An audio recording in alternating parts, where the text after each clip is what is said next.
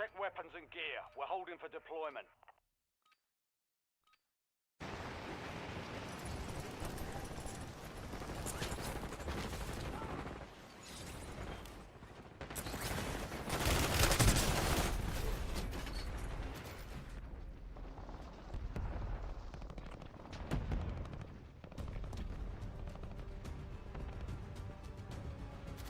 Enemy dropping into the AO. All stations, green light. We're deploying to the war zone.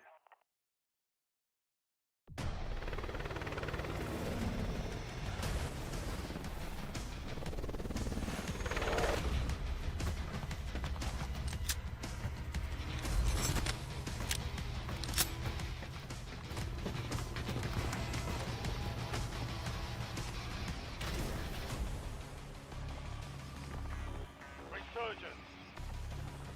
Survive and your team can redeploy.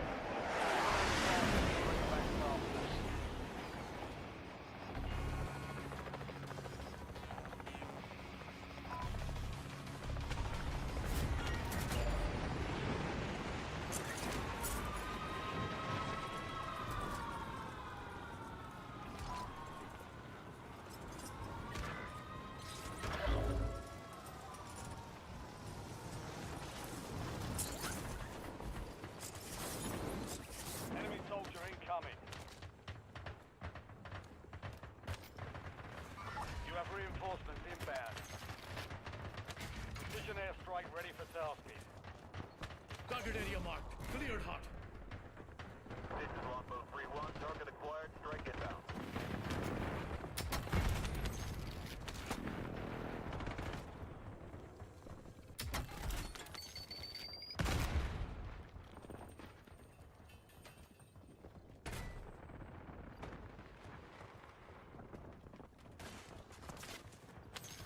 Enemy UAV is online.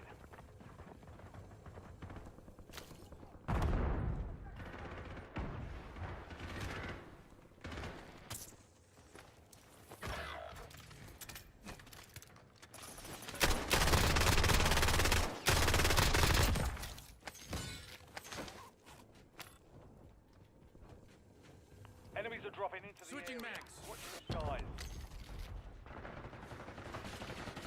Switching max.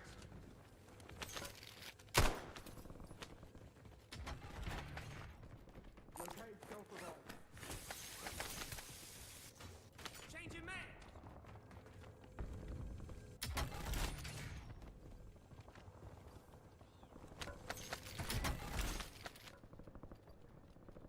Napalm strike ready for Tagging delivery. score streak for pickup.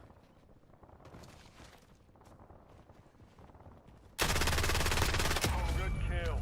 Marking the rest of that squad on your tag map. Get hunting. Changing mags.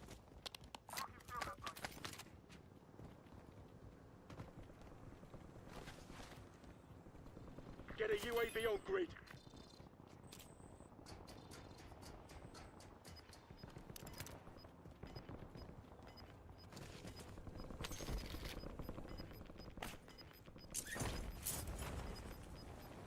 Be advised, you still have squad mates outside the safe zone.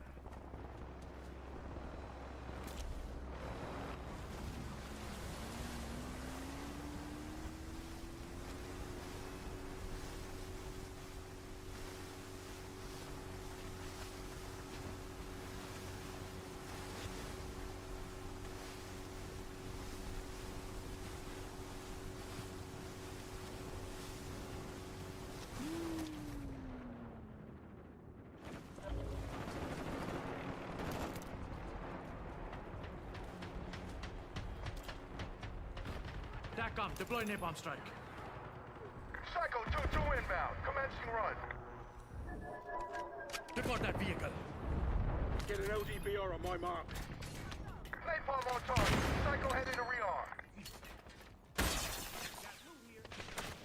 Friendly loadout drops on the way.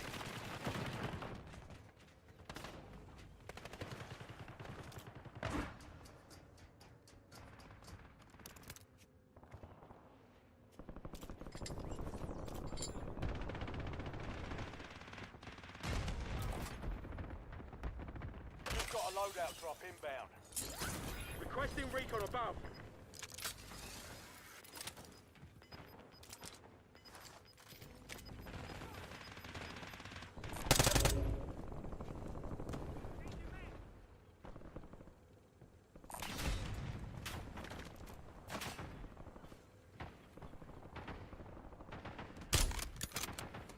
TACOM authorized LDBR strike.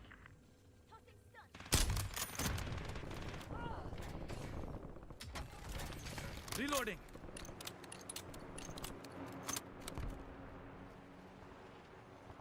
Enemy soldier incoming.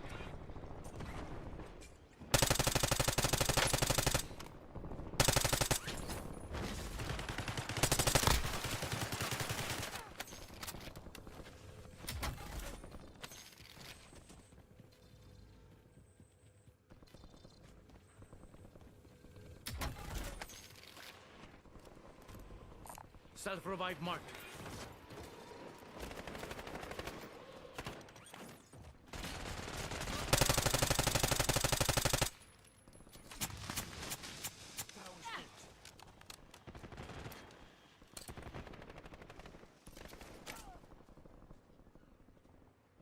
Stone requesting LDBR.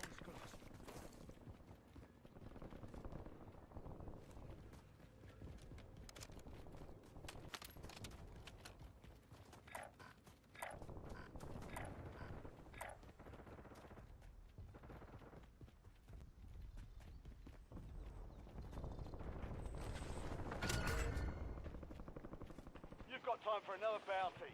Get it done.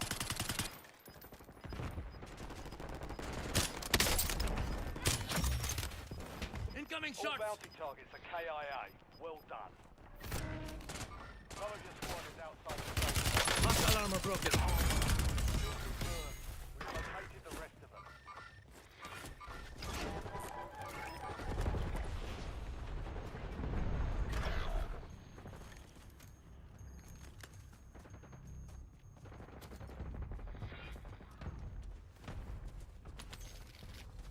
Squad mate back on station. Good work.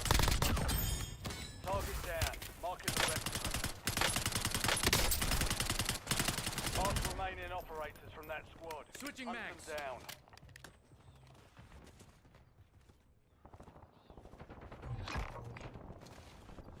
Your squad mate is marked as the most wanted target. Kill enemies I'm and hit. secure supply caches to help remove the bounty on their head. Reloading.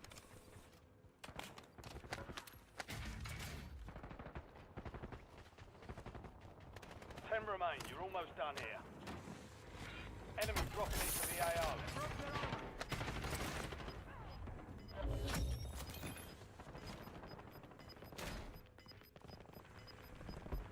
You kept your squad mate alive. Most wanted contract complete. Good Reloading. deal. Marking the rest of that squad on your tag. Get hunted. Fire sale is active. Arming blast Supply trap. station prices are adjusted. Target down. Marking the rest of them.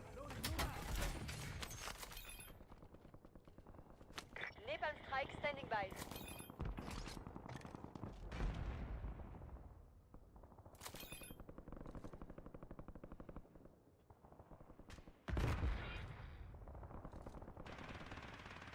Painting napalm strike location. Second optimal. Napalm inbound. Resurgence is about to end. Make it count. Enemies are dropping into the area. Watch the skies. Enemy destroyed. Use your tac map to hunt down the rest of them. Last mag. Hostile UAV in the area.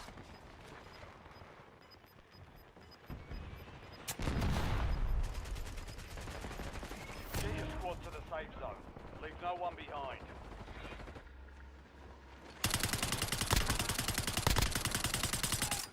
Changing mags.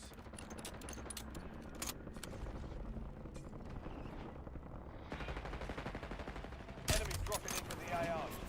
Hostile armor broken.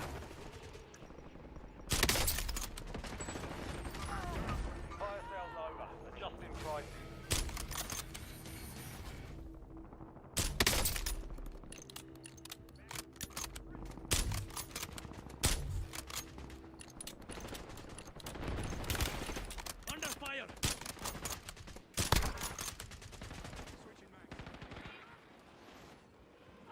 got 10.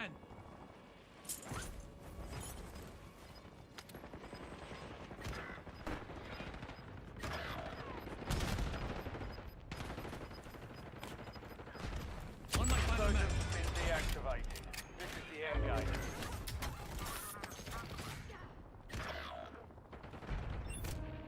Supply crates have been restocked. Load up.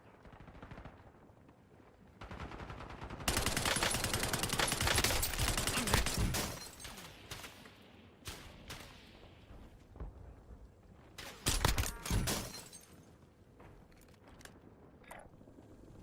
Care package on standby. You're in the top 5. Bring home the win.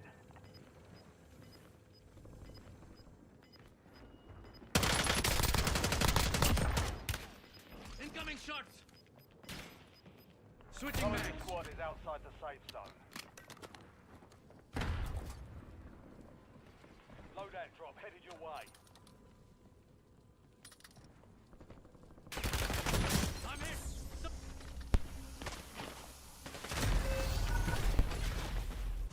Switching 5 mags! squads still operational in the AO.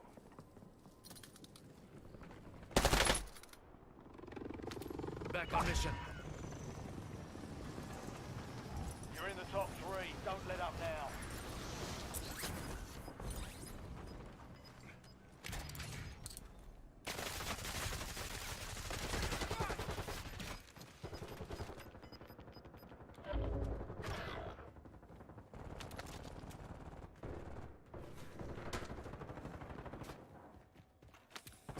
Only 2 left. 3 squads left in the war zone. Stay alert. Inserting additional armor.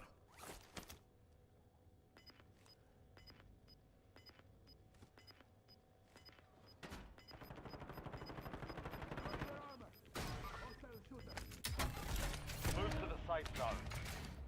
Target area Gas is marked. inbound. Cleared hot. Copy. Longbow 3-1 on approach. Strike inbound. Medic! No going.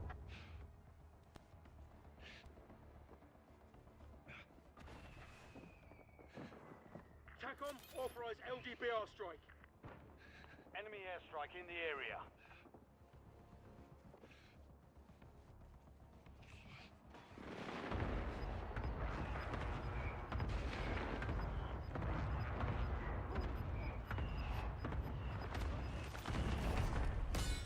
All enemy squads eliminated.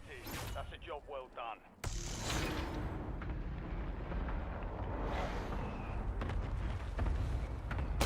Broke their armor.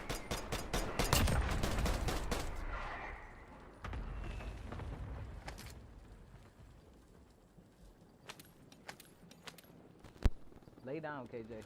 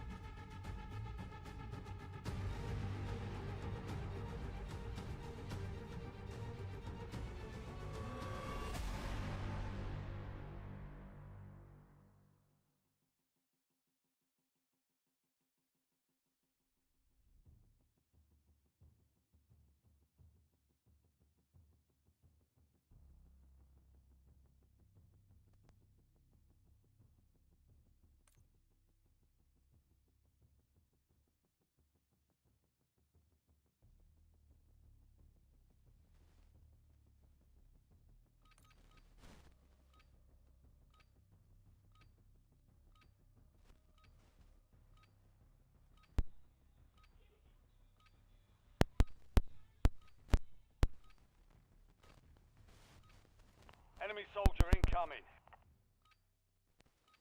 Use this time for some target practice. The real thing's coming soon.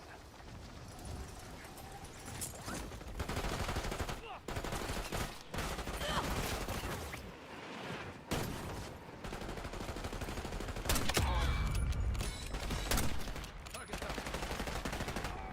Chasing back.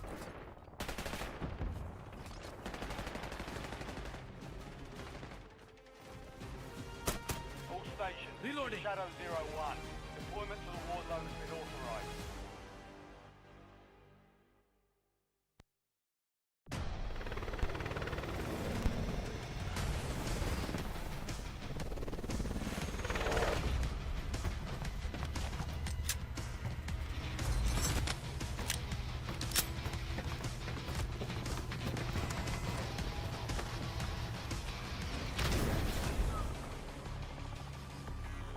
Resurgence. Stay alive to keep the squad alive.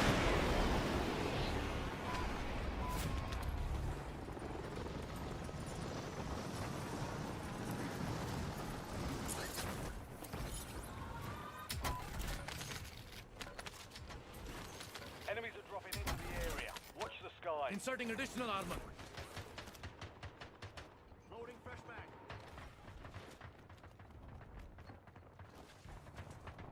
Enemy UAV overhead.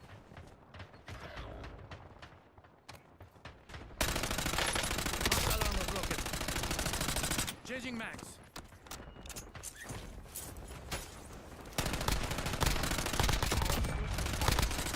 Last mag. Mark remaining operators from that squad. Hunt them down. Under fire. Enemy destroyed. Use your tac map to hunt down the rest of them. Not done yet.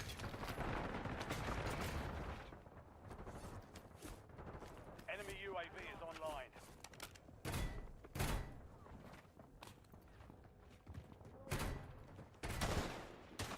Hostile armor broken. Good kill. Don't worry. Marking Happens to the rest best of us. squad on your tac map. Here we Get go. hunting. Kill confirmed. Reloading. We've located the rest of them.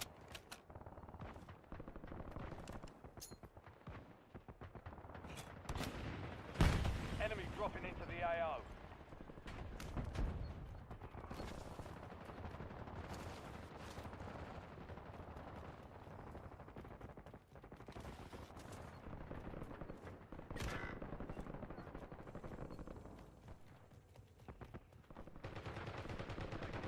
Squad mate left the AO. Will reduce your redeployment time. We need every hand.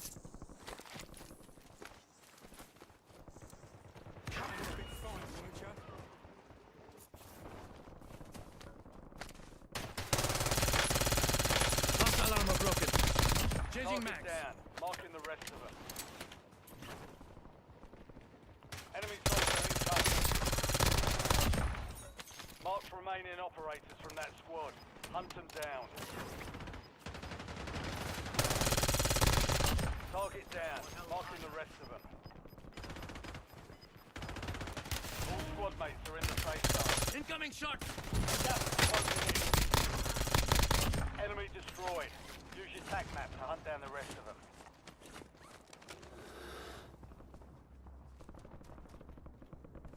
Switching mags.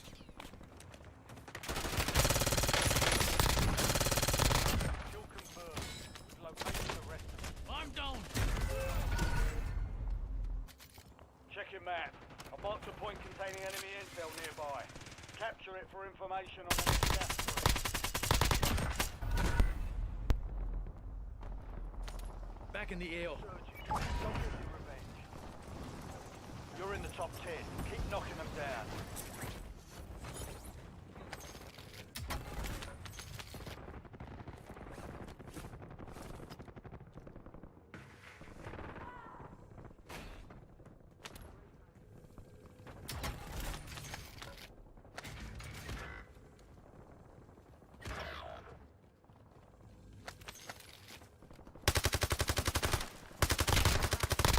Mark remaining operators from that squad. Hunt them down. Your squad mate is redeploying. Well done.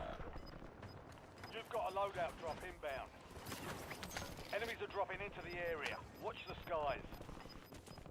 Inserting additional armor. Your squad mate's back on station. Good work.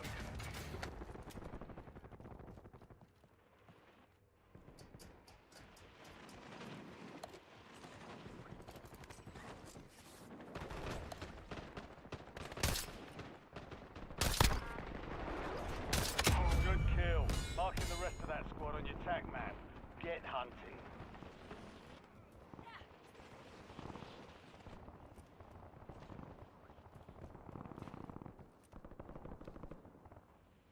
Your squad mate is redeploying. Well done.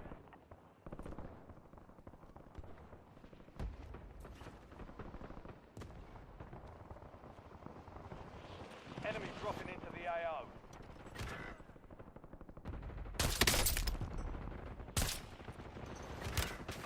I'm hit. Changing mags.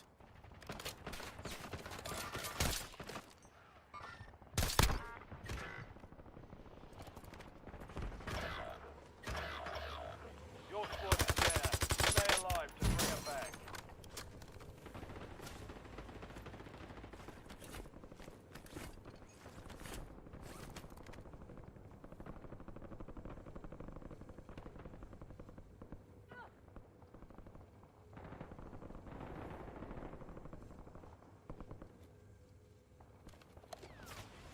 Enemy soldier incoming.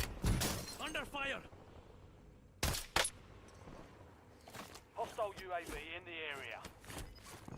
You have reinforcements inbound.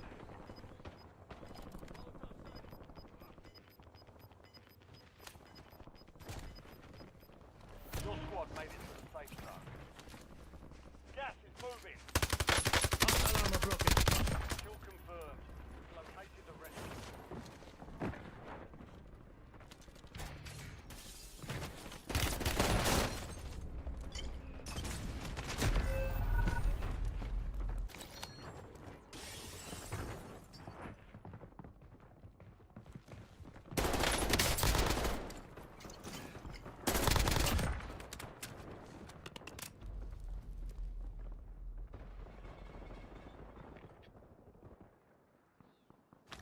Back on mission. You're getting another chance.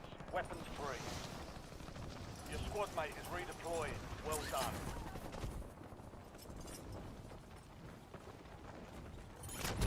I'm hit.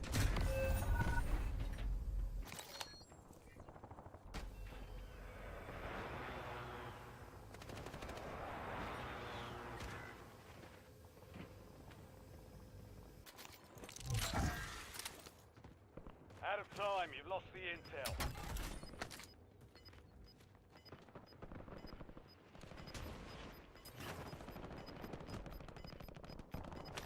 Back in the Get AO. ready. You're redeploying. Your squad mate's back on station. Good work. Fire sale active. Buy station prices have been reduced. We've got 10 squads active in the field. Enemies are dropping into the area. Watch the skies.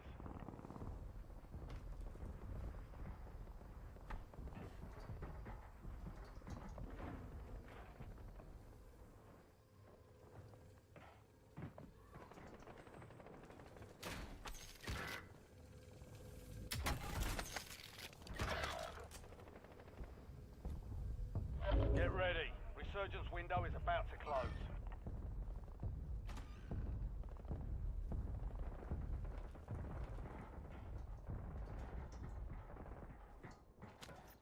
You have reinforcements inbound. Under fire.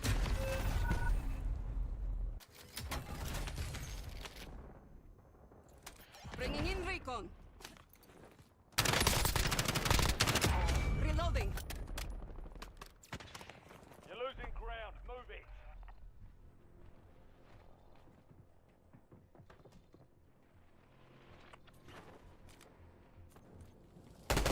Oi, that was too fucking close.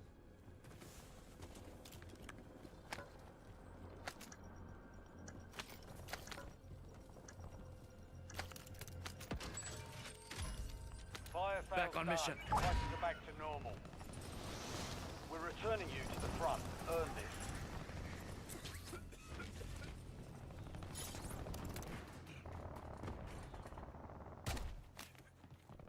Get an LDBR on my mark.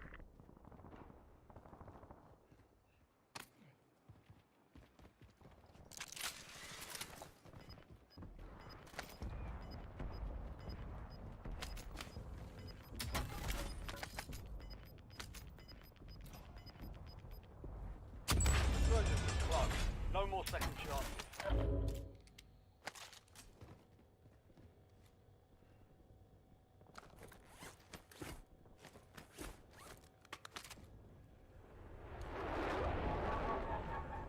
Got 4 remaining. Stay sharp.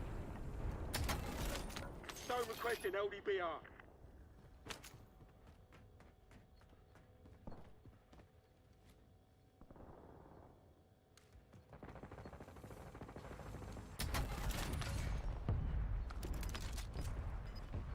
Five squads still operational in the AO. Time's up. Contract aborted. Snap to it next time. Additional contract online. Primary objective complete. All targets eliminated.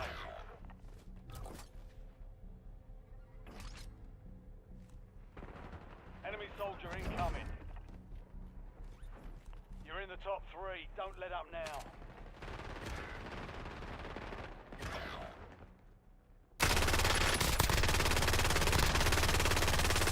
Reloading. I'm hit. UAV overhead. Enemy UAV is online. Pull your head out of your arm and Enemy advanced UAV overhead.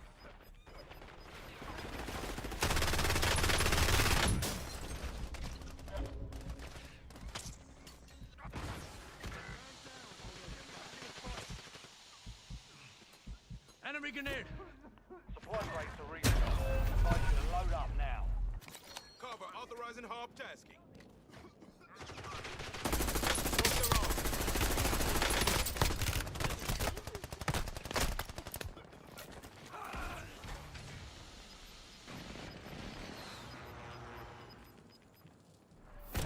You've got gas moving in. You're in the last 2. Now finish this. Only 5 remain. We're close.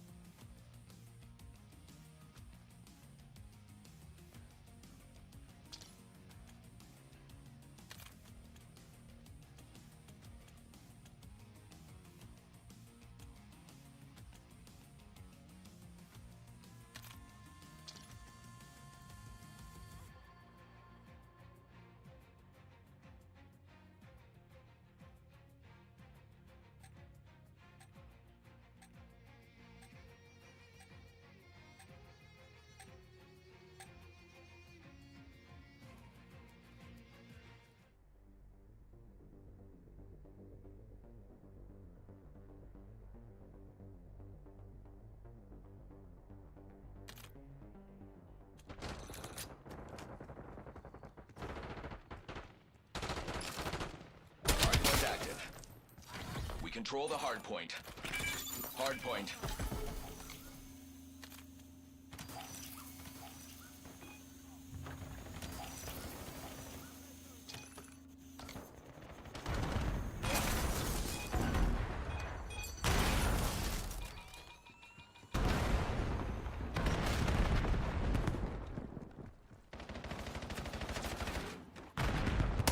Have eyes on.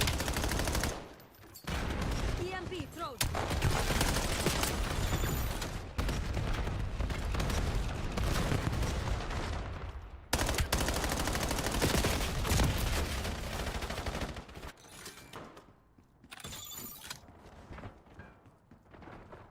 Hostiles have the hard point.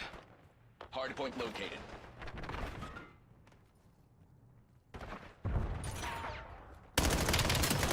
They're done. Hard point is active. Hard point locked down. Hostile personnel have captured the hard point.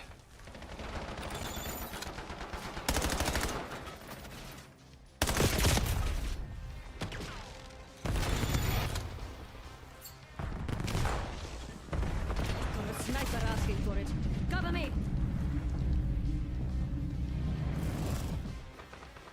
Hold fire! I'm on your side! Enemy EMP grenade!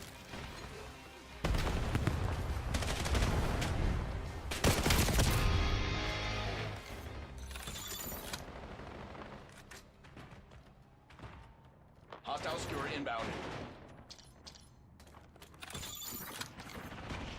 Skewer release detected. Hardpoint identified.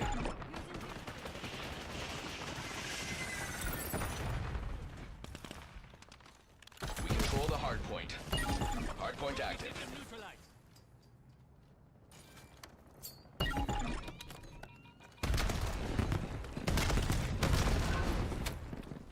You want to explain this to the board? Turn this around. Dropped!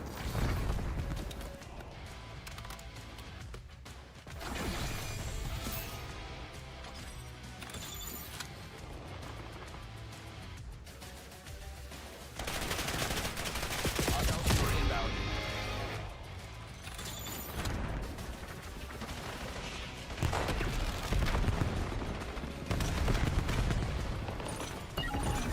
Hardpoint locked down. Hostiles have the hardpoint. Hardpoint located.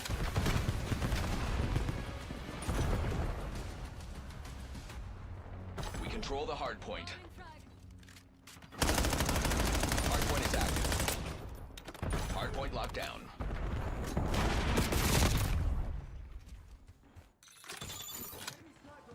Skewer release detected. Release skewer on mission.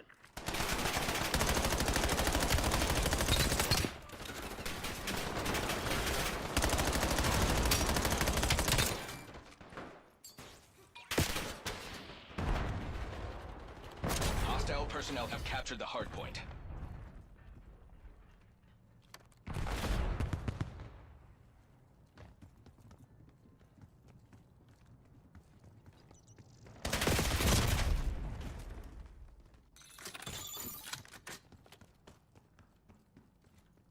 Hardpoint identified.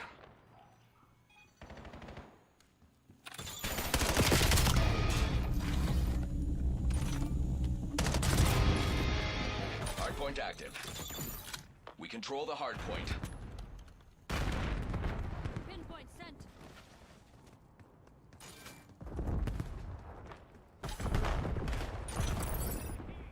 Hostiles have the hardpoint.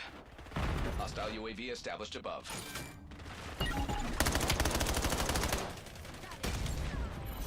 All security personnel report to supervisors for evaluation. The folks upstairs are not going to like this.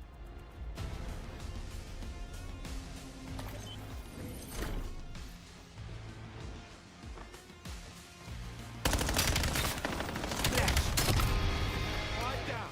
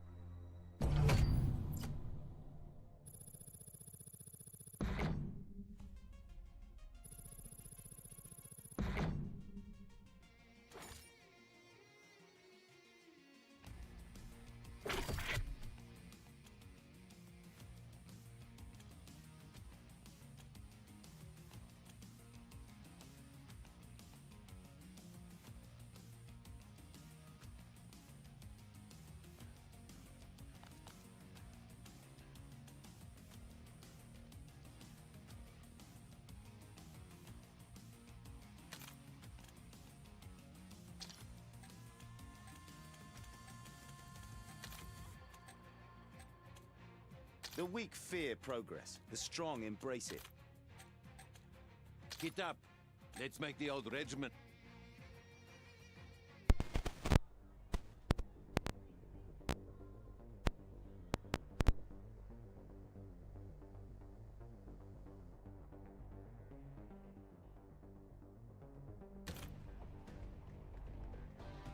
Securing C.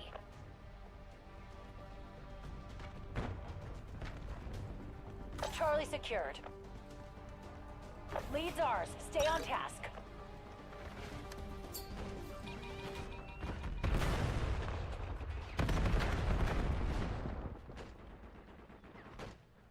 Fight down. Taking A.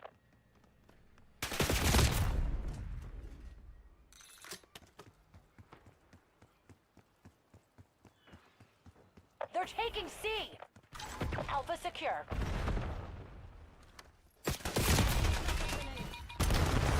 We're losing Charlie. Losing A.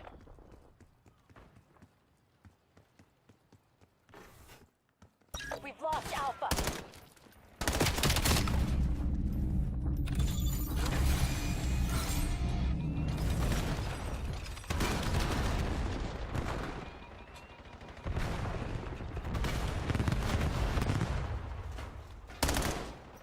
Losing Bravo.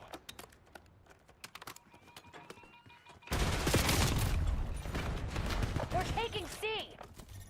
Enemy UAV detected. Bravo lost.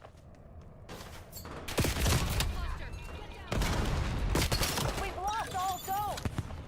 Hostile UAV established above.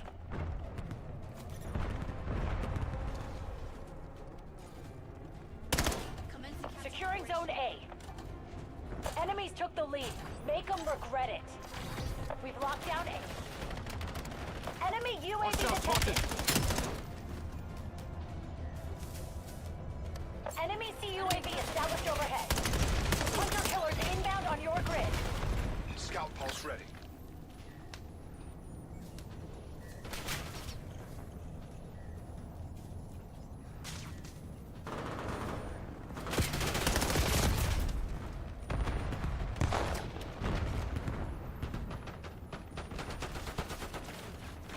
Target appears hostile.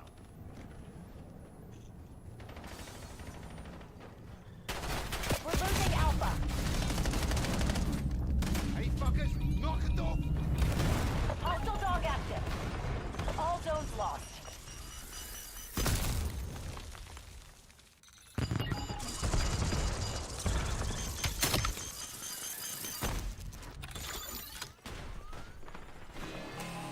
Scout pulse going out.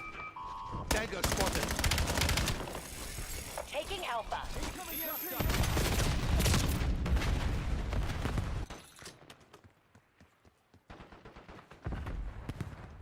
Zone Alpha captured.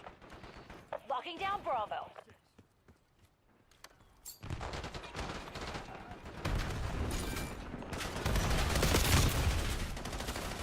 Taking C. They're requesting UAV overflight.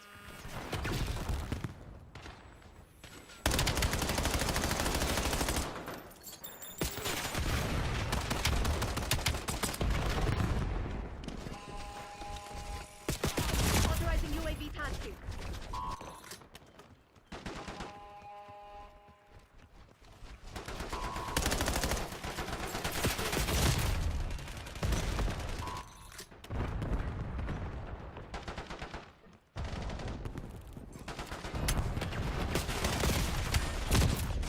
Losing A.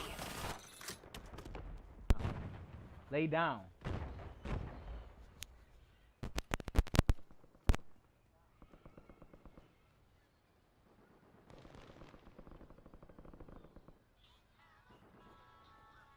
Leave it alone.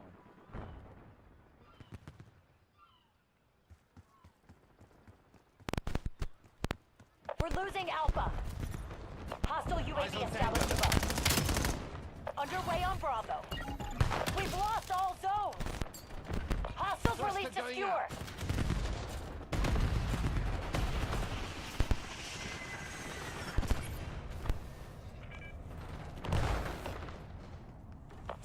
Charlie.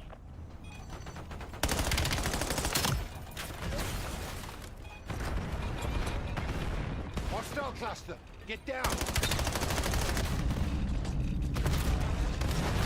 Taking B.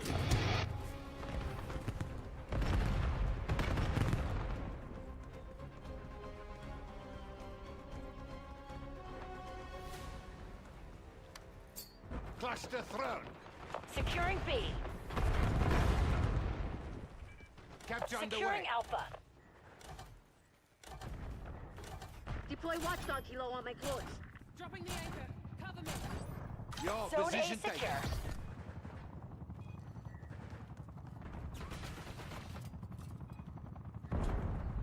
They're requesting UAV overflight. Losing A. Locking down Bravo.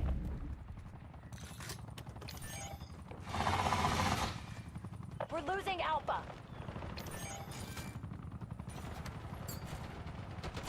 Losing A. Bravo is ours.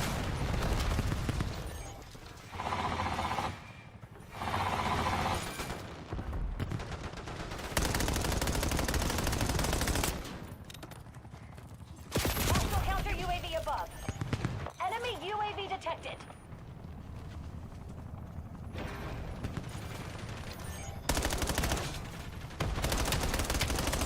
Losing B. Enemy dog established on your grid. Losing Bravo.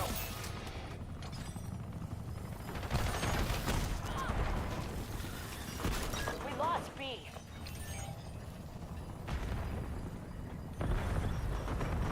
Using EMP grenade.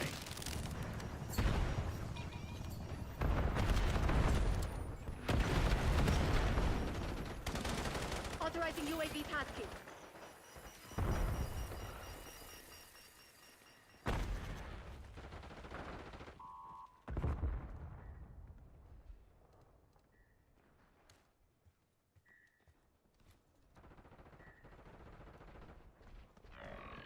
We're losing Alpha.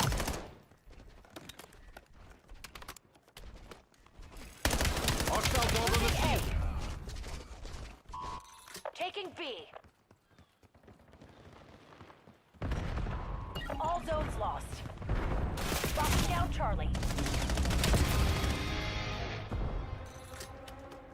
All zones are being locked down.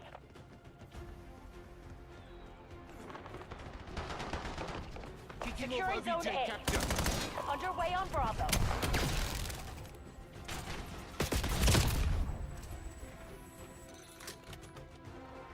Zone Alpha captured.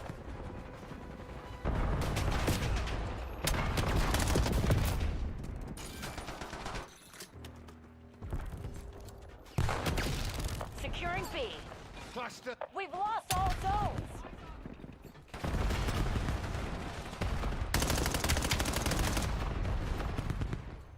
Clean it up, Black Ops. This isn't over yet. Assault back here. Underway on Bravo. Bravo zone secure.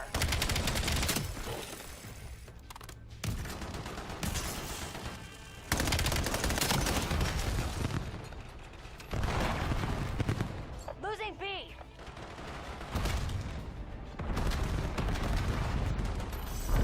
You know the sitch. Scrub and burn. Cuck effort. We got our asses kicked there.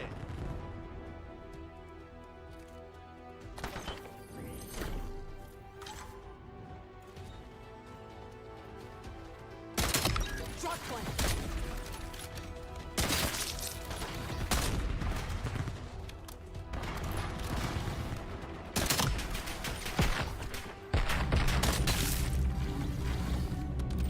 Five down.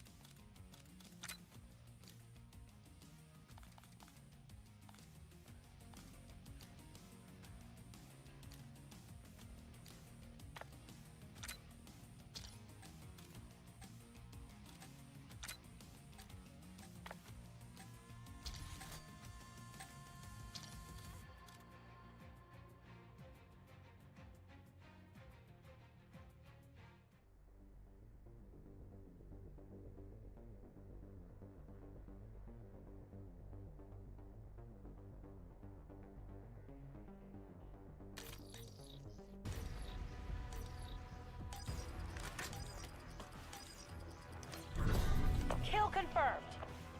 All units, mission area designated a fuck 'em up zone.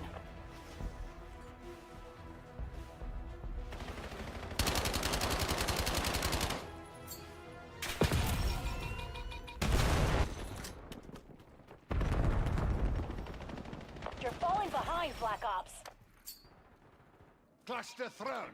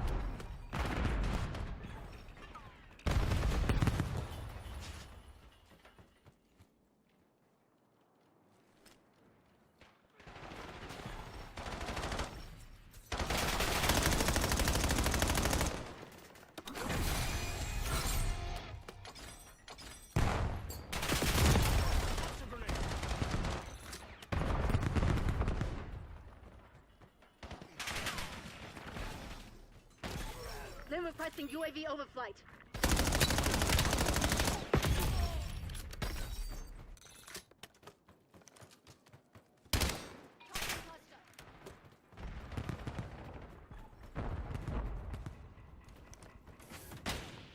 Sniper work.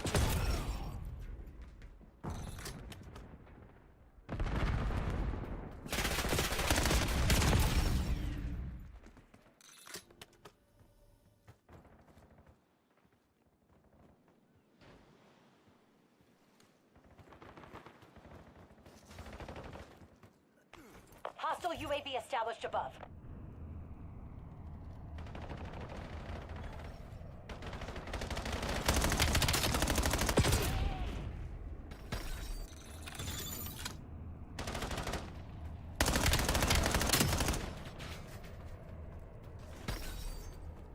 Skewer incoming!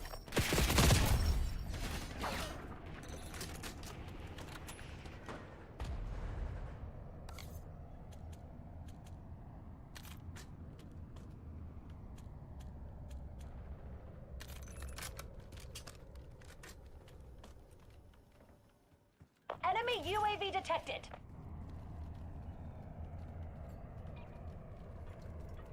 Trophies live.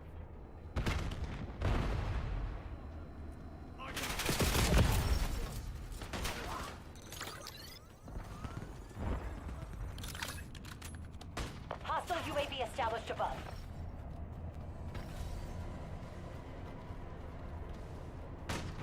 Hostile down.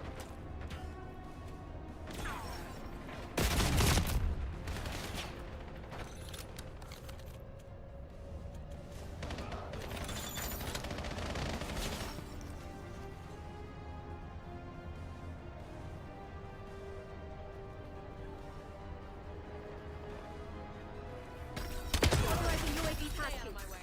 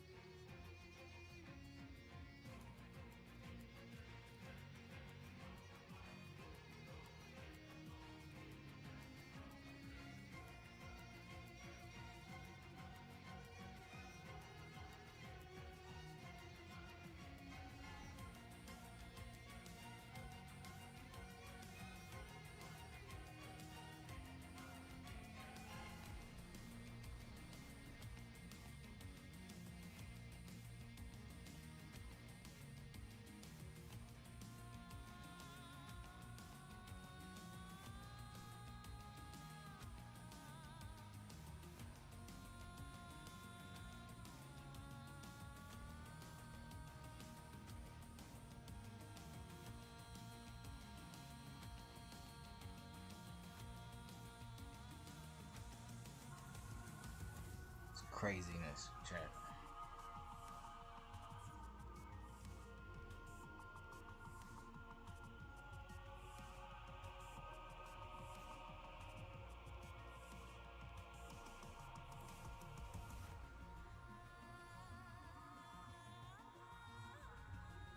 Craziness, chat.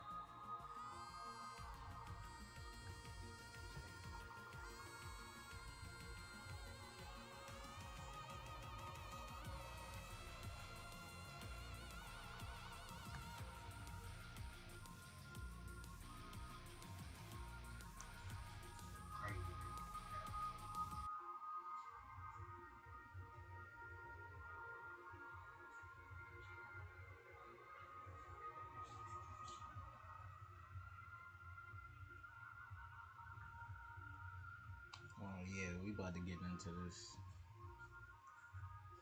Tyler Oliveira shit. I've been watching a lot of his things, so we about to watch a couple of them today. We about to start with this one. Oh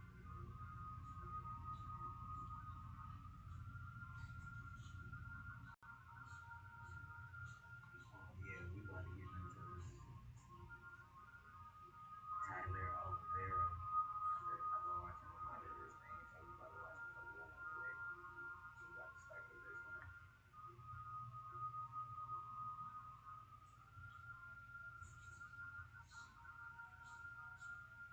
Yeah, we about to get into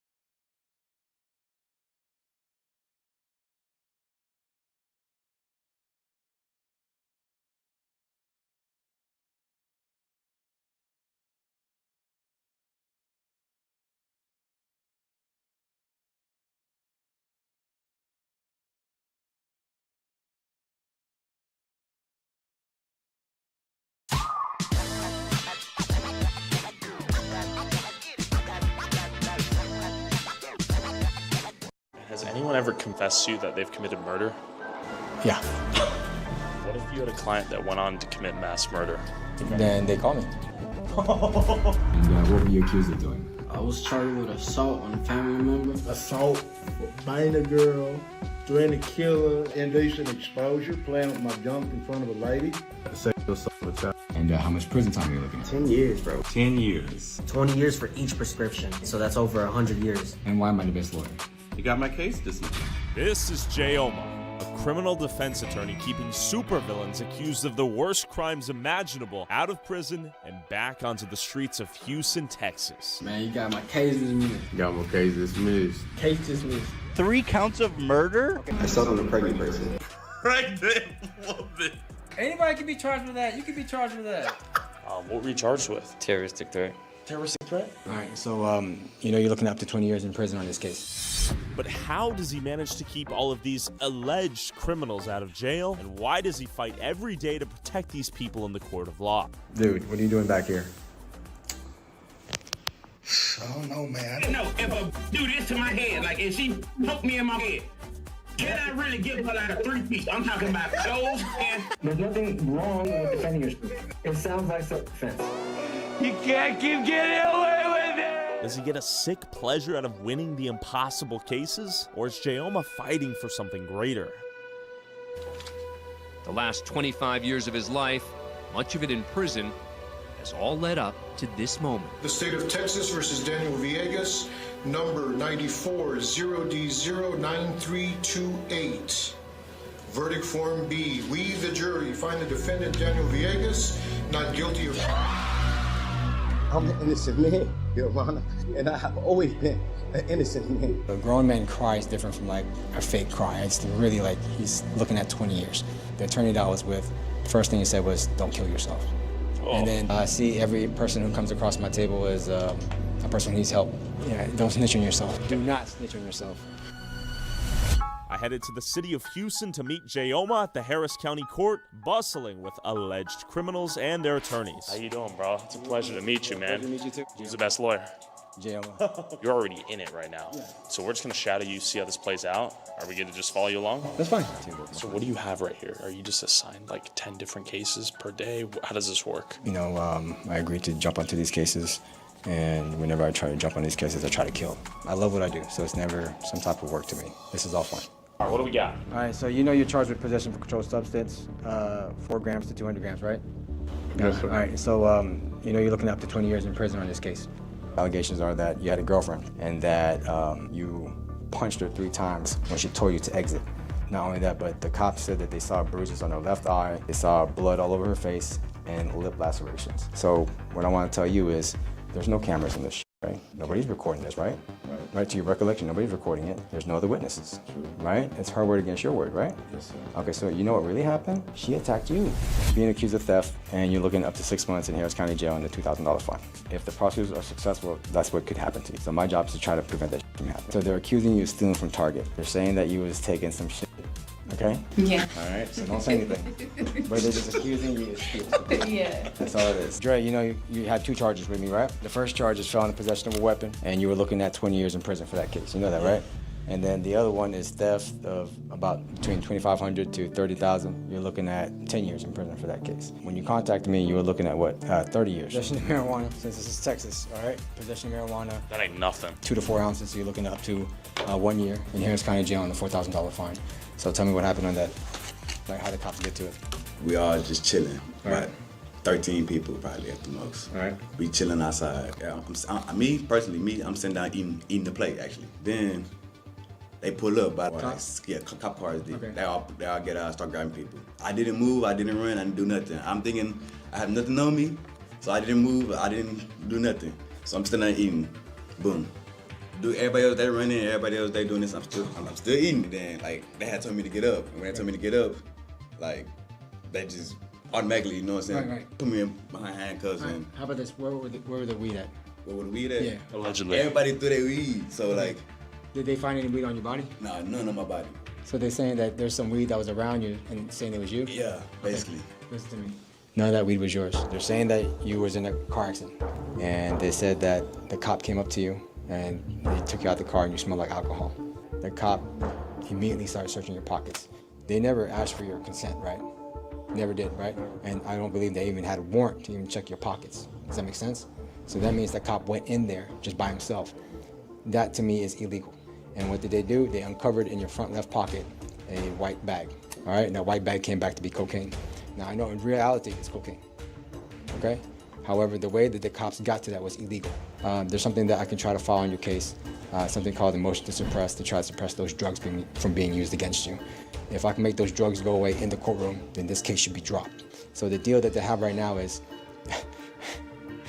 it's funny, the deal that they have right now is to dismiss the drug case, the one that you're looking at 20 years, if you just take a plea on the DWI, all right? So it's a good deal already, and I think it's because of my name. I want to make sure that you know that I only care about you. I don't care about the court, I don't care about the judge, I don't care about the prosecutor, I don't care about witnesses.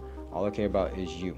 All right, so let me tell you, you're charged with assault family member, okay? That means you're looking at up to a year in Harris County Jail and a $4,000 fine if the prosecutors are successful in convicting you. Not only that, but if there's a conviction, it could make it hard for you to get a job, or it can interfere with your custody if you have kids. If you get any other future criminal charges, it may increase your punishment. It's very important that I fight this case. She attacked you. You know why she attacked you? It's because you're all in a loving, hating relationship, and she decided to punch you. In self-defense, you threw a punch at her. Does that make sense? I mean, just because you're a man, you had to do whatever you can to stop the threat. She was the threat. And I want you to put that in your head. It was self-defense. You acted in self-defense. We're gonna reset your case to a different date so I can get the evidence. And then I can really work that. What are you thinking about this case? What really happened? What really happened? Yeah. Is what I say happened. She didn't steal. That's all it is. She didn't steal. So I want to tell you that I got your felony possession weapon dismissed. All right? Right? So you're not looking at 20 years anymore. Right. 20 years is gone. This is the game changer that everybody have been asking for. So basically this big button right here in the middle is to All right, now we got one more. Yeah, and then so I told you about the other one, right? Yeah. Prosecutors being a bitch about this, right? Yeah. And they want to set it for trial, and I said, oh, yeah, let's set it for trial. And they know what's up. The allegations are, this girl is saying that you stole her car, right? That car was like $21,000. And she's saying that you said you were gonna bring it back, right? These are all her words. And then about a month later, car got into a crash, and you were nowhere near that. All right, you were never driving that car. No, never, not at all. Yeah, she's making this up. Right. You know, because she don't want to pay that shit. She owed. And these prosecutors should know what I'm gonna do. The judge also knows too, because she looked at it. She goes, oh, we can do this in one day. Yeah. I'm ready for that. I know you is. Yeah. Before I stepped into your case, the offer was 3 years. 3 years for you to go to prison. That was the offer. And I've never been in prison. Now, since you hired me, I got one of them dismissed. And the other one's on the way to get dismissed too. Because you know I'm gonna do in trial, right? What are you gonna do? Fucking, yeah, Mike Tyson that. It belongs to everybody else who ran. Right. Okay? You understand me? Yes. It was never on your body. Never you were on just my body. eating. Never. Sounds good? So you're not in possession of that marijuana at all. And you shouldn't be going to jail for something that other people do around you. Does that make sense? It is not a crime to hang around with people. Right. So we think this is an easy dismissal or what? Yeah. Weed's a crime in Texas? Weed is, yeah, having possession of marijuana, yeah. In Texas. I don't even know that. But I mean, luckily you don't even smoke. Yeah, come on, man. What's going through your head right now? Man, it's a lot of emotions, but I already know I got Jay Oma right by my side. Like, I feel much more better and comfortable. And real quick, who's the best lawyer? Jay Oma, man. Jay Oma's the best lawyer. Alan, I'm hoping for you, man. What's going through your head right now? What's actually going through my head right now is that what he actually said is actually the absolute truth. You got a good lawyer. I'm gonna let you know that. Just go back in there. We'll be in there, okay? Jay Oma could get a job in creative fiction. That was crazy. Dude pulled that straight out of his ass. From punching his girl 3 times in the head, allegedly, to she attacked him. He needed to eliminate the threat. You can't make this stuff up, man. All right, D, who's the best lawyer? Jay Oma. And why am I the best lawyer? He Mike Tyson, what he gonna beat the case up. Before you hired Jay Oma, did you think you were gonna go to jail for 50 years? They was like, there's no way I'm not going to prison. What do you think the value of what Jay Oma did with your case here was? Yeah, freedom is priceless. Like, this my livelihood, so I take that real. That's days I'm missing. You got a family? Yeah, kids, a lot of them. I'm a real hands-on person. I'm in my kids' life, so it's like they trying to take that away from me. So ain't no money in the world to change that. Congratulations, Dre. Good work, man. Dre, this is your motion to dismiss. All right, this is your ticket showing that you're done. All right. For both? That's 20 years. No, the other one's set for trial. That's good? Yeah, no problem. No problem. Go do what you gotta do, and then call me. Wow. What just happened? 3 dismissals today. Hey, he looks happy. Yeah, he's very, very happy. He's a free man. All right, so we approach the judge. You got bond conditions. Look at me. I'm gonna kill this case. All right. So you're about to go get drug tested. If they test you today, you gonna test positive for any drugs? Positive? Yeah. Did you? Are you sure? If you test positive for weed or any other type of drugs, the reason why you're testing positive is because you're around people who do that. Right. And because of secondhand inhalation, it's in your system. Pleasure to meet you, man. Pleasure to meet you too. And if someone catches weed in your system, where did that come from? Secondhand smoke. So is this an average day? Average day. Yeah? Yeah, well, in These are Harris grinders. In Harris County. J-Oma was grinding his balls off, going from case to case to case, opening door by door by door. Client wants to take a plea deal. This kind of hurts you a little bit. It hurts me because... You think you get a better deal? Oh, no. I think I can get this case dismissed, but... The street and go home. No, I watched the video, dude. I watched the video. You put a crack pipe in your pocket. The cop stopped you, and then when he stopped you, you were resisting a little bit of arrest. At the time, he was putting you in handcuffs. Why did he come back and bust a U-turn then? Because he can do that. Cops can do that. But he went and bust another U-turn. They can do that. Cops can do 10 U-turns if they want to. When I told him I was already going home. It don't matter. No, you put a crack pipe in your pocket, and they found you with drugs in your pocket. While J-Oma was getting a case dismissed, to my surprise, I met this nice young man outside. What were you charged with? Terroristic threat. Terroristic threat? Against President Biden? No. What is the charge? 2 girls. Okay. Like, I'm gonna blow your house up, or? It was a shooting threat. Okay. How did it play out? Well, I'm still in court right now. I imagine, obviously, that was like an empty threat? Yes. Allegedly, assuming it even happened. Allegedly. Yeah. Okay. Well, I hope the best for you. And any kids watching, don't do terroristic threats. Never. All right, you go get him. Go kill it. Look at that smile. You can't take that off. You don't get overwhelmed by the sheer quantity. Have you ever wondered why some DJs and producers just seem to blow up out of absolute nowhere, while others spend years and years? Quantity of cases? No, because it's all here. Yeah? Yeah. You have photographic memory? I think so. But sadly, not everyone here at court today was as lucky to have someone like J-Oma willing to attack their case, no matter the allegations or the overwhelming evidence going against them. How did it go? We met you at the security, and I just saw you pop out of court. It went well. I am happy with what happened. I mean, I did what I was accused of, so I pled guilty. I did, yes. First offense, but everything works out the way it's supposed to. Okay. What were you accused of? DWI. Okay. Yeah. It was a year ago, and I made some pretty bad decisions, so. Okay. Any advice to anyone watching? Just own up to what you did. I mean, it's so much easier if you just are honest. Yeah, don't snitch on yourself. Do not snitch on yourself. Do you regret defending any of your clients? Never, because it's always an honor to do that. What if you had a client that went on to commit mass murder? Then they do that. Then they call me. Okay, so have you ever had any moral dilemmas in your head of like, man, what if I release a supervillain with some great defense? No, not at all. I see every person who comes across my table as a person who needs help. Okay. And I don't look at their personal issues, their religion, their past sins. They just need help, just like how a doctor helps somebody who needs knee surgery. Going in for the kill right now. He smells blood in the water. He's going in for the not guilty right now. He will acquit. All right, we'll be at the window for now. Good luck, Alan. Let's move. All right, Alan's going in. Oh, I'm getting those shark eyes, man. He's ready. All right, is he bringing out his client?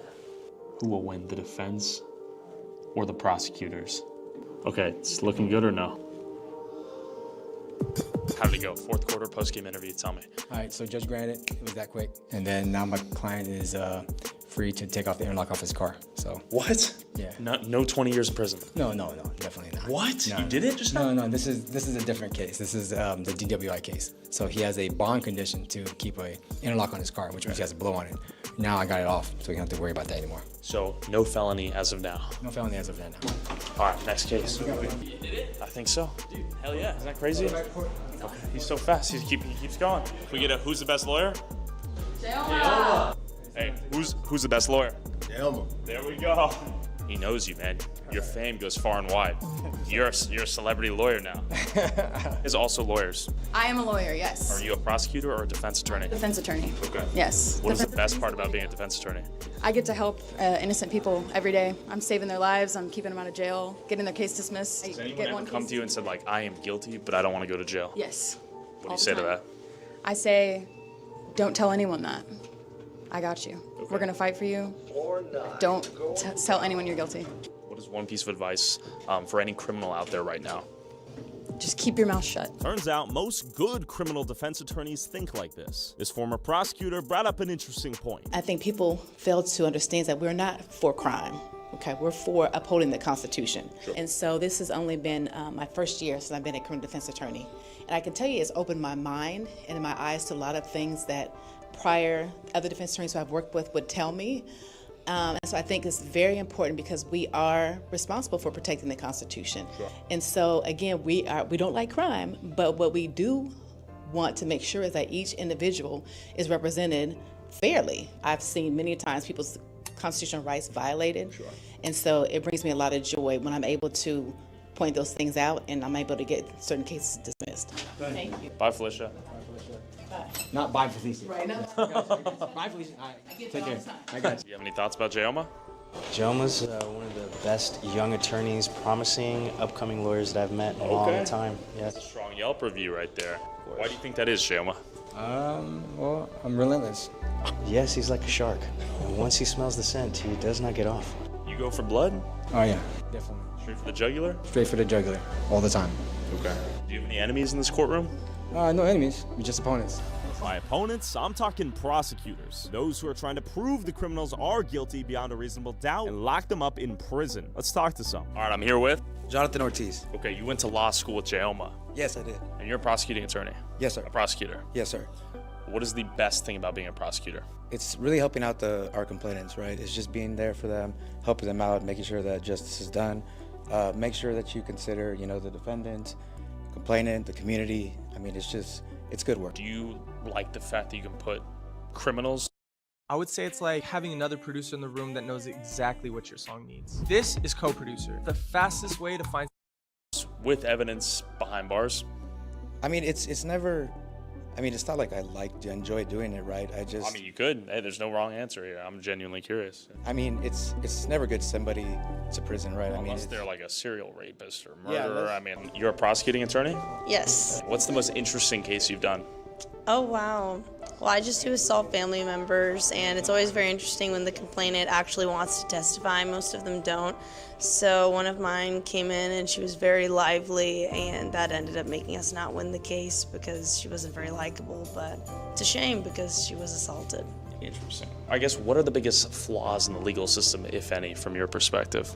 Just too many cases, not enough time, and yeah, we're just really overworked. Yeah. It's a safe place to give me an answer, honestly. No, I understand. And sometimes, I mean, it does feel good, depending on the type of crime. But I mean, still, it's somebody's life, right? You have to consider that as well. But yeah, when the time is right, I mean, it is right to send him to prison. Okay. Do you think Jayoma's like the real life Better Call Saul? But Asian? I'll have to think about that. He could be. Well, there he is. It's like a chess game, like me and you playing a chess game. That's all it is. Okay. There's nothing crazy about that. Then afterwards we shake hands. Got it. Right? It's not personal. No. But sometimes it has to get personal. I've seen it where it can get personal, but to me, I feel like that's a waste of time.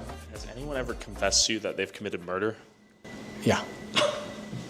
But, I mean... Allegedly, of course. Allegedly, but it's like... They weren't in the right state of mind when they said that, I imagine, either. Of course. But my curiosity was piqued. What drives Jayoma to fight to keep the bad guys out of jail versus in jail? So tell me, once you became an attorney, how did you decide to become a defense attorney versus a prosecutor? So I was interning for a DA's office, and I was able to see the other side and how they just lock people up, and I said, I can do this. I can lock everybody up. That's my number one goal because I like to win. And then one of the defense attorneys said, hey, just come see our side for a little bit. I said, all right, I have no problem with that. I'm curious. Sure. So I went to go see a trial, and there was a guy who was charged with aggravated assault with a deadly weapon, the deadly weapon being a car. Okay. And they're alleging that he tried to run over his wife with that vehicle. I went through the whole trial. It was a 3-day trial. they found him guilty. And so it was hurtful because I was speaking to him just like I'm speaking to you. Yeah. And it was just normal stuff. We're cordial, we're fine, we're joking around. And it's really like he's looking at 20 years. He was arguing, I found him guilty, and the client started crying. And so that touched me the first time. And the second time is, the deputies came around him. There's 3 of them surrounding him, treated him like property. He was no longer like cool anymore. Put your hands behind your back. You're coming with us, and he's just sobbing.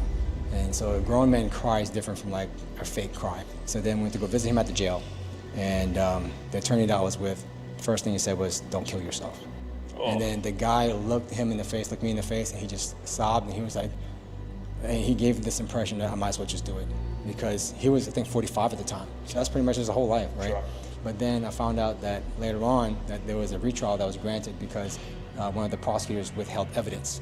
So that's crooked. Yeah, and that evidence was a recording of the girl saying, "If you don't pay for my shit or do what I want you to do, I'm gonna make up this lie, and you're gonna pay for it." And so the whole system went through, and he was found guilty, but he didn't do it, and that evidence would have helped his trial. If he had a better defense attorney, his life wouldn't have been ruined. Yeah, definitely. So that's why I fight for all the evidence that's out there, because it's really important. If you don't get that, that guy was looking at 20 years. And then now he's free and walking. So it's one of those things where you just, oh my God, you were just about to go 20 years, and then you're out. So that touched me, and I said, you know what? There's more people vulnerable in this world, and I need to put all my talents and my effort into protecting the public. So that's why I became a defense attorney. Jayoma saw his clients the same way as a doctor would someone with an injury. He was here to help them, regardless of what their alleged crime was. And while it's easy to morally criticize his work for some of the viral supervillains that Jayoma helped free back onto the streets, some are just young dudes on the bad side of an outdated law, like this guy charged with allegedly possessing marijuana. What's going on, man? You're looking good, man. I'm looking good. How are you? Yeah, Good morning. Good morning. We have some bad news today. It's real. Pray for me, Nana. Pray for him. I love you too. What's going through your head right now? I don't know. Okay. Nervous. Okay. What do you think the chances of your case being dismissed are? Highly chances, no probable cause. So Okay. I should be good, probably. I don't know though. Okay. We're finna see if we find out right now. All right, we're about to find out.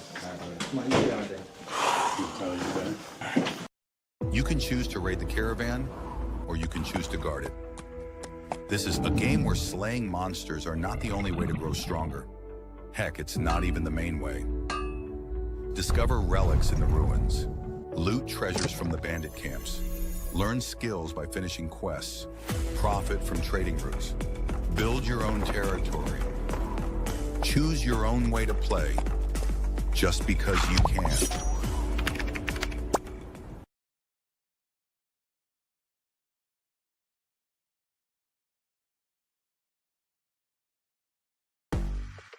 The future of your business is here. With Wix, you get advanced AI capabilities for more customization. All right, Jamarco. You doing good? Yeah, I'm good. You remember the last thing I told you when I left? Yeah, my kid's gonna get this. Yeah, I said I'm gonna get this case dismissed. So let me tell you, I got this dismissed. This guy was on your case. Why did I do that? Because I love this job. And not only that, but it's my way to give back. You know why it was dismissed? Yeah. My name was on this case. So that's the reputation that I built for myself, is that I always try to make an example of each case, so then everybody can see what I do and what can happen to your case if you don't dismiss it. So oftentimes it kind of gives a message to any prosecutor out there that if my name's on the case, just don't f with it. Hey, Jayoma, can you do the thing? Who's the best lawyer? Jayoma. Is she gonna be hyped? All right, let's go. All right, we gotta get this. What do you think she's gonna say? I don't know. She's gonna be hyped, right? She should be. She should. We have some bad news. Tell her what happened. Bro, my kid's got dismissed, bro. Let's go. What's going through your head? Dad, I'm happy. I'm excited. Okay. You guys gonna celebrate after this? Yeah, we're finna celebrate. We're finna have a baby. Oh, shit. There you go, I'm happy. With one young dude freed from his weed charges, Jayoma and I walked to the local prison to check in on one of his clients, waiting to hear an update from him. At that moment, I realized Jayoma was married to the game. And Jayoma, how often do you come here? I see this on your story all the time. I come here as often as I can. Whenever I have some updates from my clients who are in the jail, then I come here and give them an update, so then I can do whatever I can to just make sure that they know I'm here and I'm not leaving. And you're kind of doing this as like a psychological, emotional check-in on these people. Yeah, because Like, you're not alone. I'm here for you. We're gonna figure this out. you're not alone. Your family hired me to be here, so I'm here. And I want to make sure you get an update of everything that I'm doing on the case and then what the progress of that case. Let's see you go in there. They know you by name? Yes, J.O. Jim, are you a mobile lawyer? Will you take a call anywhere, anytime? Yeah, definitely. So it doesn't matter to me because people need me. So if you're getting freaky with a 10 out of 10? Yeah, freaky. I think I'll still take that call. Actually? Yeah, I really would. You don't watch any, like Better Call Saul, Breaking Bad? No. Just some random things that are just, day by day. And there's some video games too. What do you play? Red Dead Redemption. And then Grand Theft Auto 6 should be coming out, and I'm excited for that. So if they can only put me in there as an attorney in GTA 6, I'll be down for it. You have to pay me. Okay, Rockstar, if you're watching this, put J.O.M.A. in the game. That would be crazy. Yeah. I bet you that actually is possible. Okay, so I'm here with Jamie. Jamie. Where are we at right now? Harris County Jail. Why are we here?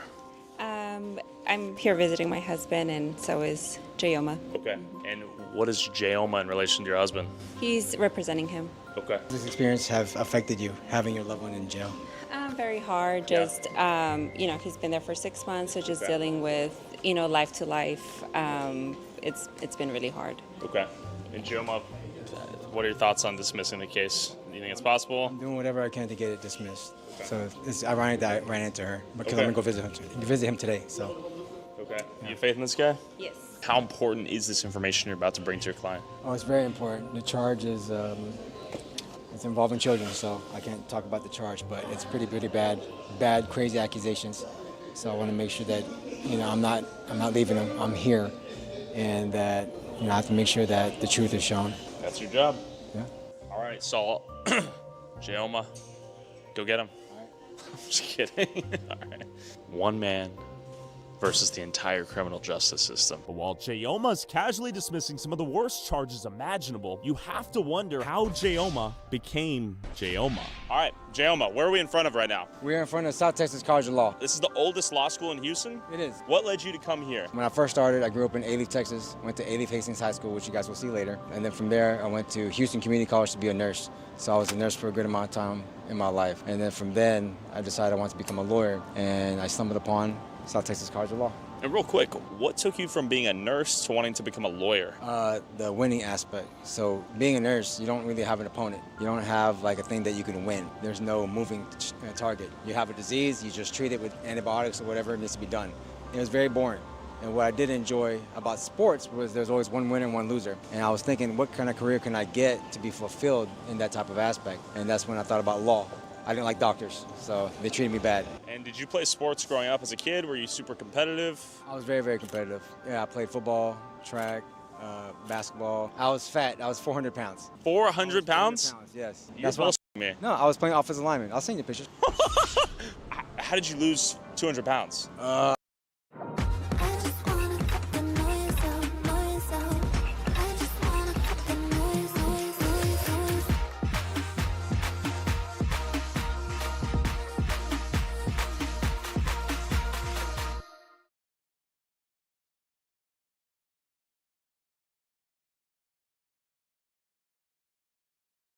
All you do is click the button, boom, it's gonna generate a chord progression. Let's listen to some of these.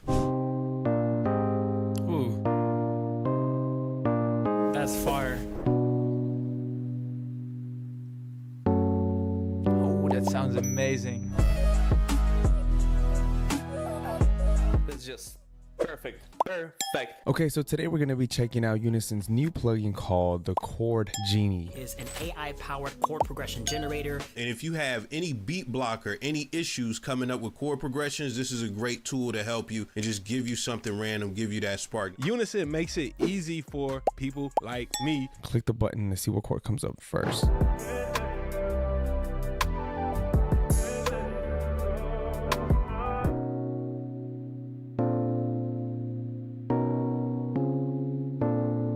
That is something I couldn't come up with, honestly. Like, that would be hard for me to come up with. Look at that. Whoa! What was that animation? I've never seen that animation before.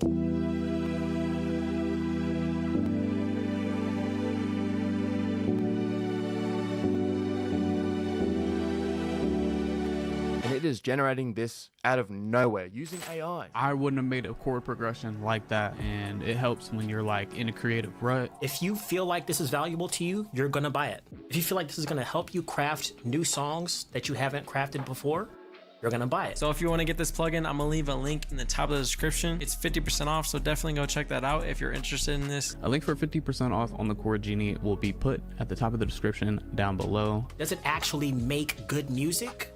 Absolutely.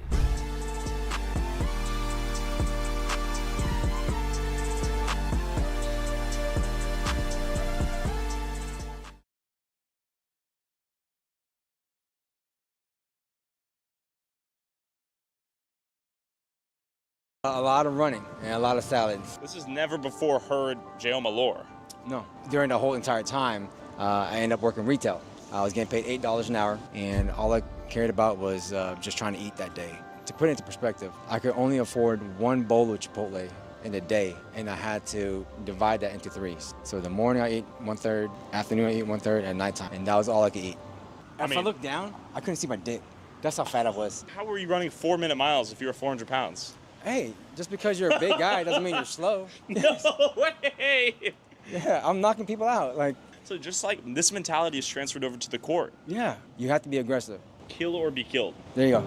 I went here from 2016, I believe, to 2017 winter. You came in here with tattered clothes and a hole in your shoe, and you're like, damn, this better be worth it? Yeah. So I remember studying my butt off. I'm 100% of a student. I'm living off my savings, and no money's coming in. And I remember it was rainy, it was cold. I was wearing tattered clothing, and I recall leaving the building, coming right around this corner, and just saying it better be f***ing worth it, because life sucks so bad right now. And did you think you would go on to achieve this dream of owning a practice and it being this successful? I did. I had 100% belief in myself that I would do it. It was just how we're going to get it done. That's where the whole story comes through right after law school. Did you have natural talent for law? I would say that I was very nervous for public speaking. As of right now, for me to even speak in front of a judge would make me, well, back then it would make me tremble. Do you think the average person gives up on their dreams right when they're about to achieve them? Yes.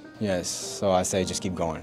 I chose this law school because it had a reputation of being a killer in the courtroom. And I always thought that nobody would respect you as an attorney or your legal threats if you can't back it up going to trial. And I learned a lot from the law school and the training at trial. After seeing the law school Jayoma grinded to barely be able to afford, we headed over to Bissonnette Street near the apartment Jayoma grew up in. Like 10 drug dealers behind me right now. This is the red light district known for prostitution. Jayoma was growing up in the trenches out here.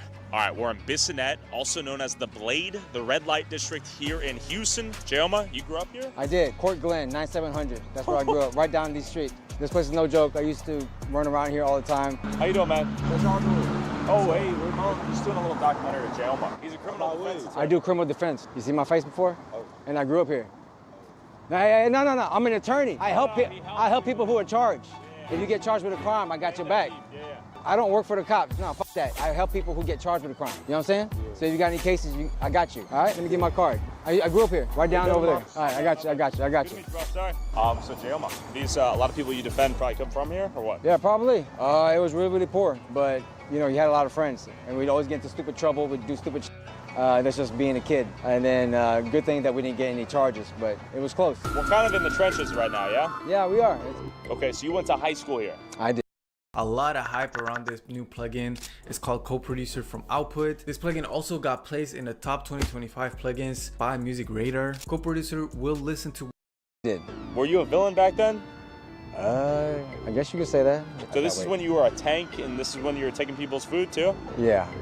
On a scale of 1 to 10, how much of a menace were you? I wasn't that bad. I would say probably like a 5 or 6. Did you get girls back then? No, nobody wants somebody who's 400 pounds. Do you think without football you would have ended up as one of the clients that you defend? Yes, exactly. And then there was actually a heartbreak story when it comes to that. Tell me more.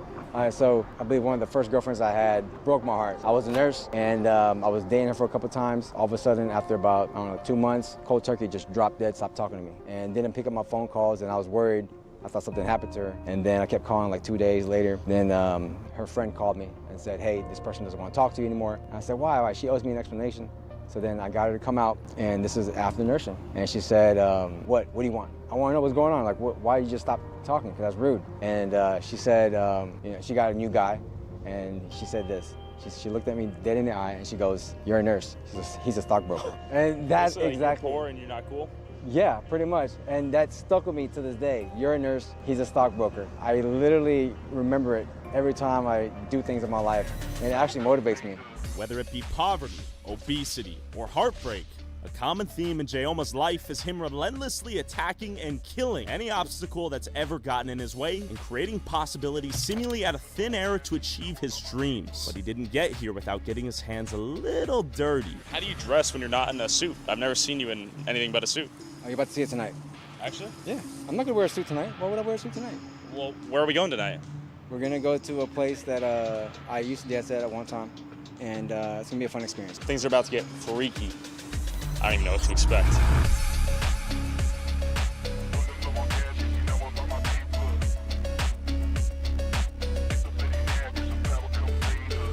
So, Jayoma, are you gay? No. I used to be a male stripper over here. And this Okay. is one of the best entertainment that we have going on in Houston, Texas. And your job as a male stripper funded your entire law firm? The entire law firm, from having zero to having what I have now, I wouldn't be here if it wasn't for this place, this opportunity, the community, and Tony the man himself. And how long were you a male stripper? For about 2 years. Those 2 years were rough. I'd come here at nighttime, and in the mornings I'd be in court. Lawyer by day, dancer by night. And look who we have. Tony! Hey! Tony, who are you? My name is Tony Vaccaro. Can I take you for a walk? Let's go. All right, Jayoma, how long have you guys known each other? Since I started here. Okay. That was for 2 years. How was this guy? Beautiful. Beautiful? Can we see some moves tonight? No? No? You did this to fund your dream, and Tony was your supporter? Like he allowed me to come dance here, introduce me to the staff, and everybody has been so welcoming. Did you think your dream would take you to being a male stripper to fund that dream? Did you think you would come here to make that dream a reality? I didn't know that. All I knew, I was getting paid $8 an hour. It's hard to build a dream that way, especially if you're working 40 hours or 40 plus hours for retail. So here was just a better opportunity, and I only had to work maybe 3 days, 2 days a week. What did your girlfriend think about you being a full male-time stripper and lawyer? We broke up. We broke up because of this? Yeah, because of this, and it was her idea. All right, we got to see you take a shot. Oh, you're taking a doubler right there. That's a tripler. All right, I'll take one. Let's go. Tony, have you missed this guy? Yes. Yeah? Was he good stuff? Yes. We have rules. One of them is to use this as a stepping stone. Okay. Do you think that's what he did? All right, to opportunities and Tony, and thank you so much for everything. So opportunities into Tony. How was Jayoma as a dancer? I know you're a good dancer from what I hear. He was one of the best right here. Actually? Yeah. You're not just saying this because we have an iPhone. No. He was one of the best here. How was this guy as a dancer? He needed work, but I showed him a couple of moves, how to swing it thing. He was pretty good, man. He was entertaining because there is a competition right here, and everybody's in competition. Yeah, this guy made it like a motherfucker. It seems like Jayoma can succeed in whatever he puts his mind to. From the pole to the bar exam, Jayoma's life story is an example of the American dream coming true. In a soft world always looking for excuses, Jayoma looks for blood, and that's why he'll beat you and your case. What's a message for the people watching at home that they should walk away with? Don't ever give up on your dreams, right? Like use every stepping stone, every opportunity to get to where you want to get to. Don't let anybody stop you. Don't let your fear stop you, because you're the only one who can. He's right. I agree. And Jayoma, if anyone out there needs your legal representation, where can they find you? Jayoma Law Firm on any type of social media. JayomaLaw.com. Just give us a call. And Jayoma, you gave me this fresh T-shirt. I'm one of one right now. Can they buy any?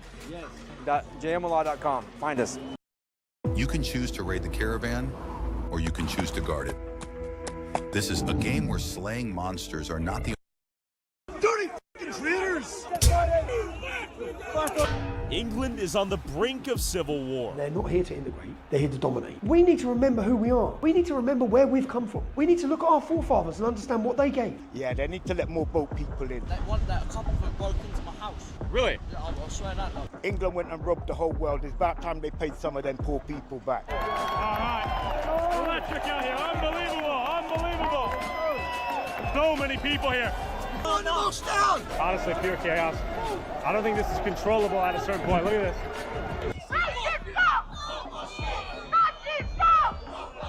We're being invaded, and they're waiting. When they're strong enough. We are seeing the boats becoming more crowded. There are more people on each one of them, and that's one of the reasons government sources say that the numbers are increasing. The silent majority will be silent no longer. This country is amazing. It's just having a downturn. That's me at the largest protest in modern British history, fighting for free speech, Christian values, and against mass migration and the Islamization of Britain. 11 months ago, I met up with the leader of this protest, Tommy Robinson, before he was sentenced to 18 months in prison for contempt of court. Don't die in there. You know what you have to do, brother. Joe, when you're there tomorrow, just stand in, take it in, and think that a resistance has grown, man, and how far we've come, and that they can't put the fire out. Tommy, be safe, be smart. I will, man. See you later. He was just released May 27th of this year after spending 7 months in solitary confinement. 16 years ago, when I first started speaking out against Islamic rape gangs that were plaguing this country, from that point on, I faced relentless attacks from the British state, wielding lawfare as a weapon in order to silence me. So that gagging order, these attempts at censorship, to silence, to cancel people, it hasn't worked. Before I meet up with Tommy, now that he's out of jail, I said, well, you're the expert, you're the psychologist. What is 9 months of total isolation going to do to me? And she said, it's going to be devastating. I said, so how are you doing it? I made a film, I'm a journalist. I'm still not myself. and attend what may be the largest protest in British history, I want to take you to what could be the super diverse future of Great Britain, Luton. The town is majority non-white, 32% Muslim, 38% foreign-born, and speaks an estimated 150 languages. What does a super diverse future for Great Britain look like? You will hear many different languages spoken out here. Quick survey, where are you from? I'm from India. Bangladesh, brother. Okay. I'm Kurdish, original. Okay, are you Nigerian? How long have you been here in Luton? 4 years. Oh my goodness. Are you okay? Very slippery, be careful. What if you can create your own website by saying, this is what I want? With Wix, you can. First up, let's talk about AI color themes. You can get any combos you want, bold and bright, minimalist and sleek, or something you didn't even think of. Just describe the vibe you want, or even use the colors of your logo, and let AI do its thing. Beautiful. Next up is the AI section creator. This is great for those website essentials, like a contact section, or a place to subscribe. Now, I'm running a sale, so I punch in some details, and just like that, I have a promo section. Functional and beautiful. I love it. Now, for the AI text creator. I got some products that need description, so I type in some keywords, and there it is. I've got copy that lands.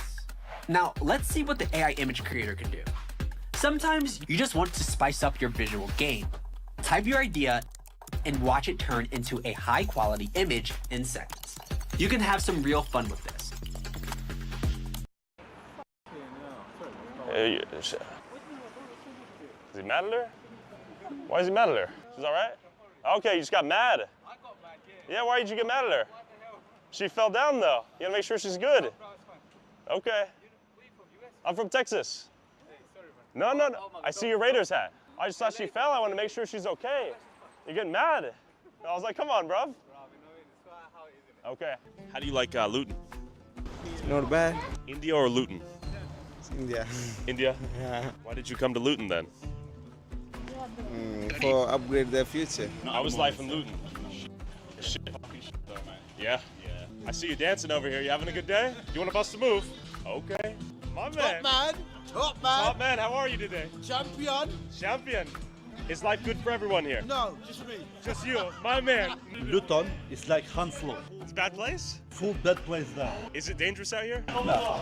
It's Okay. not dangerous, but the people here is no working. Just they want to take the from benefits and things. Yeah, everyone loves each other, to be honest with you. Everyone's happy, everyone gets along well. I've been living about 22 years. Does everyone get along? No.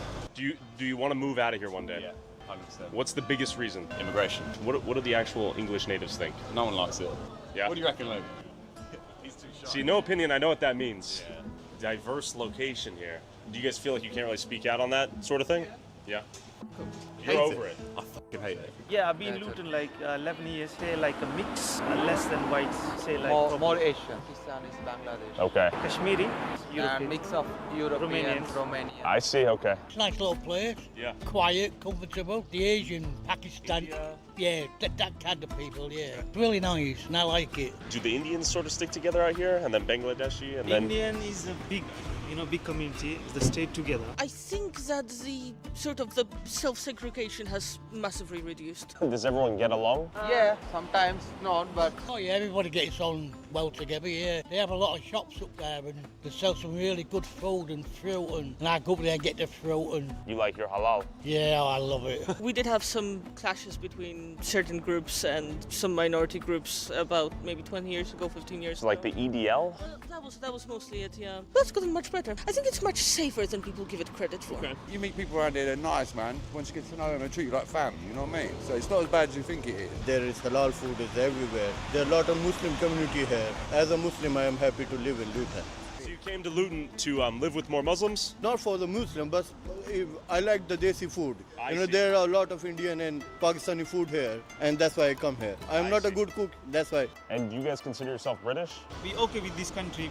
We been here. Obviously, we need to support this country. What does it mean to be a Brit? First, we are humans. That's it. Okay, so humans and then nationality? Nationality, that's it. Are you proud to be British? Nah, not anymore. Used to be. And then you got cunts like Keir Starmer and them coming in. Supposed to be Labour. Proud to be British and we're complicit in killing poor people in Palestine. How could you be proud of that? If you're born in Britain, you're British. Yeah. Get on with it, no matter what part of the world you come from. Me, I'm Pakistani, but I'm proud to be British because I'm born here. These guys have given me a home, given me opportunity and all that stuff. I don't know, I just see a lot of uneducated people are just doing stuff in it. Not really educated people talk about these matters. And that's the one main problem, I say. Really and truly, we all should be all in it, so one as all as one. Okay, personally. unity. You know, I'm proud of where I come from, but I don't mind people flying their own flags and doing their own thing. Okay. It's all about tolerance, bruv, isn't it? It's all about tolerance. And what are your thoughts on this big nationalist rally tomorrow in London? With the Nazis, I hope they get their comeuppance, mate. And that geezer who's supposed to be from Luton, that Stephen Nancy Yaxley, I hope he gets a proper beating. They're going to be a big problem in this country. The flags? Other flags. Oh, Are you still stuffing your kangaroo hoodie pockets? You need the new 340 GSM military-grade bearskin hoodie to get comfortable in the wild. It's the ultimate 10-pocket tactical hoodie that blocks wind, repels rain, and regulates heat for incredible comfort wherever you are. It's the only winter hoodie that's built for working, fishing, hunting, camping, or conquering foreign lands.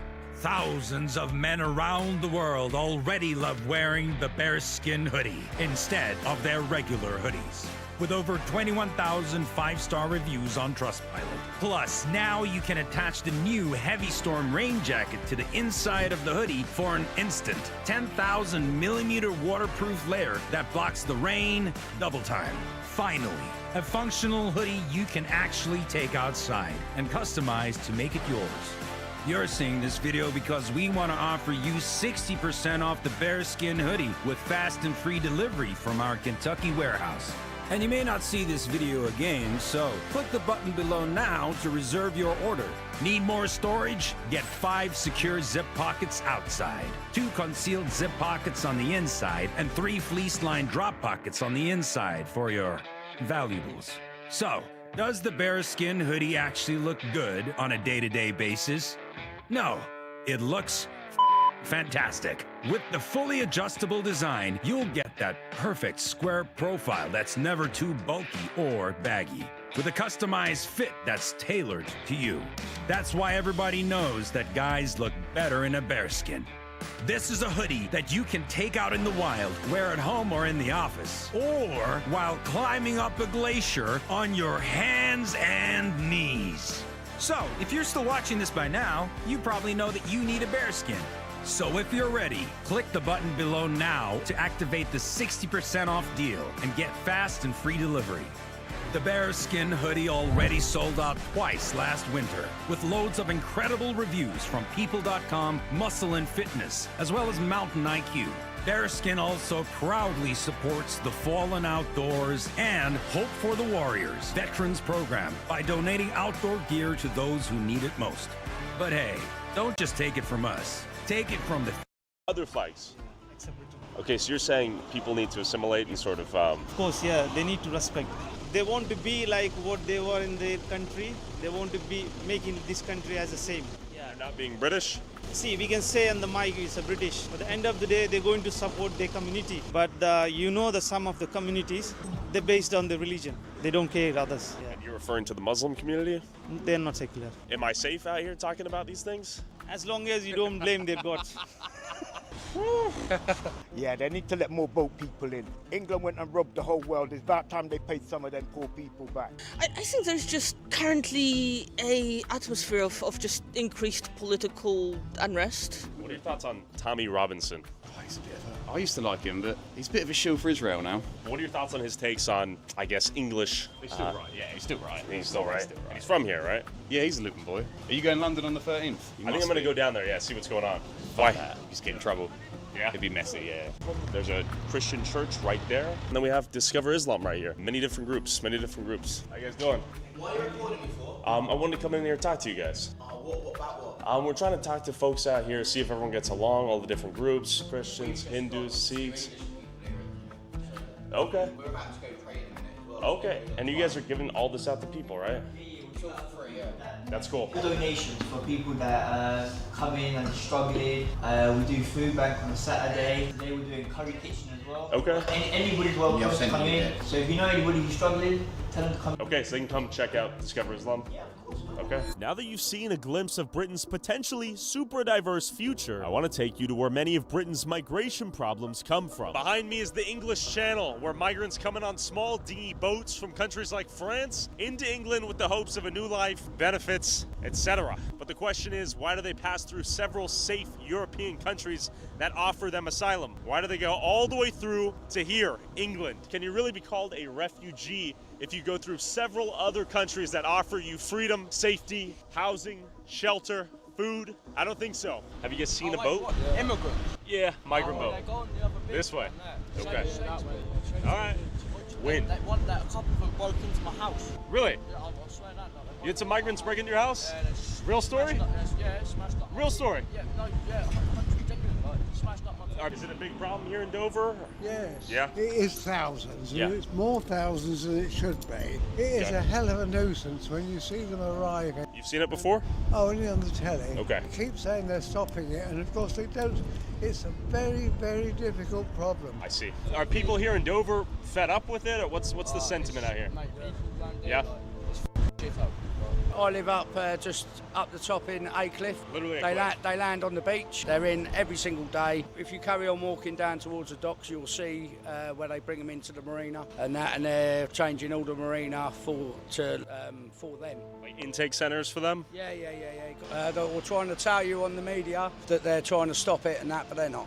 And so, a case of a young chap only been in this country for 2 weeks, straight away came onto the girls. As you know, in many parts of the world, women are not human. I mean, they've got better clothes than me and better phones than me. Cracked.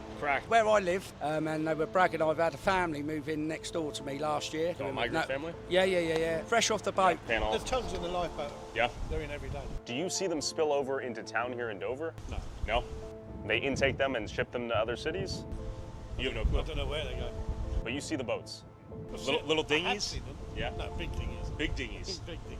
This country is going downhill at the present time, and it will continue to go downhill. It's such a shame, but we're over the peak, a bit like the Roman Empire. It went over the peak and it was gone. Oh, you think this is the tail end of Great Britain's greatness? Oh, definitely that. Tell me. Britain has had its empire. It is past its empire. It happens to every empire. Do you think it's over?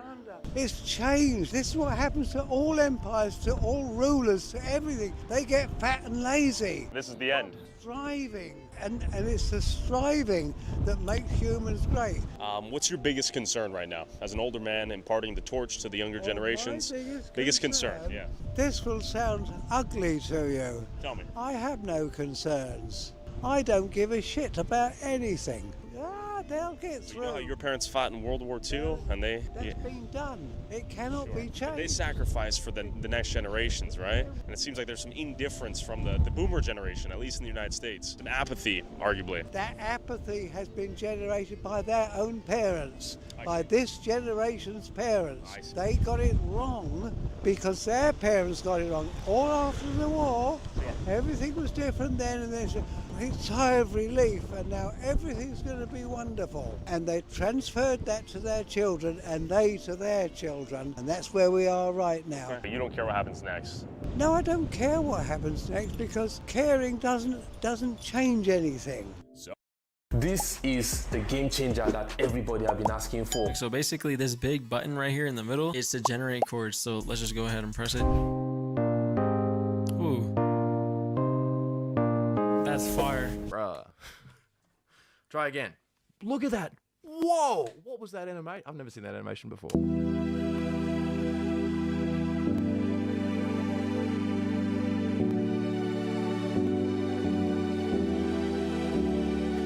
And it is generating this out of nowhere using AI.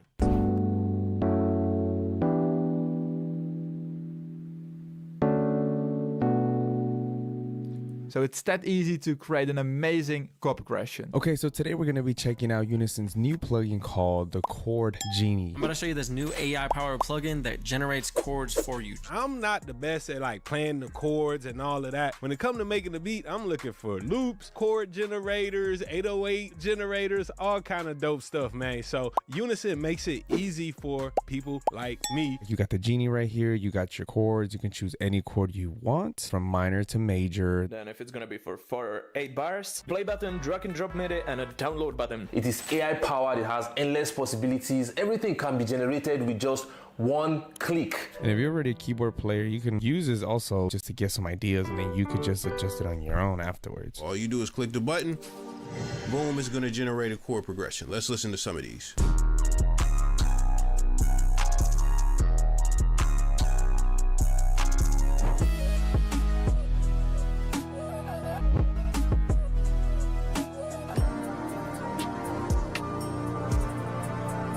And if you don't like this, you can just come here, change the key, and click another new generation. Yeah, So let's say you like this preset. Oh, I met up with one of England's loudest voices pushing back against mass migration and fighting for freedom of speech and for Britain to reclaim its national pride. I'm glad you're alive, sincerely. I really thought that was a weird moment. I was like, man, I met this guy, now he's gonna go get killed in prison. Lots happened. I'm still here. You're still here. Because I wasn't sure if I would be when I was leaving you. To watch the entire interview with Tommy and my attempt to break into a migrant hotel where these boats eventually bring their cargo, go subscribe to patreon.com/Tyler Oliveira for $5 a month and get extended cuts, early access to these videos, and DLC content YouTube won't let me upload. Thank you for your support. Back to Tommy. To set the context, just so they know, we just read that Charlie Kirk got executed at a college campus, so we're both a little shaken up right now. I'm pretty, I'm thinking probably selfishly. Yeah. Probably I shouldn't be. I'm thinking of what my children are going to be thinking right now. Because when I was in jail, obviously, last time I saw you, I was handing myself in. I got an 18-month prison sentence. I spent 7 months on solitary confinement. During that 7 months, I had another friend called Salwan Mamika, who was assassinated in Sweden. He was assassinated for burning the Quran. They went in and live streamed his murder. They live streamed his killing. Now that, and I remember ringing home and my son was crying because then they're terrified. And I think watching this, a lot of people right now on our side of politics, this is probably going to shock and scare a lot of people. This has been encouraged. Anyone should have seen this coming, as in the opposition to us, the far left, Islamists, they're given free rein. But this should be a reality check for everyone to realise that hatred against anyone who's, let's say it openly, who's white, yeah, sure, has been encouraged. But our rally is about free speech, about the attack on free speech, and the fact that people in this country have been fearful of exercising their free speech. Fearful of the government, fearful of the media attacks, but also fearful of Ireland. That's what we're about to have a massive rally about this weekend. Sure. It's in support of free speech. Let's go back in time to when you and I last saw each other. You were turning yourself in for contempt of court and terrorism charges. I was turning myself in for making a documentary where they gave me an injunction preventing me from showing the public anything, the truth. I decided then at that point, let's just smile about it. It worked. I said at the time, they think they're putting me on trial, I'm putting them on trial. Basically, they used the courts in this country, they used the courts across the West for lawfare to attack people who speak out. They took me to court based on a total lie. I managed to gain evidence through covert recordings, and I managed to prove that the corruption of the British judiciary. The court was corrupt, the judge lied, everyone lied. I got it all in black and white, I got it all in video for everyone to see. They then gave me an injunction preventing people from seeing it. When they done that, I thought this story was far bigger than me, because the courts have been used against Donald Trump, the courts have been used against Steve Bannon, the courts have been used against Alex Jones, the courts have been used against speaking this weekend. Pretty much every single person who's speaking at this free speech has been targeted by a corrupt judiciary. So I decided to release the film. Now, when I made the decision to do that, I had to sit my family down, because as the judge had told me, if you ever show anyone this information, you will receive a 2-year prison sentence, because I was censored, deplatformed and totally invisible for 5 years. They managed through big tech and censorship. You couldn't even mention my name on Facebook. So then I was gone, but then when Elon Musk basically picked me back up and picked back up the British public, because we had no chance. We have hope now. So when you last saw me, I was talking about putting them on trial in the hope that the world would see the film. In the first week of January, after 7 or 8 weeks on solitary confinement in a maximum security prison, I rang my son, Dad, what? Elon Musk shared the film. At that point, Here's without, with everything I added from co-producer. First thing, let it listen to the track. So I'll select D minor here in co-producer. Funky electric organ. And based off your audio, it's going to give you samples that fit perfectly with it. I like the start of that. Cool thing about co-producer is no matter what tempo you're at, it's always going to be synced up. I'm gonna just throw this in real quick. Awesome, I love that. This is human-made, high-quality samples. Yes, that's what I wanted. Now I think a drum fill. I think it's pretty obvious that co-producer is a game changer. Go ahead and get it on Output's website for free.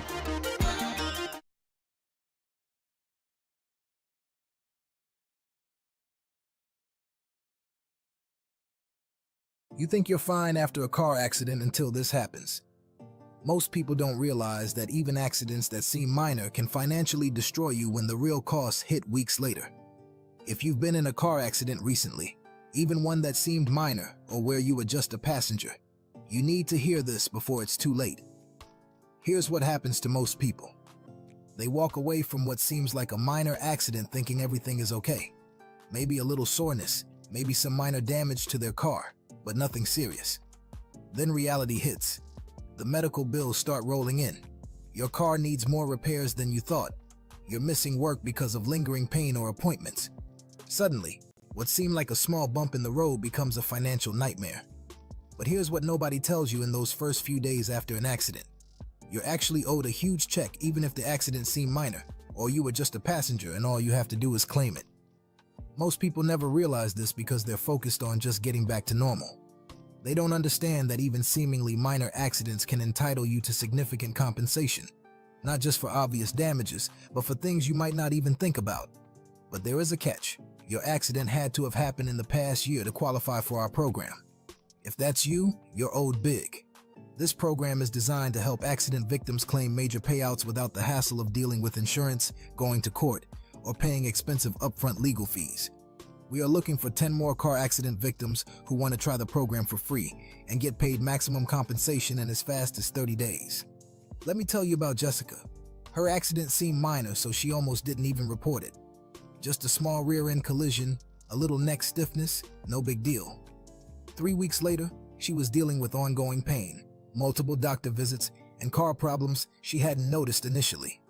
When Jessica discovered our program, she learned she was entitled to $100,000 for what she thought was just a minor bump. She received her compensation in 33 days. Here's the reality. Insurance companies are counting on you thinking your accident wasn't serious enough to pursue significant compensation. They want you to focus on the minor immediate damage while ignoring all the other ways the accident has impacted your life. This program cuts through all of that. They know exactly how to calculate the true cost of your accident, including medical expenses, lost wages, ongoing treatment, pain and suffering, and impacts you might not have even considered yet. Even if you think your accident was minor, even if you were just a passenger, even if you walked away feeling fine, you could be entitled to substantial compensation. To take advantage of this point, the film went to 167 million views, the most watched film in British history. I then knew everything I wanted to do had been worth it, and what you're about to witness, Tyler, I'm not saying it, what you're about to witness, this has all come from this.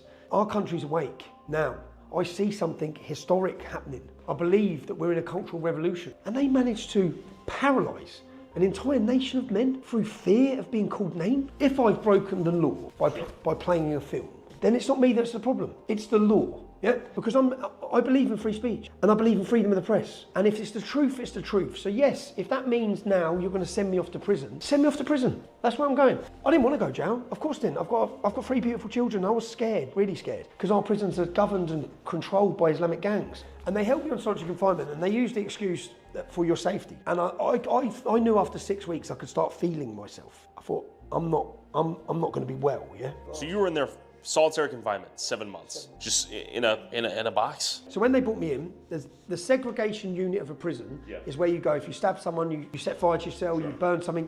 It's a punishment. So in these cells, it's just a mat, a blue mat. Yeah. So in normal cells, you have better facilities. You can have a wardrobe, yeah. But in these cells, there can be nothing you can break. Yeah. Because people are usually trying to kill themselves. Sure. So 16 cells, and prison's a loud place. And even if you're on your own, you can talk to the people in the cells next door. When they brought me in, they cleared all 16 cells. So they put me in 16 cells. Our prisons are meant to be full, just me in 16 cells. So it was silent, yeah? I used to go on a visit, but in the end, after 6 weeks, I didn't want to go on a visit, yeah? And when I did go on a visit, I was agitated and I could see the change in myself. And I knew because I've already done solitary confinement before. Sure. And when I come out last time, I weren't well. Yeah, what were the changes you noticed? I'm withdrawn. When I come out last time, I'm withdrawn from my kids, from my family, connecting with them. I've spent 7 months on my own. I want to be on my own. Yeah, I want to lock myself away. And then when I come out, whilst I was in there, I had health assessments and I got diagnosed with complex post-traumatic stress disorder because, again, like that, like my aggression levels. Sure. And when I got in there in the first week, you had a meeting. When you're in solitary, you have a good board every 14 days. Doctor, mental health governor. So in my first one, I said, well, you're the expert, you're the psychologist. What is 9 months of total isolation going to do to me? And she said, it's going to be devastating. I said, so how are you doing it? I made a film, I'm a journalist. Played a film. No one's disputed what's in the film. It's the truth. The darkest stain in British history. This is the darkest. We allow men to be imported into our country who are hostile against, with an alien culture and ideology, to rape their way through our country. And whilst it was going on, our government, our police, our politicians, but the entire country remained silent and scared to speak about it. When we look at who we were, we need to remember who we are. We need to remember what's inside every single one of us. We need to remember where we've come from. We need to look at our forefathers and understand what they gave. And we've sat back and allowed this. But now, I sit quite happily that something huge is happening. A cultural revolution doesn't start here. Politicians can't do that. It starts at the bottom. Who's at the bottom? Us. But whose communities are the ones being affected when they flood this country with mass open border migration from Islamic nations? Us. It's our daughters who are being raped. It's our sisters. We saw them try and intimidate the British public. Locked up a mother for 31 months. Locked up a grandfather who's now dead. They killed himself in prison, right? For fear of being killed by the gangs? Because he was being targeted because Muslim gangs control every jail. Our problem, my problem, is with migrants that come here, and rather than embrace it and love it, they declare war on it. There's a segment in this country that have not come, they're a fifth column, they're not here to integrate, they're here to dominate, yeah? And we can see it. And as we see them dominating, we see our police and our government, everyone bending their knee to them. So we held this event on the 1st of June, 30,000 people. We then had our next event, which was the 27th of July, and 100,000 people turned up. Now, if you watch what happened in between these two events, commentators, celebrities, everyone started finding courage to speak. So the things I've been saying for a decade, the same people that were attacking me started saying the same thing. When I watched 100,000 people on the 27th of July cheering for Christianity, priests are now contacting me to speak at our events, when for the last 15 years, the priests have been with the Muslims against us. The church leaders have been against us. Something massive is happening. And what built this country? Englishmen and Christianity. When you lose your faith and identity, you leave a void. So what they made it fashionable and cool, demographic of this nation in 60 years, and then beat us down every time we talk the truth about what's happening. Without speech, we can't fight. Sure. So Elon Musk spies it. He allows us to tell the truth. He allows the public to see what's happening. In step the American Trump party come in power, JD Vance flies to Munich. Do you know what confidence it gives us? Know that they're fighting for our speech. To see JD Vance put it on the European Union the way he did. The sad thing is, 650 politicians in the House of Parliament. How many of them are here with us on Saturday? None. None. In 2013, I looked at the demographics increase by 2030. So in those 17 years, the projected growth of the communities, and I looked at the different wards for Luton, which is my hometown, to look at the problems. The Pakistani and Bangladeshi community were going to increase by 70 to 77%. The white and the black by 1.3 to 1.4%. Yeah? So what do Labour know? If you're projecting and you're looking at the future, where does the future lie? When we started fighting in Luton against this, yeah, the leader of the council was there, her name's Hazel Simmons, and we went to the meeting and she said, there's not enough for you. She laughed at us. There's not enough for you. Because their power their power and their future is from the Muslim community. And they know it. But they will use democracy to end democracy. Does the solution become remigration? Because all this nationalism's great. What does that practically mean at the end of the day, right? There has to be remigration. Who goes home? The 40,000 Muslims who are on the terror watch list need to leave. Instantly gone. Gone, see you later. 33% of Muslims that want Sharia law, yeah, they can leave law. Is that identifiable? Anyone who's broke the law, criminals. We have 12,000 foreign nationals in our prison system. Afghanis are 22 times more likely to commit sexual offences in the UK than anyone else. Why have we got any Afghanis coming into our country? Because the demographical change to these countries, the change in culture, is it London has a 30% English population? Is that right? At what point does this stop? Sure. To say Nigeria. Well, Nigeria has to always remain a majority black country because that's what it is. Japan has to maintain a majority Japanese population. Otherwise, it's not Japan. No, there's no future survival for Europe without remigration. The future of Europe depends on it. Look at France.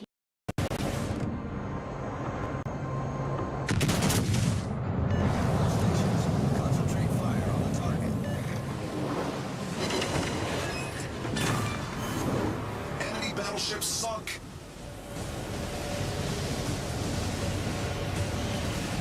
Enemy battleship detected. Enemy submarine spotted. Attention, reporting the target position.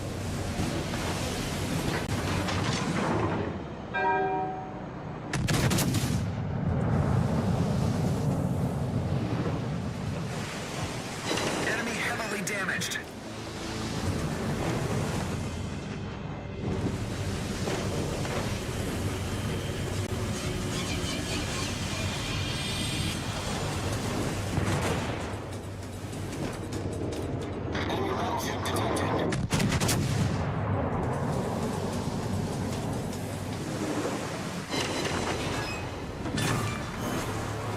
Battleship foundered.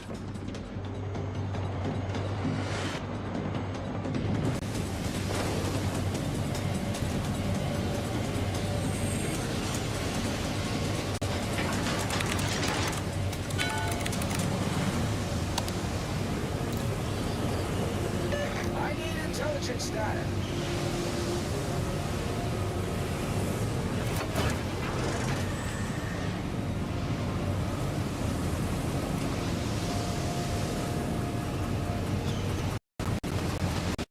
Look at Sweden, look what's happened to Germany. Look. And my job, which I'll play on Saturday, is as there's an anti-migrant sentiment growing, as people are angry, we should be angry at the government because it's them that's facilitated and it's them that's brought this upon us. If I'm a second-gen Muslim immigrant here in England and I see all these people saying, we're remigrating you back to wherever the hell you came from, you and your family. Yeah, that's not what we're saying. Because second generation Muslim... They get to stay? The parents go? Second generation Muslim immigrant, second generation, would mean some of the people I love growing up with. Yeah? But we have to stop Islam. But if the two are inextricable, right? If Islam is inextricable from who I am as a person and I live here and who I am as a person, that's my culture. If you've got 1.2 million Muslims here... There's incompatibility with English culture, let's say. It's oil and water. 1.2 million Muslims who want Sharia law means there's 1.2 million people in Britain who wish to overthrow democracy and replace it with a violent supremacist ideology. Yeah? How do you peacefully take these people elsewhere? This is the problem. There's no peaceful solution. There's chaos. Because the minute a European government attempt, you're seeing it now with even when you're trying to bring in deportations of criminals in the United States. Imagine when they try to enforce the law in France. Imagine if they elect Le Pen and Le Pen says, you got to go, some of you. Yeah? The criminals have got to go. It's war. They're not going to peacefully. So, but we either have this confrontation now, while we can still win, because in 10 years' time we lose. They don't want Germany having an identity and Spain having an identity. They want a European identity. How do you do that? Break down the culture. You are about to see, I believe, a revolution's coming. It has to come, or else Europe doesn't exist.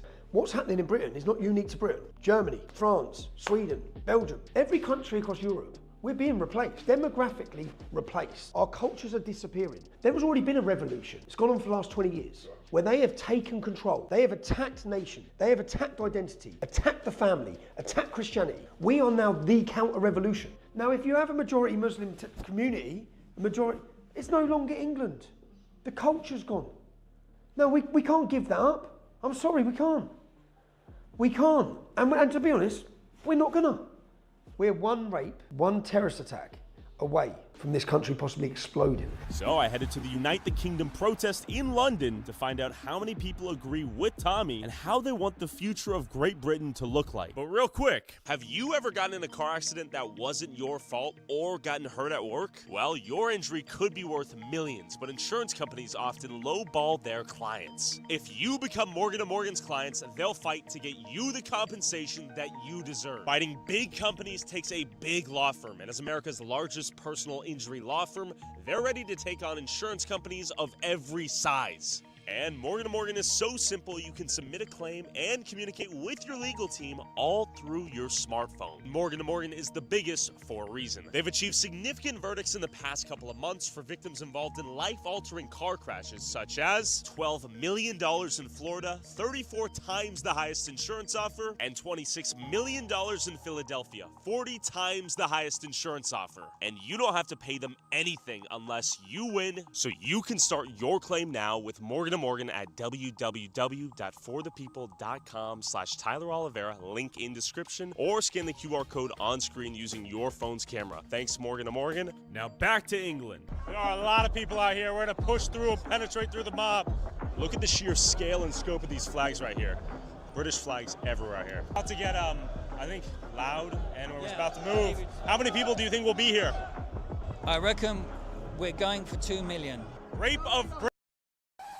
Were you recently injured in a car accident? Look at this check for $160,000. If you're looking to get money you're owed for an injury, I want you to imagine you and your family getting that money, because I know a way that you can. Now, before you think I'm crazy, I want to show you how you can get the money that you are owed in the next 30 days. Now, if you've thought about hiring an attorney before but you didn't because you were unsure or you had reservations, it's not your fault. You were probably given no guidance and couldn't get a straight answer out of anyone about how much money you actually could make. I want you to capitalize on a limited opportunity that can have you cashing out a massive check in the next 30 days. This opportunity won't last long, and it's perfect for anybody who's been in a car accident in the last 2 years. Do you still think it's impossible?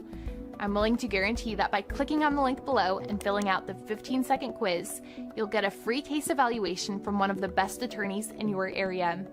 As long as you are not currently working with an attorney, we're confident that our team will help you get the money you deserve in as little as the next 30 days. Still think it's too good to be true? Let me tell you about our client, Steven. Now, when Steven first came to us, he was really unsure if his case was going to be worth anything. He was facing a lot of uncertainties in his life, and he didn't know if he was going to get paid for his injury at all. Turns out, after filing a claim with us, he was able to take home over $100,000 in settlement from an accident that was over a year ago. It's possible, no matter what you thought in the past, you can get the money you are owed, and probably a lot more than you were expecting. Simply click the button below and answer the questions about your case. And if you qualify, an attorney from our team will lay out a game plan instantly and for free. The fact that you have been through this pain means you deserve to be compensated. Together, we're going to hold the parties responsible and get you the money that you are owed. You deserve more, and we're willing to get you more. So what I want you to do is click the link below and fill out the 15-second quiz. And if after completion it says that you've qualified, it'll ask you for some additional contact details. And someone from our team will reach out and will lay out the fastest game plan for you to get the money that you are owed and get massive compensation for your injury. The YouTube video you were wanting to watch will always be there, but this opportunity and the resources behind it are limited. So, click the button below, begin the short process, and we'll be in touch soon.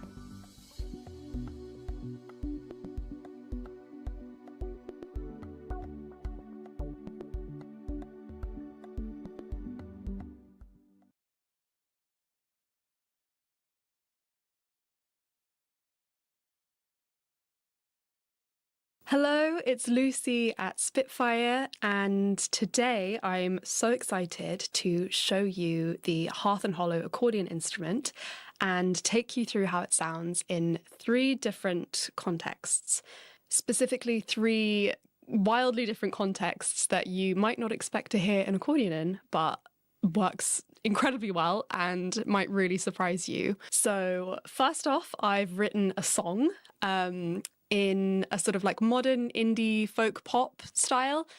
And I've used the accordion as the sort of like feature instrument there. Next, we're going to be using it as part of an orchestra, so as a layer in a more like traditional kind of contemporary orchestral setting. And finally, as the kind of feature instrument in some modern television drama scoring. So in this kind of like drama action score.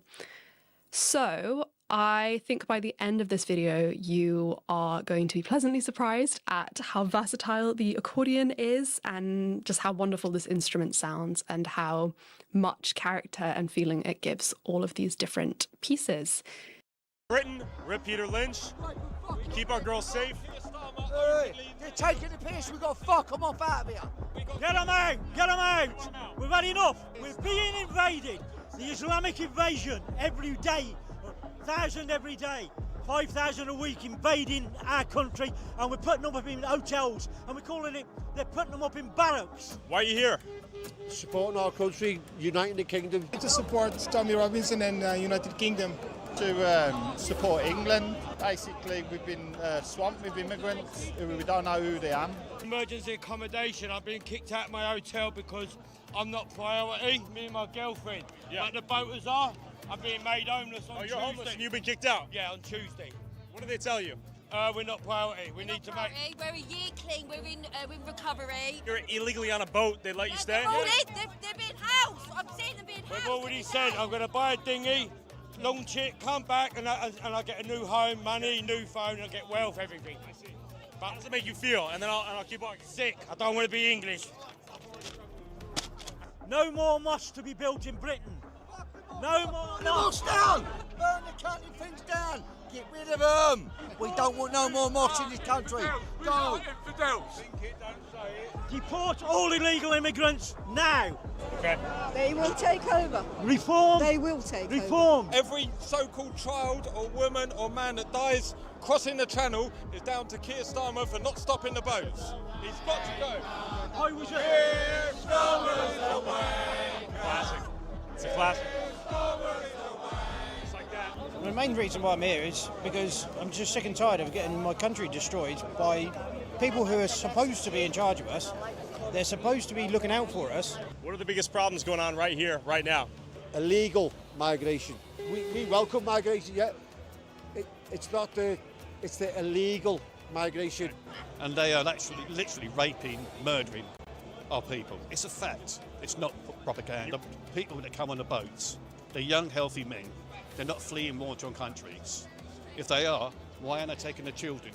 I came in the right way, but at the moment, you know, it's a small island. You cannot accept everyone. Sure. It seems like if you turn up on a boat, if you get imported and immigrate here, or all our money seems to just disappear into foreign nations, and there's nothing here. Our services are disrupted, my taxes are through the roof, I can't get to see a doctor. I was like, I live here, I serve this country, and I fought for it, and I get put in the back of the queue. Why have we had 12 million foreigners turn up into the land? Who does it benefit? Doesn't help me, doesn't benefit the country. The GDP's worse, NHS worse, schooling's worse, the policing's worse, education's worse, every aspect is worse. So why has it been done to us? You tell me. I don't think anybody can. Yep. Nobody voted for it. I'm from Tipperton, I am, in the Black Country. There's got to be 20 hotels. For migrants? Full of migrants. Nobody voted for it, nobody got a choice in the matter. It was just the governments. They throw their passports out in the English Channel. So how do we know we're letting in? You know, we don't want criminals in our country. So they don't care about us. You know, they're worrying about more people from elsewhere. You know, we need to look after our own before we can go anywhere else. You know, charity starts at home. Any thoughts on freedom of speech out here? We haven't got one, have we? Just when Tommy Robinson was arrested the last time, I just posted a picture of Tommy Robinson on Facebook saying free Tommy, and I was banned from Facebook. Oh, you were banned from Facebook? Yeah, Facebook, Instagram, and everything. Only X. I wasn't banned from X. We can't say what we want to say, you know. Anything we do say is just classed as racist. You know, so we just want to be here, we just want our rights back, we want to be able to do what we want to do. Do you think at any point this escalates to some form of violent confrontation in the future? No. Not here today, but just generally speaking, if things continue in this direction that you've articulated? I can't say... Like civil war? No, I wouldn't say civil war or riots. I'd think, if anything, it could be just... you know, a start of a revolution for all the right reasons. It's not unlikely. Unfortunately, I think it's getting closer and closer and closer. We need to get Labour out. Starmer's a dickhead, and we need to get somebody in Parliament that cares for the English and British people. All the far right join together and start deporting and get Britain back. Hey, the legend! How are you, man? Violent revolutions are terrible. John F. Kennedy, I believe, said it. Those who prevent a peaceful revolution will make a violent one inevitable. I don't want that. Nobody wants that. This country is amazing. It's just having a downturn. Why are you guys here today? I need some representation from the ladies. Okay. And for Charlie. I'm actually trans, so I shouldn't be here, should I? So at the end of the day, I'm here for my country. I believe in our country, and it's wrong what's happening to it. The government we've got don't represent the people. They're against the people. They're putting people in jail for freedom of speech. It's wrong. So we want to change that. We want to get back onto the right path. What's the immediate change you guys would like to see? Keir Starmer gone. Yeah. Vote and no. The Labour government gone. The whole government, basically. Does it feel safe to be a woman right now in London or Great Britain at large? No, not at all. Not at all. Women have always had to be more careful. That's fair. But now there are huge crowds of men who we don't know their backgrounds. We don't know whether they've got criminal convictions, they're rapists, murderers, and they're all congregating out on our streets. They are illegal immigrants. This is the game changer that everybody have been asking for. So basically this big button right here in the middle is to generate chords. So let's just go ahead and press it. Ooh. That's fire.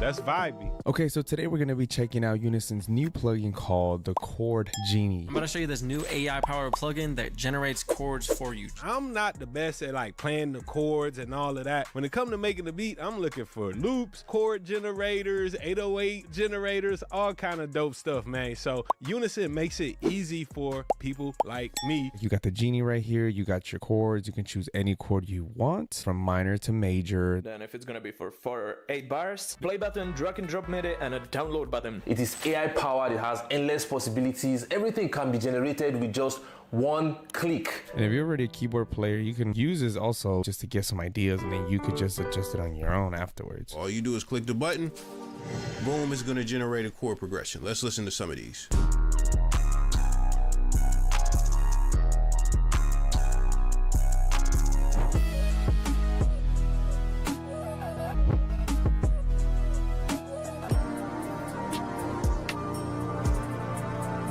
And if you don't like this, you can just come here, change the key, and click another new generation.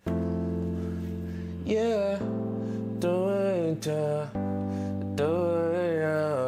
So let's say you like this preset, what you can do is go ahead and save this fire preset, for example, and then save that, and it will be right here underneath your presets. So you can go back to that if you want to, but that's not all. The cool thing about this is if you right click any of the chords here, you can actually change the inversion in which it's in. So you want like a sharp 11, a flat 13, major 7, whatever, diminished, augmented, sus, power chord, you name it, you can actually adjust that right here in this plugin. So that's something really cool. And from here, you can drag and drop the MIDI right into your DAW, and look, MIDI's right here, ready to go. You can even edit it further to like customize it yourself to make it more like humanized. Let's just say you didn't like one of the chords, so you can click on any one of these things and change it. So these highlighted ones, these are all the ones that are in key. They also have an undo button if you mess up, you can go back. And what's crazy about this is I didn't even realize this at first, but if you go on the top here and scroll down, there's like a whole entire keyboard within the plugin. Like I didn't even realize that at first, but it's crazy. And then if you right click on the grid, you can actually change anything about the grid. You can do an octave up, you can do whatever. You can then drag and drop that MIDI information directly onto any instrument track that you have, and boom, you got a brand new unique chord that you generated. This is another thing that you could do. We're going to open up Unison Bass Dragon, which is a whole nother plugin by Unison. And what you can do, we could go over here and put this on group 1. We can put this on group 1 as well. Now we can generate a bass line.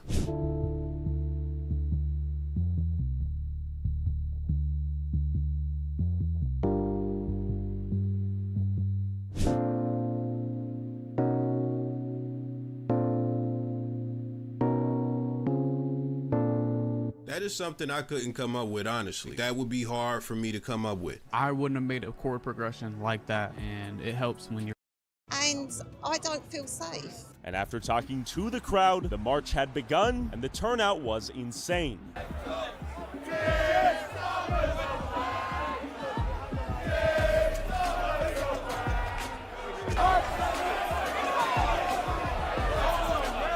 I made my way through the march and wanted to speak to the anti-fascist counter-protesters to see what they think about the British nationalists. Last time, things didn't end too well for me. I'm not all right. I'm not all right. All right, I'll walk away. Let me walk away. Let me walk away. Huh? Nazi scum! Off our streets! All right. Hey, I'm a non-violent guy. Why do I have to turn off? Where's my freedom of speech? What have I done? All right, the march has begun. Look at those flags. Look at the scale of this. Mate, why are you here today? Right, to bring the passion of England. We're all here for the same reason. We love it. We love the flag. We love the people. We're having it back. And I see the shirt says? Stop the boats now. Any perspective why you're out here today? Freedom of speech, Freedom of speech? Freedom of speech. And what about you? Freedom of speech and veterans. You're a veteran? Yeah. Well, the primary outrage here seemed to be about the loss of freedom of speech and mass migration. There were countless other topics people came here to protest for. Screaming from the rooftops that this is damaging children, it's damaging, women's rights because it allows men identifying as women to enter their spaces, including sports. But it's also a war on the truth, a war on reality, and a war on freedom of speech. So I'm doing the best I can, going up and down the UK. I've been assaulted, they throw soup on me, I've been smacked in the face. We all need to pick up the baton that Charlie's dropped. We need to fight for our faith, fight for our family, and fight for our freedoms. Do you think those things are being threatened in real time here? Beyond a shadow of a doubt, they're being threatened. And anybody that says they're not needs to wake up and smell a coffee. The Lions are awake, people in the UK are awake. Obviously, Charlie Kirk, you guys are in America, you felt it there, but also we do as well. There's a similar culture. I think across the board, we know that freedom of speech is under attack in the UK. Lucy Connolly, Peter Lynch last year dying. I think people now know that they need to speak up and be counted. Tommy's out here, it looks like. We got Dominique, Tommy, all the characters out here. I give them respect, though, coming out here in person, despite what's going on in the US lately. Me and Nick Shirley over here are getting work. All right. Farmer, sort your shit out. Yeah? He needs to sort his shit out. Get on, lad. What's the biggest change you want to see? All these boats stop to Joe. The country. It's not even England anymore. It's madness. So. Say what's up. Free England! The government is not acting right, so we need to show it. So many people out here today. Yeah, we outnumber the government. If they screw up again, then Free England. Come on. Stand up for what you believe in. Be smart, kids. We want some fairness in our system. We don't want immigrants prioritised over British people. We don't like the Starmer government. We don't like the socialist government. We don't like the way British citizens are being abused and being downgraded. People being arrested for tweets. Okay. Tell me about the shirt.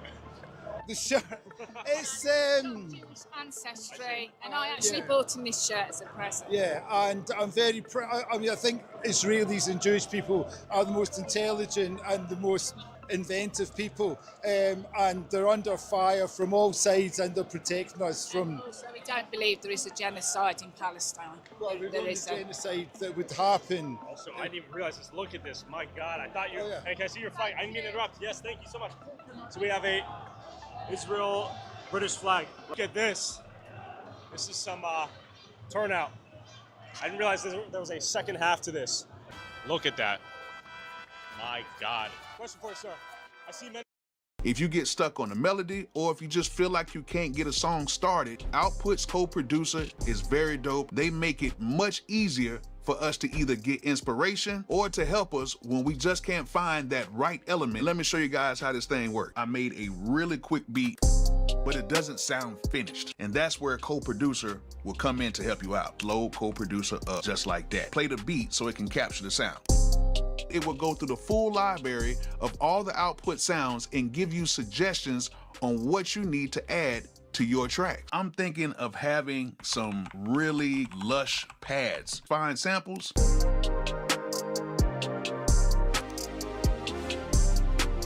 I actually like this one right here. Drag and drop this. It went ahead and picked some sounds that could work for our track. We need something else in there. Deep synth bass. Swing that into the track.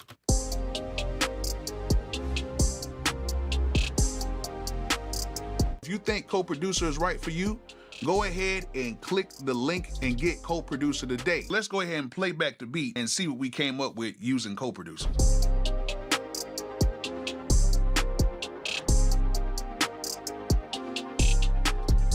Peace. Any flags on you? What are you out here, I guess, fighting for? I'm the sheriff of Western civilization. I'm here to secure my people. That's all I have to say.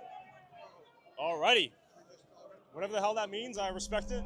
Everyone and their British mother was out here. All right. Electric out here. Unbelievable. Unbelievable. Wow. So many people here. More people than I've ever seen in one place in my life. Look around you. Feel your strength. You are part of a tidal wave of patriotism that's sweeping across this country. Human bulldozer right here. He's making away. All right, we're gonna escape. Holy shit, that was dense. Can I get out of here? How am I gonna get out of here? I'm gonna get stuck. I was trying to move through. What's up? That way, you can't go through. Come on now. I just want to push through. I feel bad because we got lady cops out here. We're right in the thick of it. I mean, this is expected. What are you guys thinking? How are you guys feeling? How you guys feeling? Can I get out of here? I was trying to get a Red Bull. No? I don't even know what's going on. I can't keep up. They're pushing you guys? Yes. You guys are pushing them? Young lads right here, right in the thick of it. I don't want to get punched. Just look at this though. What are your thoughts on this? Sexual assault, it touched your fucking neck. They touched you? No, they touching each other. They're touching you? Oh, I'm sorry. 12-year-old. 12-year-old girl got her flag taken. It's terrible. Yeah. Am I going to go use the bathroom? Damn. Make a grown man shit his pants. Can I use the restroom? No? Huh? That's a stupid question? How is that a stupid question? Can I take a piss? I gotta shit my pants? I'm an absolute clown. He's a clown. I can't go take a shit apparently. That's a stupid question. They keep spotting out of thin air. Let's see a little bit further here just to see the scope. Oh, some fireworks. That won't end well. Maybe it will. Maybe it will. Look at this. Look at this. I keep trying to escape so I can get a bite to eat or a Red Bull, but endless. Look at the Legion here. A lot of yellow vests, But chaos hasn't broken out yet, so they're doing something right. We're gonna push that way, try to get into the counter-protest, hopefully not get stabbed. Let's see how this works. We got all these police, the left wing are the poison on this earth. Cops I mean, cops everywhere. Now there's massive. Now they're gonna kettle him off, I think. They're gonna try to push through. All right, now the brawl's about to break out, it looks like. They're pushing back. Cops are pushing back at him. These might get a little tense. All right, he's about to get beaten, it looks like. All right, that is, he's done for. They're going in on, it's a 10v1. It's 10v1. Pure chaos. Honestly, pure chaos. I don't think this is controllable at a certain point. Look at this. Look at him. I mean, I would not want to be a cop. Look at this. They call them traitors. They're major boos. They're getting booed left and right. Look at this. That's on my Jets on. They're going to push through big time. Big time. Look at them go. Look at them go. Massive crowd of cops right here. Look at the boos. Listen to the boos. There's not love for them right now. They're getting shoved around. They're pile driving through. They shoved you? I think they shoved them. Pushing through here. Oh, spooked me. So I think the police are protecting the other side. I'm not sure what's happening here. Palestine action down there, so they're trying to stop. The police are blocking. Okay, so there's convergence right now. What are your thoughts on the police right now? I think they're traitors. Yeah. Traitors. Why are they defending them? What, letting them in? Is that what's happening? Yeah, they're defending lefties who want them all in and everything.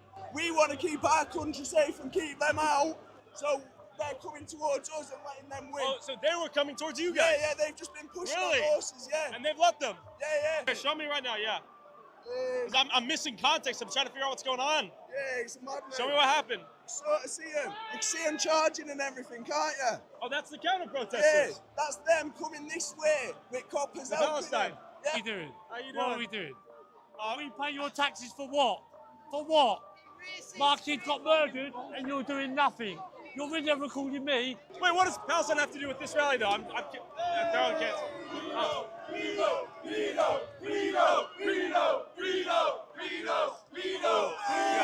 Ah, shit. I think things are gonna get testy. Oh, shit. Opiate addiction doesn't mean you're a bad person. That's not who I am. I'm Lewis, and I've been with Ophelia.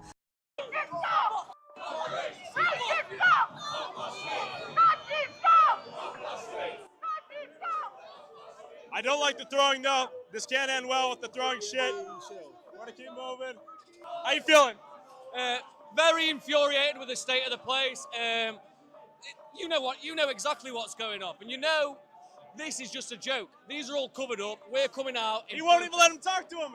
He was consenting to that too. Did you see that? Yeah, of course. Wait, they won't even let him talk to you. He wanted to talk. Look at him. He don't want to be here. Ask him. You can see it in his face. Hey, what are your thoughts on this? You don't want to be here. Do you think things are gonna end peacefully today? That's up to them. That's up to them. Up to who? We're ready to do what we have to do, but it could have been resolved so much easier. Do you think the police are treating this side fairly? They're all facing us, none are facing them. We're not the one masked up, we're showing our faces. We are proud. I didn't even realize it, but we were getting sealed in the whole time. Bottles are getting thrown. The cops are pretty calm despite the oh man. Oh, he hacked a loogie. He hacked a loogie. I can't support the loogie.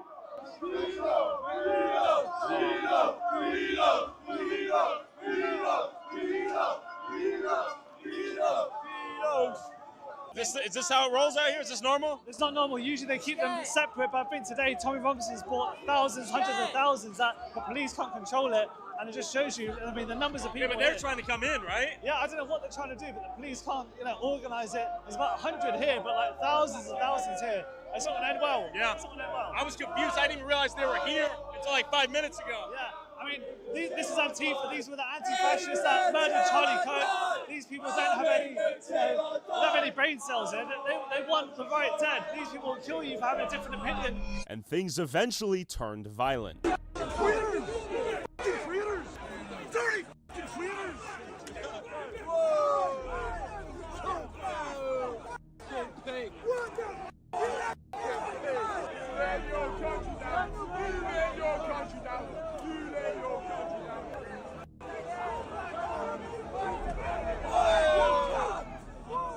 What's that for? No.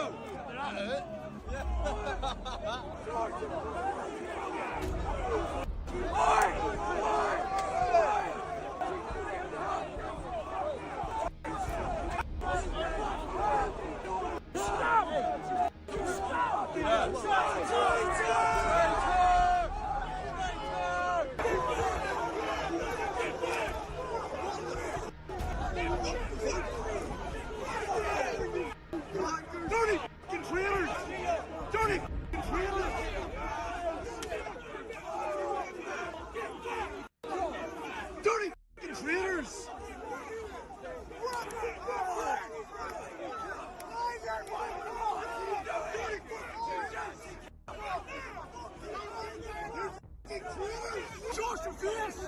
Show us your face! Take your mask off!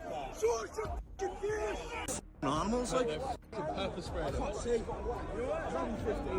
What did they do? Spray your bottle. Pepper spray. Pepper, yeah. Look at that. Long live Britain. My takeaway is when you take away people's freedom to speak freely, it builds up, and then it powder kegs, then things explode. Millions showed up, Tyler, and I told you it's going to be the biggest protest in British history because I've got my finger on the pulse of the way the country's feeling, and you saw it. And main rhetoric on Twitter right now is you're like controlled opposition hired by Israel and Mossad. Are you a Mossad agent? Are you paid by Israel to stir up the masses? If Israel want to give me some money, I'll take some, but I'm not paid by Israel. We wouldn't have been begging for this last event. The funny thing is, for years the word was racist, extremist, Islamophobe. That was used to silence you, yeah? Because no one wants to be labelled as that. Now it's Mossad. Now it's simple. You work for Israel Mossad. Because there's a massive movement against Israel that's happened. People are, in our country especially, the left and the right are joining together. As well as the Islamists, they're all coming together. So the easiest answer to rebel what's happening is Israel's doing it just like after every terrorist attack, Tyler. So literally I face that all the time. Do you know why that is, Tyler? I don't hate Jews. I believe that if there's 55 Islamic nations, why can't the Jews have one? Especially when it's historically their land. I'm not against that. When I declare, people say you're a Zionist, I believe in the homeland for the Jewish people. Yeah, I do. And I've not got a problem with that. Okay, so you're pro-Israel, but you're not paid by Israel. You're not Mossad. You're not controlled opposition. I'm not paid a penny, not controlled opposition, none of the likes. Yeah, I strongly oppose Hamas. I strongly oppose jihad, and that has brought me to the conclusion that Israel has a total right to defend themselves. Understood. Thank you for the clarity. So, another protest coming soon? Another rally coming soon, working on the dates. So, it's going to be next year, but it's going to be bigger, louder, and better every time. Okay, we'll see if you can top that. Tommy, thanks for your time. Cheers, bro. See you later, man. See you, bruv. The turnout for this protest was damn near historic, and it seems like Britain has reached a boiling point. Will things end in civil war, or will a change in political leadership be enough to satisfy the British public's hunger for change? Only time will tell. Yeah. How are you doing? Yeah! I love you! I love Great Britain! See you guys. Bye-bye. How you doing? How you doing? How you doing? Yeah!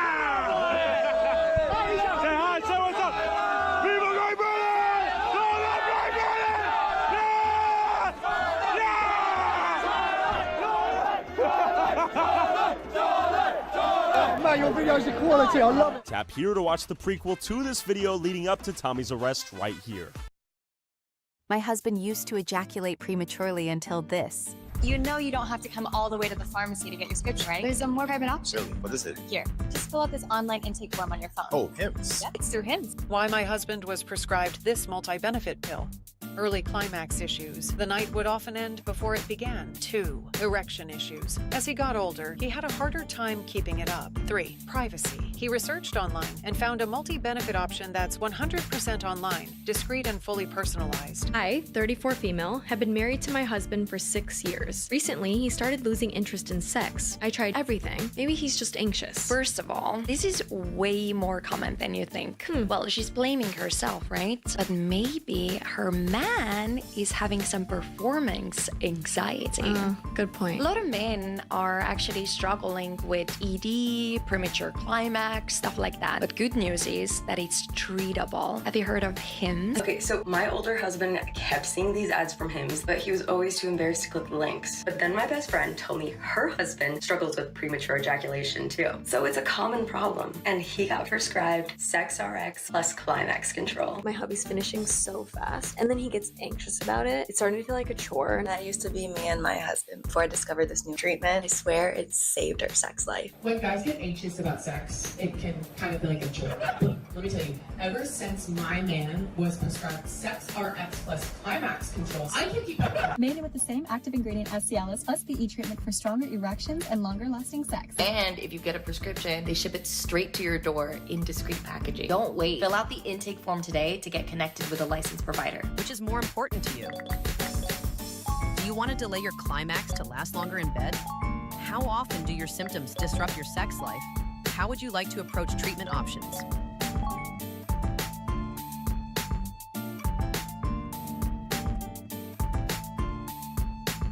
My husband is back. I'm smiley, like I'm glowing. To a whole new level. They'll never be the same ever again. It affects everything. I mean, your relationship is much better. I've just have great energy. Do your sex life a favor and Don't wait. Fill out the free online intake form to get started. might as well go for it.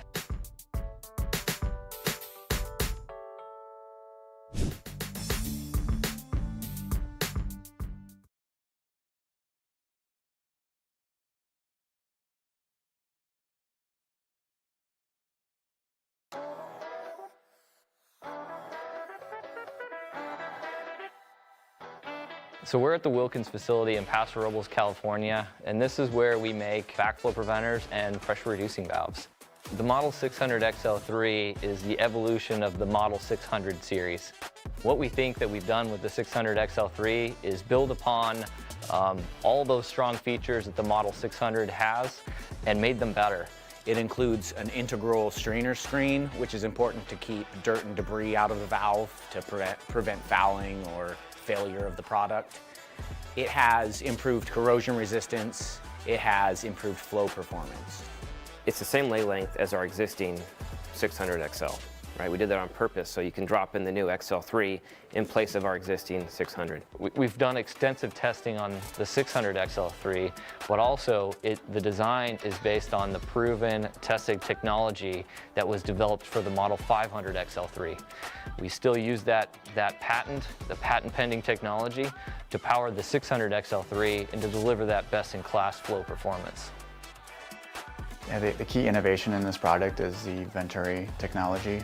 What the Venturi does is it actually tricks the valve into opening further than it normally would because it's putting a lower pressure underneath that diaphragm. It's making the valve sense a lower pressure than what the end customer, the end user is actually experiencing. And that helps to keep a constant pressure as the rate of flow increases in the plumbing system. We have an added benefit of having all valves tapped and plugged on the bottom of the body of the valve so that we can easily install a gauge. It's my favorite feature to have installed on a pressure reducing valve is you need to have a gauge downstream so that you can verify that it's actually reducing the incoming pressure. The construction materials on the 600 XL3 are all bronze on the exterior and stainless steel on the adjusting bolt, but on the interior, they're all stainless steel and composite, which will hold up extremely well and resist calcification and corrosion. The valve will last longer. It will not fail in some of these harsher water conditions. And yeah, it's just going to end with a more improved user experience. For guys that don't want to spin off the valve when they come to do a replacement, 2 unions can make it very easy. So we now have a single union that's also cut with double union threads. There's inside threads and outside threads to be able to use a double union installation if you desire.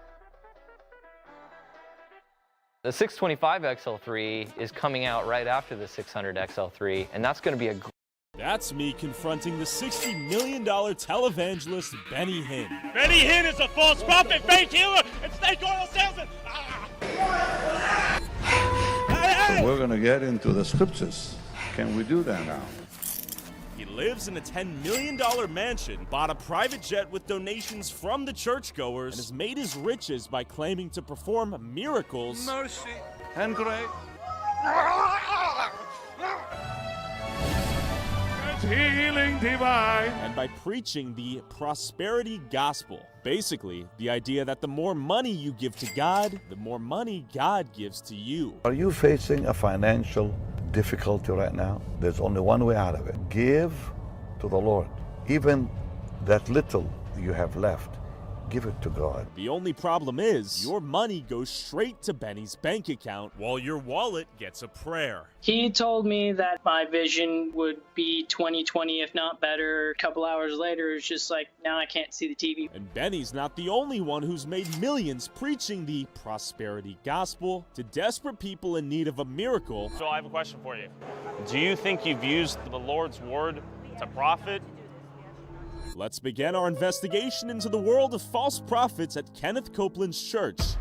He made that airplane so cheap for me, I couldn't help but buy it. Perhaps the scariest and richest pastor in the world. I am a rich Jew backed by a richer Jew. I pulled up myself to see what his church actually believes in. Not a ton of people here right now. I got an Israel flag, of course. I don't know anymore. Here's the thing about these places. They're all so nice. You feel bad coming in, even asking questions, because they're all so sweet to you. We're gonna hop out, go to church, give some money. Pastors, have you been wanting to get the word out about your amazing church, but sometimes it still feels like you're the best kept secret in To God, and hopefully it 10x's like crypto. What do some people misunderstand about the prosperity gospel? I think they misunderstand the fact that in order for God to be able to accomplish what he wants to accomplish in the world and through his people and with his people, and to those that don't know him, it takes finances to do that. Money makes this world go round. Absolutely. Prosperity is an all-inclusive term. It's not about getting rich quick or anything like that, but having the kind of life that God would have you to live. Like Abraham in Genesis 13:2 says he was very rich in cattle, silver, and gold, which was what he needed. He had quite a heritage to pass on to others. But whatever it is, we pass that along. Yes, sir. And how you doing, sir? We're doing a little interview right now. Okay, this is private property. You're not allowed to do that. So I've got the police right here. Why do you think people from the outside are so critical of the concept of the church having money or using money to sort of propagate or bring more people into the church? It's been the some of the misuses and the abuses of the past that have not been godly, certainly. I believe in the prosperity gospel because that's what Jesus preached. Prosperity in health, mind, soul, finances. So the whole Bible, the whole gospel is prosperity. Can God's will be accomplished without money, do you think? Well, finances is the fuel. Anything doesn't work in this world unless you have some financial basis to work from. None of this would be here unless there was a financial base. So I headed inside to see what the fuss was all about. Could this somehow be a misunderstood church with a lead pastor that happens to be worth hundreds of millions of dollars? As I entered the church doors, the first thing I noticed was Kenneth Copeland's store, selling everything you could think of and the Bible somewhere. That is fire. That's a God-approved hat. After purchasing a $38 Copeland hat, it was time to go to church and listen to what they had to say. And we don't have to do a whole lot of deep dive into scripture to just find that from the Bible, from the Word of God, his will for you is that you prosper. About Abraham in Genesis chapter 12, and starting with Genesis chapter 12 and on, the very first thing that God did to ratify the blessing on Abraham's life was he brought him out and he made him rich. And church, I'm here to announce to you today, he's still bringing us out and he's still making us rich. He's still bringing us out and he's still making us rich. He will deliver you. He will set you on high because you've known his name. When you call upon him, he will answer you. He will be with you in trouble, and he always intends to bring you out. It is because he's trying to get something from you, but because he's trying to get something to you. He says, be a giver. Why? Because I'm a giver, so I want you to be a giver. Therefore, you step into the covenant. So this morning, you get an opportunity to exercise on Mother's Day what your mother would say. Do what you've been told. God wants to bless you, so step into the blessing. Amen? So if you're giving this morning, you can make your checks payable to EMIC. For cash, credit, or debit giving, there's an envelope on the seat back in front of you, which will populate there, or you can text to give. This is one of our most popular ways. You can text 36609. Happy Mother's Day, and ushers, when the people are ready, you can wait on the people. Praise God. As the ushers collected donations, I was happy to learn they also accepted credit card, but was surprised they didn't take crypto. But as the sermon began, I learned that a lot of this church's message was to basically claim blessings from God, and if you had enough faith, your life would be blessed. And if you didn't receive a blessing, it was because you didn't have enough faith. You know, Sister Gloria really has taught us so much about what it means to apply the principles of prosperity that we find in the Word of God. And the words prosperity and faith were repeatedly emphasized throughout the sermon, sort of like we were casting a spell upon ourselves. Brother Copeland has taught this statement, and that is this: faith begins where the will of God is known. And there may be those of you who have never heard this before. God's will is for you to walk in prosperity. 3 John chapter 1 verse 2 says, "Beloved, I pray that you may prosper in every way." Say every way. So prosperity is God's will for you. The issue is that sometimes when we hear prosperity, we think money. But that is a limited view of what prosperity is. It includes your money, but it also includes your marriage. It includes your family. God, it includes our finances. Amen? My interpretation of this sermon is that God is like a miracle machine where I can will miracles into my life, and if I give him my faith and money, he will give me whatever I desire. Ultimately, God is there to make my life amazing. And after a sprinkle of sermon, this church began plugging harder than most YouTubers. And in addition, for the people in the room, at the WordWorks bookstore, we have a Mother's Day sale going on. Special items. This is the game changer that everybody have been asking for. So basically this big button right here in the middle is to generate chords. So let's just go ahead and press it. Ooh. That's fire. Bruh. Try again. Look at that. Whoa. What was that animation? I've never seen that animation before.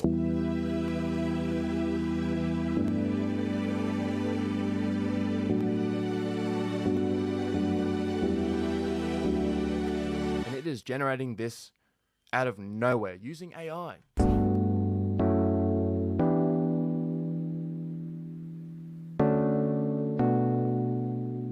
So it's that easy to create an amazing chord progression. Okay, so today we're going to be checking out Unison's new plugin called the Chord Genie. I'm going to show you this new AI powered plugin that generates chords for you. I'm not the best at like playing the chords and all of that. When it comes to making the beat, I'm looking for loops, chord generators, 808 generators, all kind of dope stuff, man. So Unison makes it easy for people like me. You got the Genie right here. You got your chords. You can choose any chord you want from minor to major. Then if it's gonna be for 4 or 8 bars, play button, drag and drop MIDI, and a download button. It is AI powered, it has endless possibilities. Everything can be generated with just one click. And if you're already a keyboard player, you can use this also just to get some ideas, and then you could just adjust it on your own afterwards. All you do is click the button, boom, it's gonna generate a chord progression. Let's listen to some of these.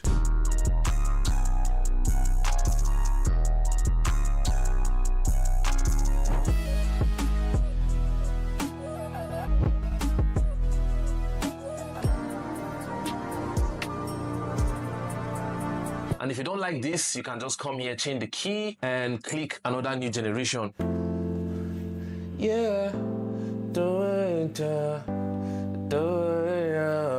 So let's say you like this preset, what you can do is go ahead and save this file preset, for example, and then save that, and it will be right here underneath your preset, so you can go back to that if you want to. But that's not all. The cool thing about this is if you right click any of the chords here, you can actually change the inversion in which it's in. So you want like a sharp 11, a flat 13, major 7, whatever, diminished, augmented, sus, power chord, you name it, you can actually adjust that right here in this plugin. So that's something really cool. And from here you can drag and drop the MIDI right into your DAW, and look, MIDI is right here ready to go. You can even edit it further to like customize it yourself to make it more like humanized. Let's just say you didn't like one of the chords, so you can click on any one of these things and change it. So these highlighted ones, these are all the ones that are in key. They also have an undo button if you mess up, you can go back. And what's crazy about this is I didn't even realize this at first, but if you go on the top here and scroll down, there's like a whole entire keyboard within the plugin. Like I didn't even realize that at first, but it's crazy. And then if you right click on the grid, you can actually change anything about the grid. You can do an octave up, you can do whatever. You can then drag and drop that MIDI information directly onto any instrument track that you have, and boom, you got a brand new unique chord that you generated. This is another thing that you could do. We're going to open up Unison Bass Dragon, which is a whole nother plugin by Unison. And what you can do, we could go over here and put this on group 1. We can put this on group 1 as well. Now we can generate a bass line.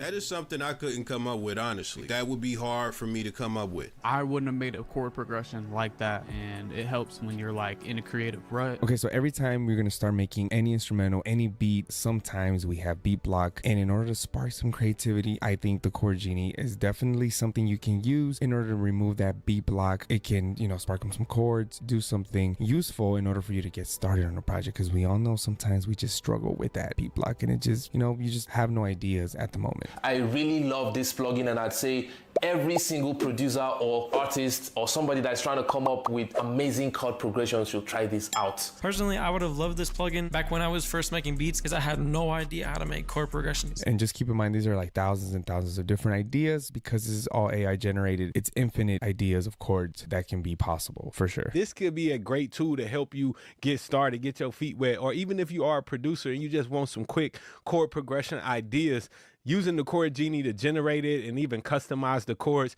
is really dope. It's easy, and it just makes production fun. Make sure to go check it out. The link is in the description. So if you want to get this plugin, I'm gonna leave a link in the top of the description. Honestly, this plugin feels like a leap forward in the evolution of music production technology, and get amongst it if you don't want to fall behind. So yeah, check out Unison Chord Genie in the description below, and remember me when you're famous.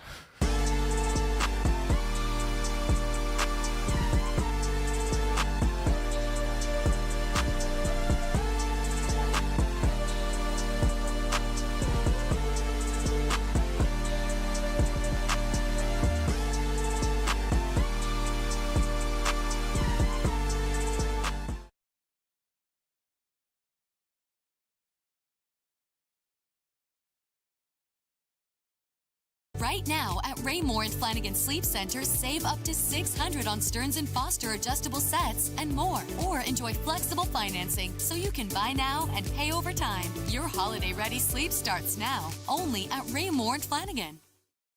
You see up there, special items are up to 50% off, and everything is up to 20% off. So you can celebrate the mothers in your life with a special gift today. So again, thank you so much, moms. We honor you, and we are so grateful for you. As this old man began preaching, it was clear that Kenneth was nowhere to be found and was probably taking a nap in his mansion on the property right next to his private jet. So I drove south to Houston to confront the next biggest prosperity pastor I could think of, Joel Osteen. You may have seen Joel on the news 7 years ago after Hurricane Harvey ravaged the city of Houston. Television pastor Joel Osteen is speaking out this morning, answering critics who say he waited too long to open his Houston megachurch to flood victims. The building, once a 16,000-seat arena, is now filling up with volunteers, supplies, and evacuees. But that didn't happen until yesterday. From what I've seen, he's almost like a motivational speaker who has co-opted God and Jesus as his mascots to make money. I went to go see for myself. Pastors Joel and Victoria Osteen. This is no longer a humble carpenter preaching the gospel here. This is an industrial corporate entity bringing in almost $100 million a year. What are your thoughts on Joel Osteen being super rich as a pastor? I don't think it's ethical. I don't believe like super rich people should exist in general. I think especially in the context of religion and you know, the communities that they supposedly drive and support. As far as having religion be the basis of your own way to get there is extremely, I guess, hypocritical. You know, there are these self-proclaimed middlemen between God and the people, and they definitely use it to their advantage, unfortunately. It was time to enter the church and see what their service even looked like. Oh, he does a meet and greet on the second floor. Okay. Before we attended service, I went upstairs to explore Joel's massive bookstore to see his latest product line. With so many products lining the shelves here besides the Bible, and with Joel's face plastered around the church like that of Jesus himself. He's got a lot of books. It's his latest book. One has to wonder if Joel uses his church's estimated $90 million annual budget and his mega church as a massive marketing machine to sell as many books as possible. But if the Bible is the true word of God, why would one need any of the countless books written by Joel? There's so many books here, you couldn't even read them all. Looks like they have a metro lift to the church. That's crazy. This is huge. It's a massive auditorium. As I took one of the 16,000 available seats here in the largest church in America, after a digital greeting from Joel. Hey, we're so blessed to have you. Always a joy to come into your homes. We just feel blessed and honored. Sunday service had begun.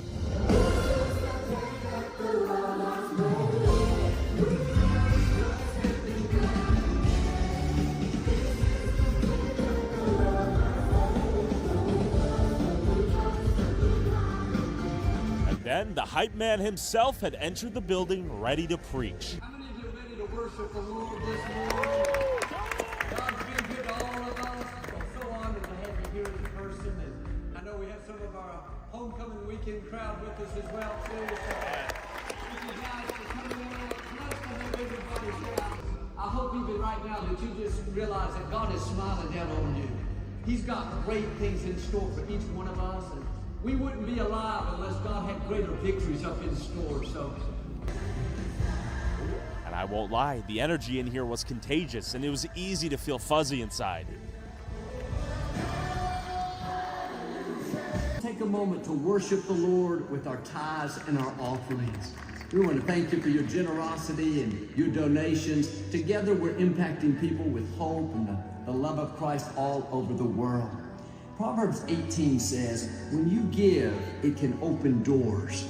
That's what we're believing for you, among other things, that in 2024, you're going to see God open some doors that you couldn't open on your own. That happens when you're faithful, when you honor God with your life, with your decisions, and of course with your funds as well. And that's what you guys do every week. So get that down in your spirit. God can open doors that no person can shut. In your business, in your finances, in every good area. For your children, for the schools they need to go through. But did the attendants come here to worship God, or to get a motivational speech from Joel and a blessing from God? But of course, no matter how charismatic Joel was, or how blessed his hairline is, his church preaches that the more faith and money I give to God, the more blessed my life is. And at the end of the day, financially giving to God, or rather Joel's church, is essential to open doors that are impossible to open on my own. And this sales pitch works. Luckily for me, there was a meet and greet with Joel right after service. People are donating. Prosperity is to come. What you giveth, you may receiveth in 10 times. That's the hope at the very least. I mean, I guess I have a few basic questions, but I really want to know, what is the justification for the belief in that giving to God is required for God to bless you? And of course, has Joel himself profited off of God's word to enrich himself?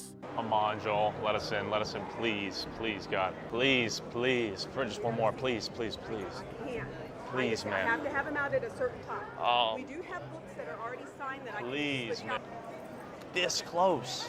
Now listen. Oh, yes. I need a promise. All right. You gotta go quickly. All right. Can't dilly-dally. All right. Don't start a story with when I was 5. Fair. Okay? Okay. Okay. Thank you so much. Thank you. Joel. Don't spend your summer trapped in here.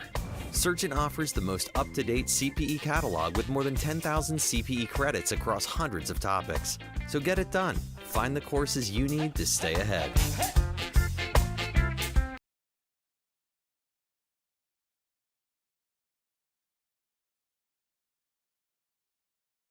Build a website you love with Wix, where your words create your brand, your opportunity, your breakthrough. How you doing? Good. How about you? I'm doing good. Could you sign my book? I'd be glad to. All right. Thank you so much. Thank you so much. I'm from Austin, Texas. Joel, I have a question for you. Do you think you've used the Lord's word to profit, like grossly? Do you think you distorted the Lord's word to make money? Thank you. Whoa, whoa, whoa, whoa. Appreciate you coming. Whoa. Thank you. Okay. I'm sorry. I'm sorry. Yes, ma'am. I asked you not to do that, and the obedience of God, He is a blessing, and you're here, and we asked you not to do it, and you still did that. Okay, you're right. right. That's not cool. God bless you. God bless you. God bless you. God bless you. All right. I mean, pretty softball question, I thought. God bless. I don't even know what the problem was, I'll be honest. I kind of stumbled the question out. How many books have you sold today? Good amount. Clearly, Joel didn't want to give me anything besides an opportunity to buy his newest book. So I headed to the River Church in Tampa, Florida, that claims to be able to perform miracles and heal things like cancer, AIDS, blindness, deafness, Alzheimer's, and anything else you can think of. I see you full of the life of God. I see you full of God's healing power. Oh, I see your bank account even overflowing. Hallelujah.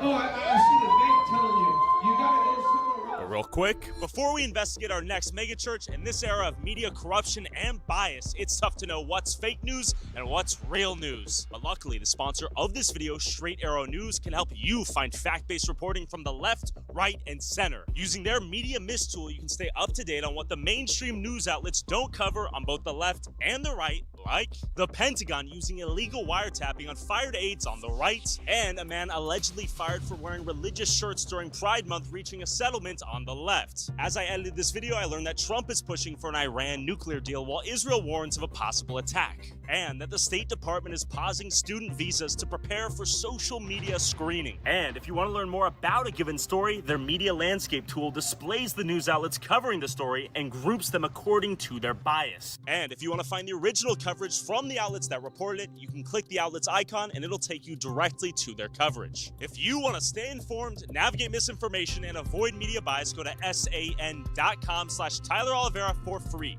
Thanks, Straight Arrow News. Back to church. This man claims to be able to perform healing miracles.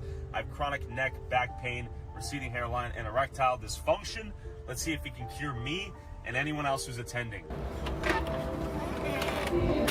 Hi there. How are you? Good to meet you. Tyler.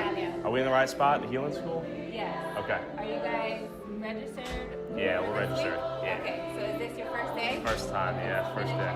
All right. Alright, so you're gonna hold this right below your chin. Okay. You can put the water bottle down. Yeah. Okay, right here. Keep your head Okay. up and put this. Sorry, I have bad posture, a little bit of neck pain. Okay, ready? 1, 2, 3. Not for long. All right, thank you. I appreciate that. That's why we're here.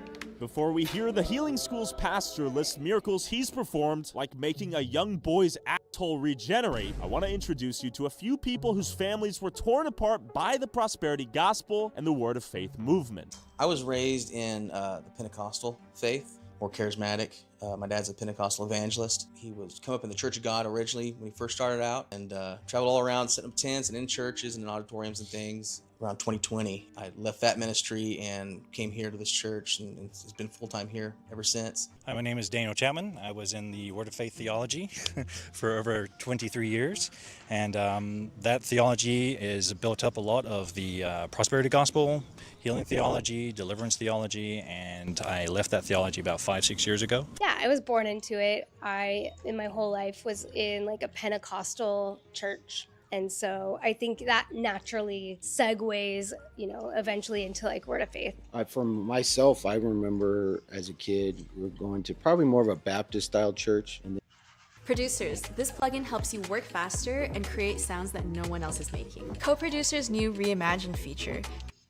Just seeing the Word of Faith creeping in. I wasn't probably fully immersed in it until Mel and I were married, and I joined her church a little bit about 20 years ago. God's power is for you. Oh, you don't have to come in here worried, anxious, wondering. The power of God is for you. All the resurrection power, that was made available when God raised Jesus from the dead. Oh, he's got digestion healing power for you. He'll take out shellfish allergies, peanut allergies, wheat intolerance, gluten intolerance, dairy intolerance, hands and feet, and the Lord heals you today. Explain what is the prosperity gospel for dummies. So it is the belief, completely unbiblically founded, that as Christians we are supposed to prosper in every single facet of our lives. Our health is supposed to prosper. We're always supposed to be well.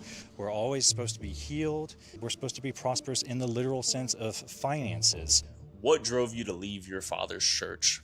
My biggest problem that I ended up having was I never really opened the Bible for myself a whole lot.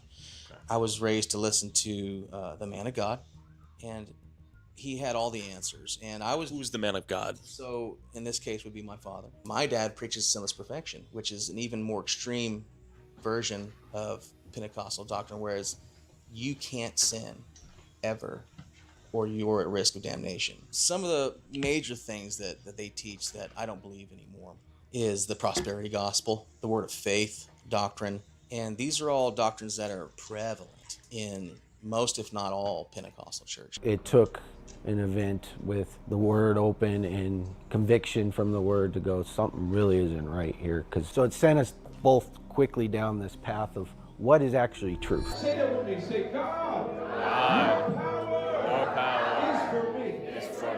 knowledge, the exceeding greatness of his power, all the resurrection life in Jesus Christ when God raised him from the dead. That power is for you. Because I was scared for my soul. Because now I'm hearing from my dad, I'm going to hell. I'm not under his anointing, his protection. I'm not tithing to him anymore. Or God's covering or protection. I'm right now, according to them, out from underneath God's protection. And this is what happens when preachers put themselves on the level of God. When they call themselves Christ ones, or little gods, or little messiahs. Benny Hinn, Kenneth Copeland, Jesse Duplantis, they all use these kinds of terms. You know, I would just say, like, as fantastical and crazy as this, you know, these stories are, but there are people that we love so much. And I would say that this theology has wreaked havoc on our lives and in our relationships and our families. The God of the Bible and Christians who adhere to God's word as their standard would never treat people this way. We're not meant to struggle through life. The Bible says, but God didn't redeem us and save us so we could be oppressed and pushed around and tormented. God called us to walk in victory. And it's important on what you listen to and who you listen to. There's some preachers, some churches you go to, they'll preach, life is difficult, we always go through challenges, try to have a good attitude because help will come eventually. And so it's all about our behavior in society, which I'm not taking away from that. The Bible does talk about loving your neighbor, but that's not the whole gospel. How much of these misunderstandings, in your opinion, stem from biblical illiteracy? Massive amounts. We had discussed earlier, a lot of people that are skeptic of the Christian faith can easily say, well, Christians don't even read their Bible. And I'm sure many Christians have even heard that. And speaking as a Christian myself, it is more true than you would think. The difference from true biblical Christianity is the ability to handle the text in context, to rightly divide the word of God and understanding exactly what it's talking about, because these word of faith and NAR belief sets are built completely on lies. And 1 Peter 2:24 makes it very clear that we are healed of sin sickness. That is what we are healed of, that we are absolved of our sin before God because of Christ's work. You know, we haven't received our glorified bodies yet. We await an inheritance upstairs. So these bodies will decay and fall away. So for somebody to make millions upon millions, telling people, well, you don't have enough faith for healing, give me some money, buy my books, but also has a pacemaker, is super, super rich, and people are dying all around him. For one thing, like I said, it takes God out of the equation in a lot of your things. You don't have the relationship with God. It's all about you. How big is your faith? How much have you prayed so you can build up your faith and you can have this power? One of the biggest things about this is it's a literal faith killer. When you are praying, let's say you have a daughter or a son that's going through a horrible deal, and you have this pastor, so-called pastor, saying, you can speak it, speak what you want, and it will be done. If you have the faith, it'll be done. And you truly have faith. You truly believe what the pastor's telling you. You truly pray with true faith. And it never happens, where does that put you in your faith? My big downfall was laziness, spiritual laziness. Like I said earlier, he was my spiritual mentor, and I just kind of listened to his preaching. I heard his preaching several days a week my entire life. And it was a lazy excuse. That got me into 40 years of trouble. It's family. I love these people, and no matter what, we don't agree on a lot of things biblically, but I love them. They're my family, and it breaks my heart. We've had some creative miracles in here. I told you about the guy who had the colon and was using the bathroom in the bag, and then the power of God touched him the next day. The Lord rerouted him, gave him a miracle, and he was using the bathroom right away. Healed him. There was another guy who came. His name was Scott. He was homeless. He had been backslidden. He'd had diabetes. He'd had toes amputated. His body was just weak. And he'd heard about healing school, so he pulled himself in his weak state out of his wheelchair into his bike and rode 5 miles to get here. And the Lord helped him, and he made it. So he was out of the wheelchair, and he was biking. Like the Lord strengthened him, because he just said, I need help. It was almost like his body was so messed up that he was just like, Lord, you gotta do something. On his one foot, they'd cut off a couple toes, and then by mistake had severed a tendon. And then on the other foot, they took off a couple toes, and they had to remove the bone that went down the part of the foot. This is what he said later while he was telling the testimony. He said the power of God came into his foot. He felt his foot start burning. He went back to his seat, and the Lord said, check your foot. Well, when he went to do it, it was a bone. The Lord regrew a bone in his foot. It was a creative miracle. This is the game changer that everybody have been asking for. So basically this big button right here in the middle is to generate chords. So let's just go ahead and press it. Ooh. That's fire.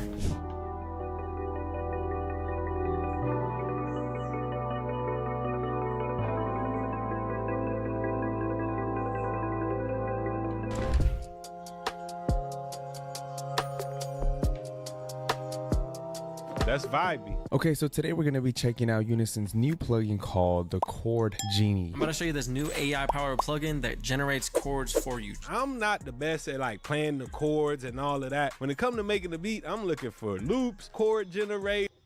People that are oftentimes the easiest to deceive are the ones with the best intentions. These people are so often victimized. They're innocent, they're lovely people, and they go into these churches wanting to find God, wanting to find community, and they're perfect victims for people to say, oh, well, I see that your uncle has cancer. You know how you deal with that. You give a little money into the tithe bucket. That's, before you know it, they don't know any better. Healing theology is probably the most disgusting version of Christianity out there that I see, because you see people dying literally, because you see people stop taking their medications, giving away all their money, giving away their estates because they're desperate, because they just don't want to die from terminal cancer.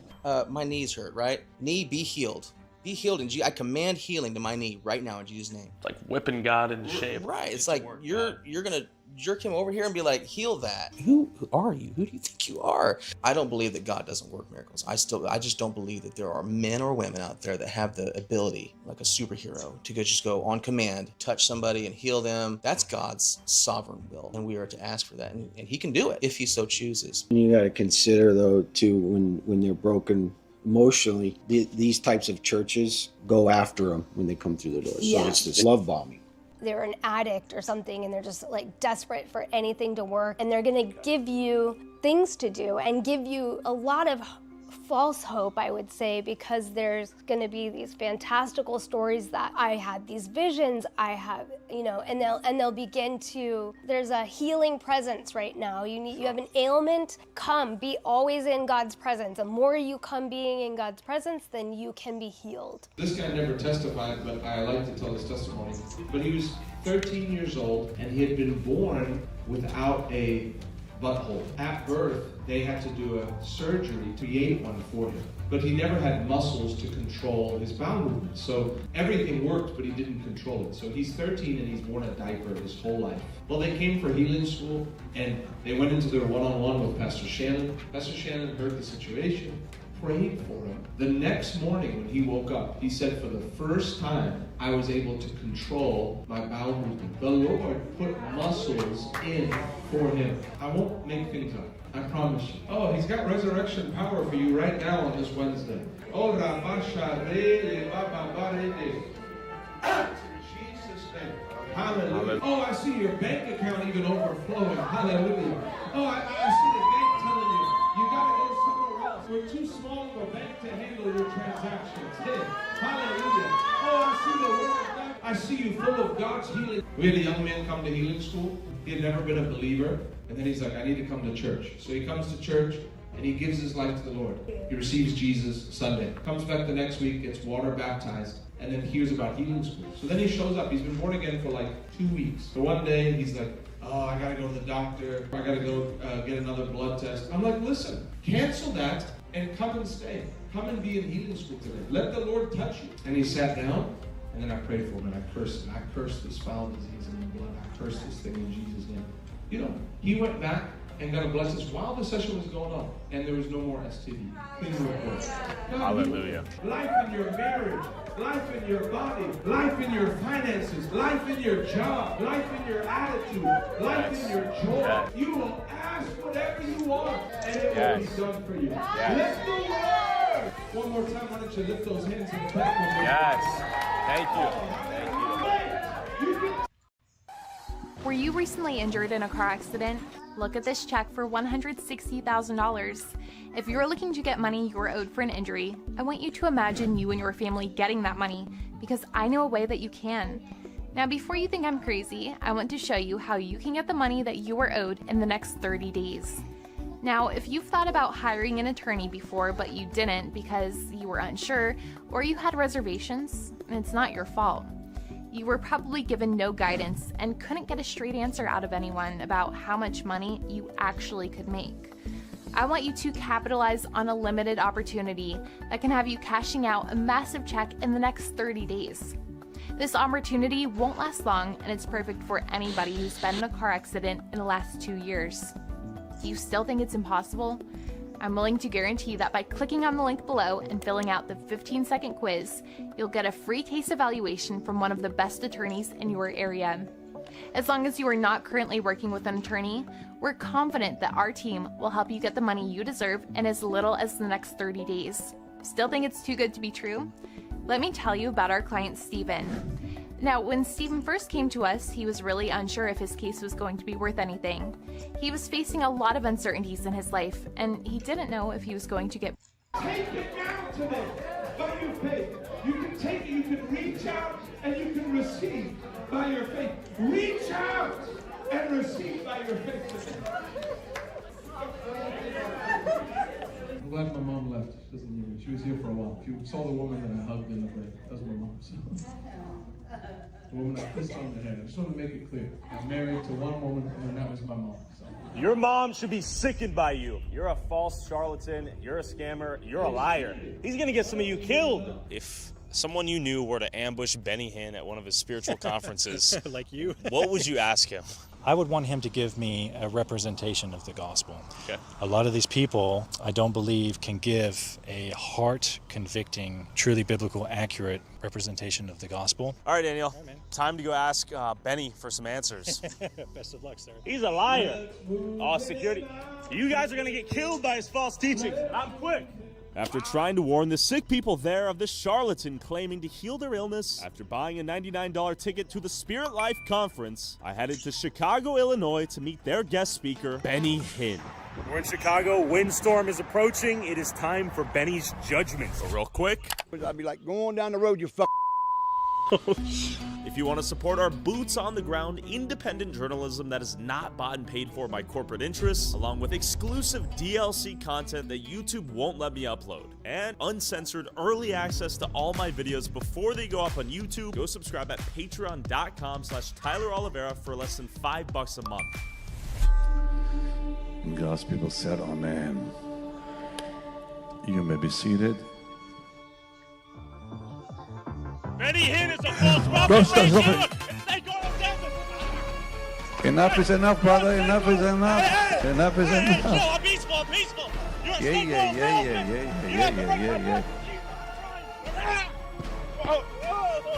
He's abusing the word of God. Somebody. Hey, no problem. Help the dear man out. It's all right. No problem.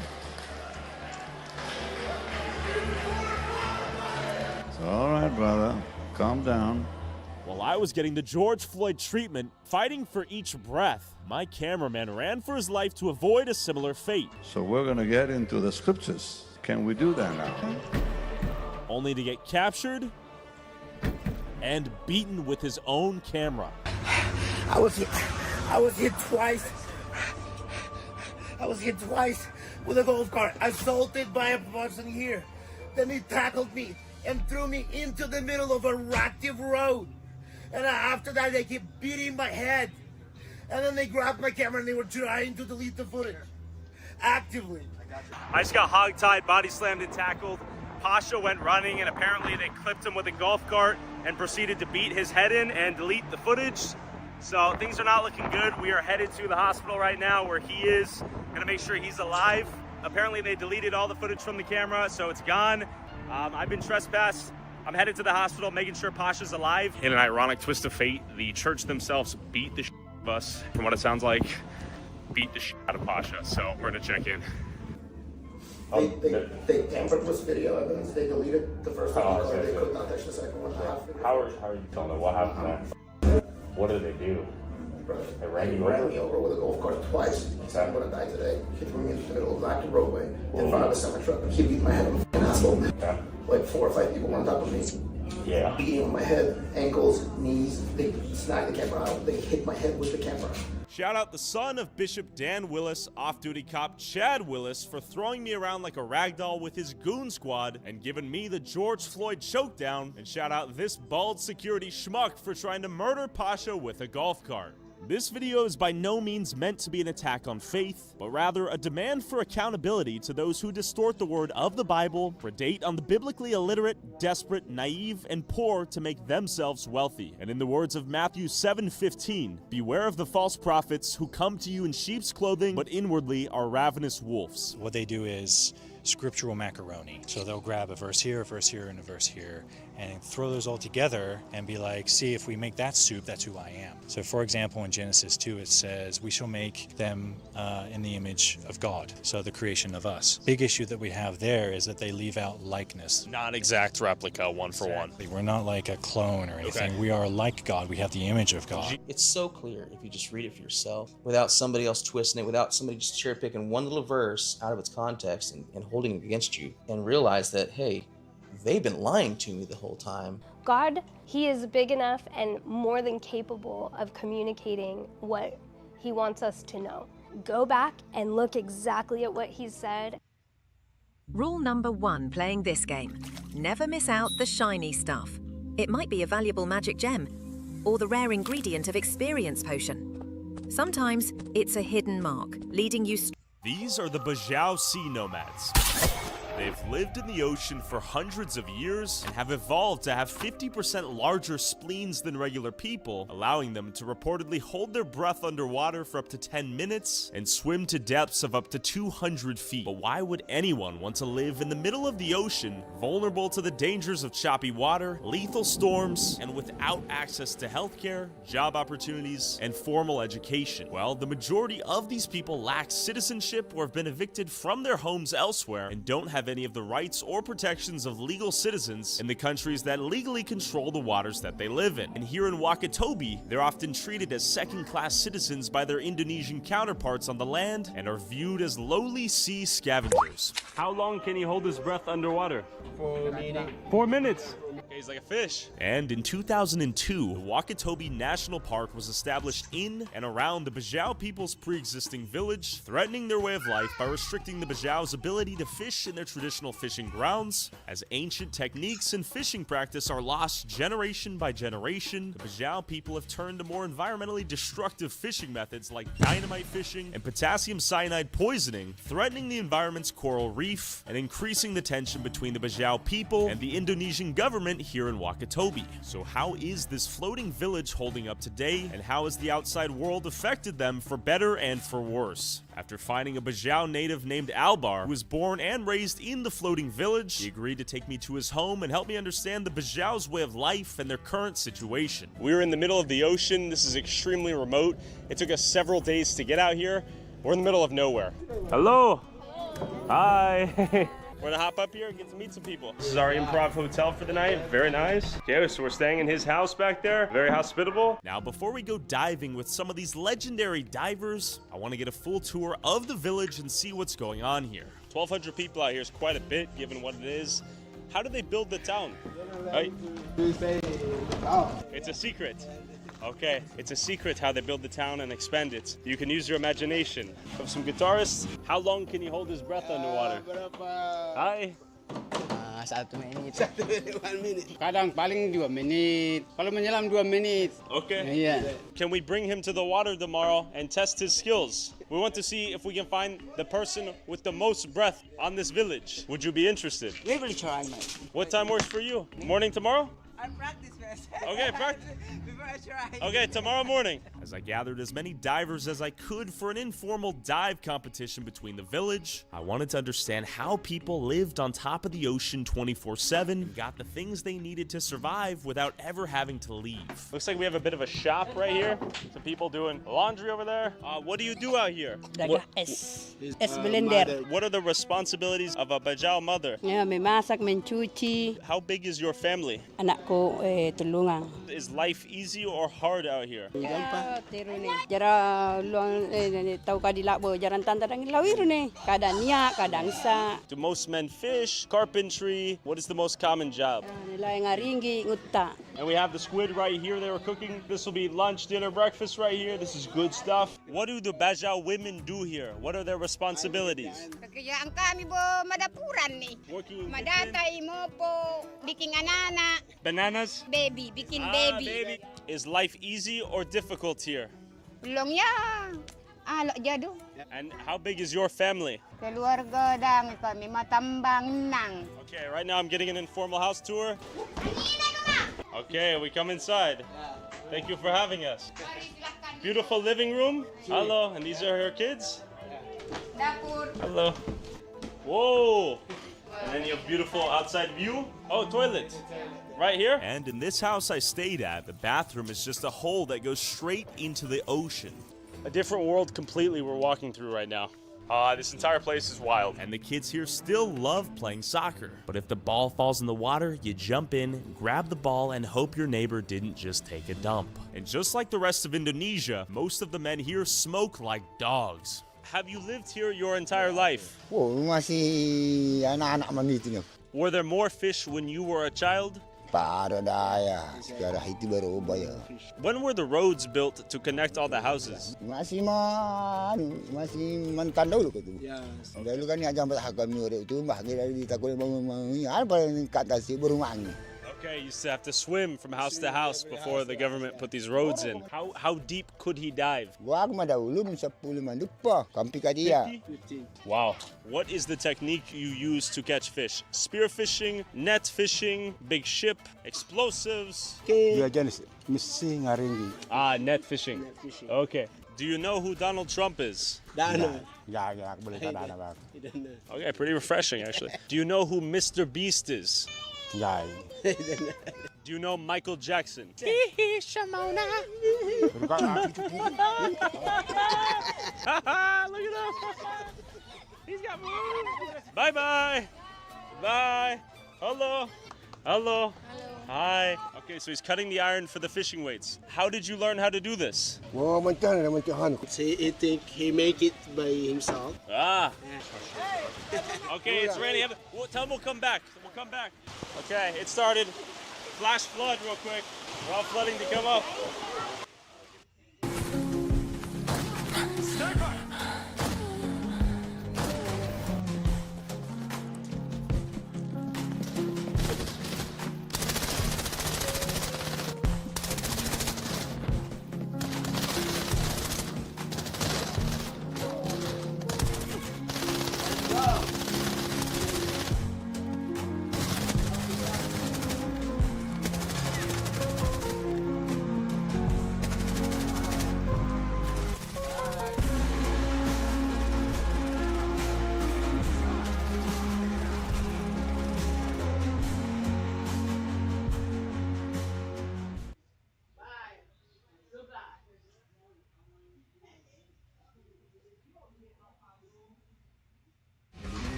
Turn your musical masterpiece into money.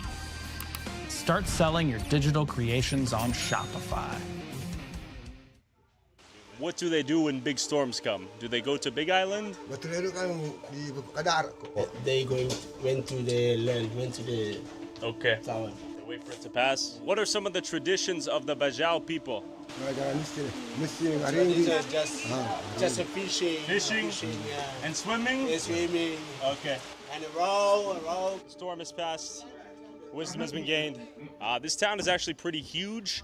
Didn't expect it to be this big. You can take a look at these steps I'm walking across right now. A lot of ground to cover right now. But real quick, Do you make videos but don't have enough time or money to make shorts or clips to help promote them? With every big streamer and YouTuber using Reels, TikTok, Shorts, and clips to get discovered, with Opus AI, you can create high-quality shorts without editing in minutes using the power of AI. You just copy the link of the video. Let's take this one about sea nomads. Search opus.pro and paste the link. And you can use Opus's Clip Anything feature to search for any specific moment or theme, and it'll automatically clip all of those moments. Just let Opus work its magic, and boom, a couple minutes later, I have 10 different clips. But the question is, how good is their AI at editing, and do these videos get views? I want you to try out for yourself. Make a short using opus.pro, put YouTube Tyler Oliveira in the description, tag @TylerOliveira, upload the short, and I'm gonna send $1,000 to whoever's short or TikTok has the most views by the end of the week. Thanks Opus for helping me edit my shorts and market my videos. Back to the floating village. We have a mega market right here. This is the supermarket out here. They have diapers right here. They have all sorts of snacks, all sorts of sugars. They got Sprite and Coca-Cola. Okay, what is your name? Rani. Rani. Is this your store? Yeah. Okay, very beautiful. Did you start this business yourself? Nadi Seba, Anyeba, Kam, Lauda. This is shop. They bought it from another businessman. Big business brain. Do you have a family out here? Are these your kids? Yeah. Do you want your kids to move to big city or to stay here forever? Di sini bagus. You want them here? Yeah. Okay, to run the shop. Daripada di darat. Oh, we got all sorts of good stuff right here. The adventure doesn't end out here. We've probably met nearly 80% of the village out here right now. Hello. Yup, this is a tough spawn for this guy. Okay. Not the friendliest parrot. Is that your duck? Quack, quack, quack, quack. Quack, quack. Quack, quack. Oh! This is beautiful. Kids in the States don't do this. Look at them playing with the duck. You caught a fish. Oh, dang. Beat its head in and killed it? Oh, very generous of you. Whoa! Yes! Good job, that was funny. And just like the majority of Indonesia, most of the people here are Muslim, and there's a large mosque in the center of town, with many of the women covered in hijabs despite spending most of their days in the water doing things like cleaning this boat. Salam. Hi, salam. Looks like it may have been damaged by some sort of storm or hurricane. There are prayer mats inside. Everything in here needed to be a good Muslim. What do you do for a living out here? Nelayan. What's the craziest story he has while being a fisherman? Two times he got shaking. Oh, his boat sank? Ask him if Bajau people can swim much better than other people. Sama mga Bajau people. They're the best? Yeah, the best Bajau people. Okay. How long can he hold his breath underwater? Still young, he can do 4 minutes. 4 minutes. Has the fishing gotten more difficult out here compared to when he was a boy? Is it more difficult to fish now? It's difficult. Right now. Yeah. Ask him, why is it difficult? Because so many people, fishermen coming from outside, from the big island, but so many people, so many fishermen came in here, and they catch a lot of fish. Do many people do dynamite fishing or the potassium chloride stuff? Is that common or somewhat rare? So many people use Many people. And while most of the houses are now connected by makeshift bridges or wooden planks, some houses like this one stand alone in the water, only accessible via boat or by swimming. Right here is Lauda's house. It is only accessible via boat because the bridge is broken. Lauda! I like your house. This is Lauda and his brother. Rumor has it, they're some of the best divers here. But before we see them dive and hunt underwater like fish, I'm curious how long the village can hold their breath underwater. For the most part, these guys are underwater for as long as they need to be. This is a hunting skill, not showmanship. We want to see what their maximum breath capacity is. Basically, a spleen can hold fresh oxygenated blood, and the larger your spleen is, the more fresh oxygenated blood that organ can hold, which technically extends your body's ability to stay underwater longer. So it's said that in certain Bajau families, the spleen is 3 times larger than average humans. We don't have the ability to run an MRI or an X-ray on these guys, so we're going to test them in the water right now. I told everyone here if they can hold their breath for 2 minutes, I'll give them 150,000 rupees. We just want to incentivize them to see if they can just stay there, hold their breath, obviously without hurting themselves. All right. We're gonna have a weighted vest around the individual so they can just sit there and hold their breath, but not too heavy, obviously, to drown them. Okay, he's putting on the weighted vest. He'll be our first diver. Let's see how long he can hold it. They are ready for the diving competition. He's under. Okay, the timer has begun. 31. Not that impressive. He's under.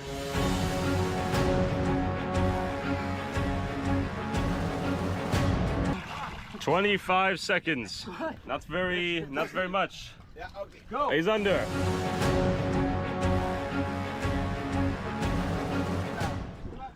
"38. I'm gonna guess the chain smoking out here is probably not helping their dive times and lung capacity, but I could be wrong. Okay, now we have the head boss, Lauda's brother. What's your name? Kabe is in. Playing on iPhone? Now you can play Unlocked on PC with Google Play Games. Unlock bigger screens and better controls.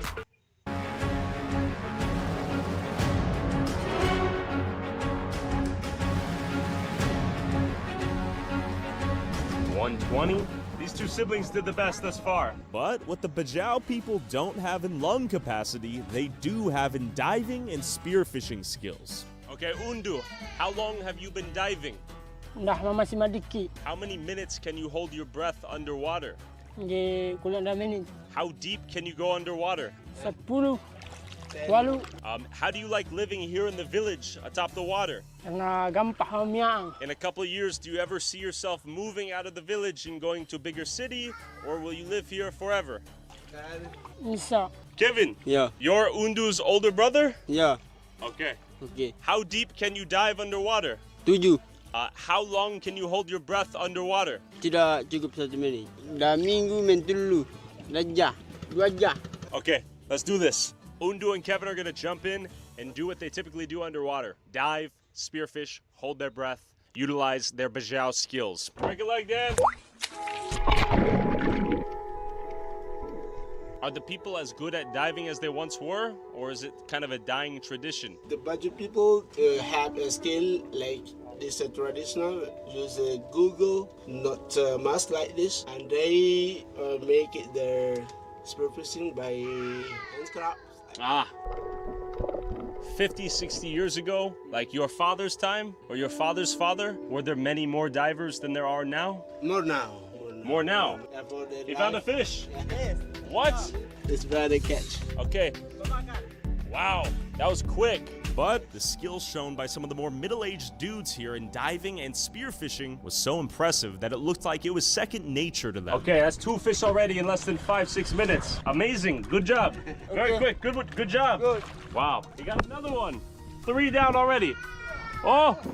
Ah! He's amazing. Let's see the fish. What is it called? Dodo. Dodo. Bahasa Baju, dodo. Can we eat it tonight? Ya, enak. Dibakar. Yeah, okay. Ya. Ah!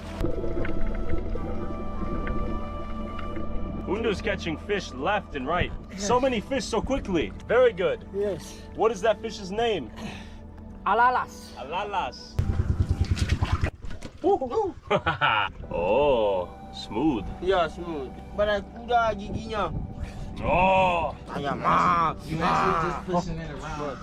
Oh, whole torn straight through him. These guys are beasts. Is it tough to catch up with him? Oh man, Dad especially can just get down there. He's got his traditional goggles, which are cool. Yeah. They don't suction cup. They're made of wood and glass, and they literally just, it's the pressure of going down deep that holds them against your face. Whoa. It's pretty awesome. Makes it look a little too easy. These guys are small though. A lot of this is fished out, and but you get quantity, you still eat. So we're seeing the effects of overfishing out here. I think so. How are you able to dive so well while you smoke 1 pack a day?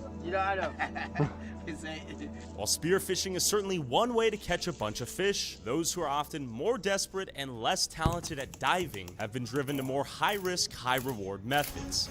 Dynamite fishing is an extremely dangerous yet effective technique where the user throws a homemade bomb into the ocean that explodes and creates a shockwave in the water that kills countless fish instantly. Have you ever almost blown yourself up while dynamite fishing? Yeah, do you know anyone who has blown themselves or part of their bodies up doing dynamite fishing? Tapi parah nih. For money? Yeah, for money, to get money. And then, hey, now that it's dangerous. Yeah. That's why, for what we are going to do, he said. Despite the risk of being arrested or blowing yourself up, the potential reward of a big fishing haul caught quickly keeps dynamite fishers like this guy building and throwing bombs for a living. And on top of blowing up the reefs with bombs, research shows that the Bajau fishermen's use of potassium cyanide to stun and catch rare reef fish that are then sold for high prices to aquariums and exotic seafood markets slows down the reef's ability to recover even more than the dynamite fishing does. We found and interviewed this guy who does it full-time for a living. But real quick, I'd be like, go on down the road, you fuck. If you want to support our boots on the ground independent journalism that is not bought and paid for by corporate interests, along with exclusive DLC content that YouTube won't let me upload, and uncensored early access to all my videos before they go up on YouTube, go subscribe at patreon.com/Tyler Oliveira for less than $5 a month. Why do you use the potassium cyanide instead of spearfishing or net fishing? When you use the potassium, how many fish do you end up killing? Karena dijaga kita oleh jagawan. Are you ever afraid the government will catch you? Actually, upright to the government, but he's always hiding, and then the government when they coming to catch him, nothing proof. No proof. No proof. Ah, smart man. Yeah. Does the government crack down on it, or do they not really care? Perlu dia, tapi tetap buka karena karubu kuno. How many fish do you catch each time you throw dynamite in the water? Ya kadang melebihi 1 bos ada.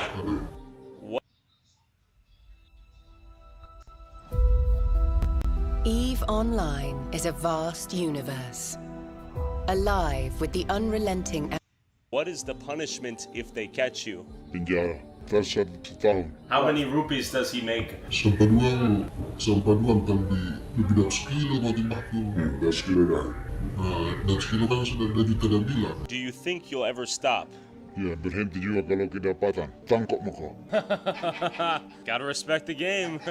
As destructive fishing practices, overfishing, coral bleaching from rising sea temperatures contribute to the habitat loss of fish, Bajau fishermen claim that they have to go further and dive deeper only to catch less fish, making the lifeblood of their day-to-day existence increasingly at risk as time goes on. I met up with the oldest elder in the village and Albar to hear the village's history and how it's changed since he's been alive.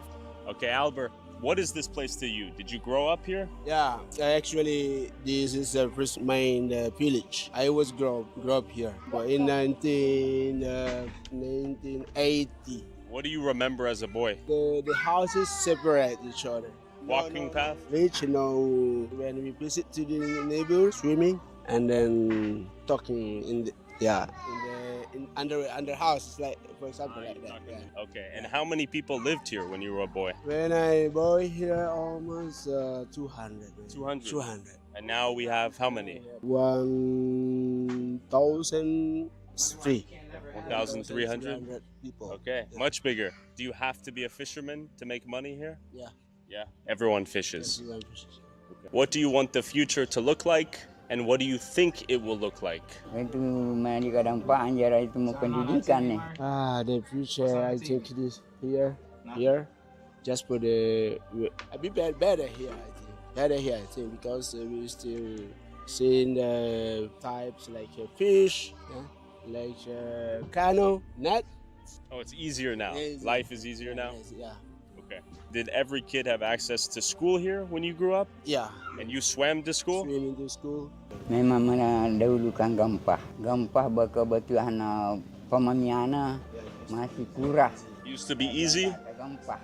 Sekarang itu lebih memamia daripada nama di pamia, berarti enggak tertipu nih. But as the Bajau people are forced to engage in increasingly dangerous and unsustainable fishing practices to survive, the future of them and their village looks uncertain.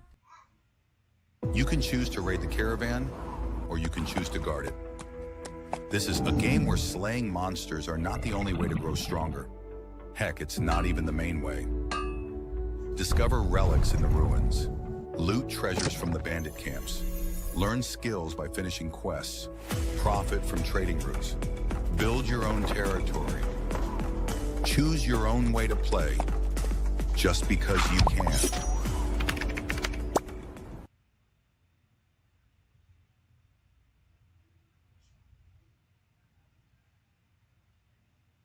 After being a loyal Verizon customer for over 20 years, I was satisfied with their service, but the price seemed consistently higher than the competition. When I got the opportunity to try out Tello Mobile, I was surprised at what I found. In this Tello review, I'll share what I've experienced with their service over the past 3 years and how it's compared to our Verizon service in the past. Hey everyone, this is Andy Hill from Marriage, Kids, and Money, a channel dedicated to helping you strengthen your family tree and live financially free. If you decide to try out Tello after watching this review today, please do so using the affiliate links below or by clicking the link in our video description. Using those links supports this channel, so thank you so much for considering it. Okay, first things first, who is Tello Mobile? Well, Tello Mobile... Do you eat humans? I have tasted human flesh.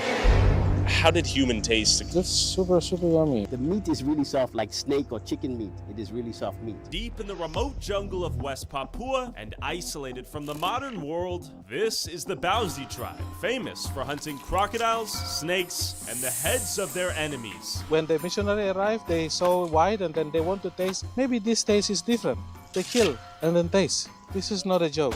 But do these people still eat humans? How is life in the remote jungle far away from civilization? And in the year 2025, how much of their culture has survived the world trying to civilize them? I began my quest into the remote jungle of West Papua on an undisclosed beach, rendezvousing with my survival guide Dan, here to help make sure I didn't end up getting eaten myself. Now what you see is a lot of these guys that try to go out and tell stories. They go to basically the Disneyland version of Papua, where guys dress up and do songs and dances and talk about cannibalism. We're going to get out where it's the real, legitimate people just living their lives, and we're going to get real stories, and we're going to see where that goes. I can tell you this is some of the most intense jungle I've ever been to. Last time I got there, I just got bit the F up, just swollen legs, crazy stuff. So we have crocs in the water, snakes, and all kinds of crazy stuff in the jungle. This is probably one of the worst places in the world when you get deep in the jungle for bugs. I've been to a lot of jungles, and this one's rough. And who am I here with? Hello, I'm Demi. I'm a trip fixer for special interest clients like you guys. My special interest is figuring out what's going on out here in the jungle, and your father was a cannibal. Exactly, I'm the son of the cannibal. If I well trained by my father, if no more meat, then one of you guys must be eaten. And you're not joking? This is not a joke. Okay, we're taking off. Do people actively get eaten by crocs out here? They do. Still? Yeah. We're headed to the jungle right now, 2-hour boat ride. This thing's gonna get quick. Hopefully we don't flip over and fly into crocodile-infested waters. There are over, I think, 276 languages just in this part of Papua. On the other side, Papua New Guinea, there's something close to 800. You're talking close to 1,100 languages on one island. That might mean that 30% of all spoken languages on Earth are here on this one island. I see people over there. I see a dude, Dan. I don't know how primitive or modernized these people are anymore, and I gotta be honest, I'm a little bit spooked. If we were to come here uninvited, would we be met with some violence or told to leave? This is kind of a Wild West. I think in general, like most places in the world, most people are kind of nice. But if you step wrong, because this is a Wild West, things could go south. Probably gonna see guys hunting with spear styles that are thousands of years old, and they may still have cell phones. We are at an inflection point in history where a lot of this may be lost. Now's the time to get it and document it. And it looks like this is our parking spot. So we made it to our first pit stop on the outskirts of the jungle to pick up some local tribesmen. You'll notice his clothing is about as modern as it gets, yet the weapons he's bringing with him are about as traditional as they come, with the exception of the metal tips on the spears. Throughout this video, you should keep an eye out for some of the modern technology that this tribe incorporates into their age-old traditions. As the short-form video content scrolls, you are witnessing the effects of globalization at a scale never before seen.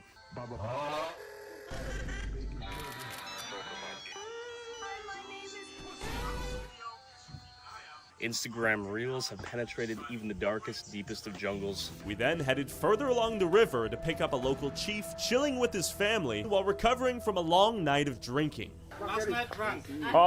We were drunk too. Abakabar. Good to meet you. Tonight will be for crocodile hunting. We're hunting crocodiles? Yes. We go for hunting crocodile for our meat tonight, or maybe tomorrow. Crocodiles? Yes. Can I help you kill a crocodile? You help him because I'm also scared. Really? Yeah, but he's not. Okay. We've recruited a full party, I believe. My guide is walking across this like a tightrope. All right, we're hopping out. I got you. This is no joke here. We got some big ass ants in front of me as well. But before we chat about cannibalism, hunting humans in tribal wars, and how modern technology is changing their way of life, we first had to make shelter before the sun went down and the countless bugs that live here began their feast on our flesh. We got the machetes out here. So he's just terraforming, cutting the lawn here, if you will. He's gonna chop down that tree. Good work. Whoa. As we set up camp a few feet off the shore of crocodile-infested waters, with mosquitoes already beginning to eat us alive, you might be wondering what else in this jungle is able to kill you. On the unique list, we have snakes, we have crocodiles, scorpions, we have centipedes, we have spiders, we have all kinds of stuff out here that can bite, sting you, and do all kinds of other fun things. We're gonna go out and hunt, see if we can get some food tonight. And before we explore the Papuan rainforest, home to some of the richest biodiversity on Earth, where plenty of things that can kill Kill You Live, I wanted to learn a bit more about the Bauzi tribe and the history of cannibalism in Papua. Tell me about the history of cannibalism and your father's relationship with cannibalism. My father's life is really super cruel, and then he sees other people or other tribes as something to be hunted, as a meat, fresh meat to be killed. The way to feeding the family, he must fight. And then not only him, but with his friends, go fight another clans, and then they eat them. My father is super cannibal. He's eat humans as a meat. Where were you from? I'm from the highland of Papua. We call it Yali tribes, the easternmost of the Balian Valley. Yali tribe is called the last cannibal tribes in Papua. Cannibalism stopped almost 1980s. Why did they eat humans? They see human as something to be hunted, something to become as a part of the meat. Why do the tribes hate each other? Why are they fighting? It's long fightings amongst the ancestors, so they have become enemy, and so the generation must be fight with them. If not, then they will become a loser, and then they can come and attack the village anytime. That's why they have to fight back. Not only killing, but they have to cook the body. Maybe if he training me, and then maybe if I tried, then I don't know what happened. Maybe you'd be a cannibal too? Oh yeah, I see human is something to be eaten, so I can kill anybody, and then I eat. I cook, I eat. How did human taste according to your father? It tastes like crocodiles. Crocodile? Yeah, like kaswar, my father told me. Did he like the taste? Kaswar I already eaten, and then also crocodile. And I can feel it. I can feel the human flesh taste. I want to experience. I heard in Africa, I don't know, that bones is $1,000 for head. I want to taste it. I want to go to Africa just to compare my father's feelings and then me. I want to. Oh, interesting. You want to see how it tasted? The way my father used to eat. A little bit morbid. This is not my big dream, but I hope one day I go there and then experience.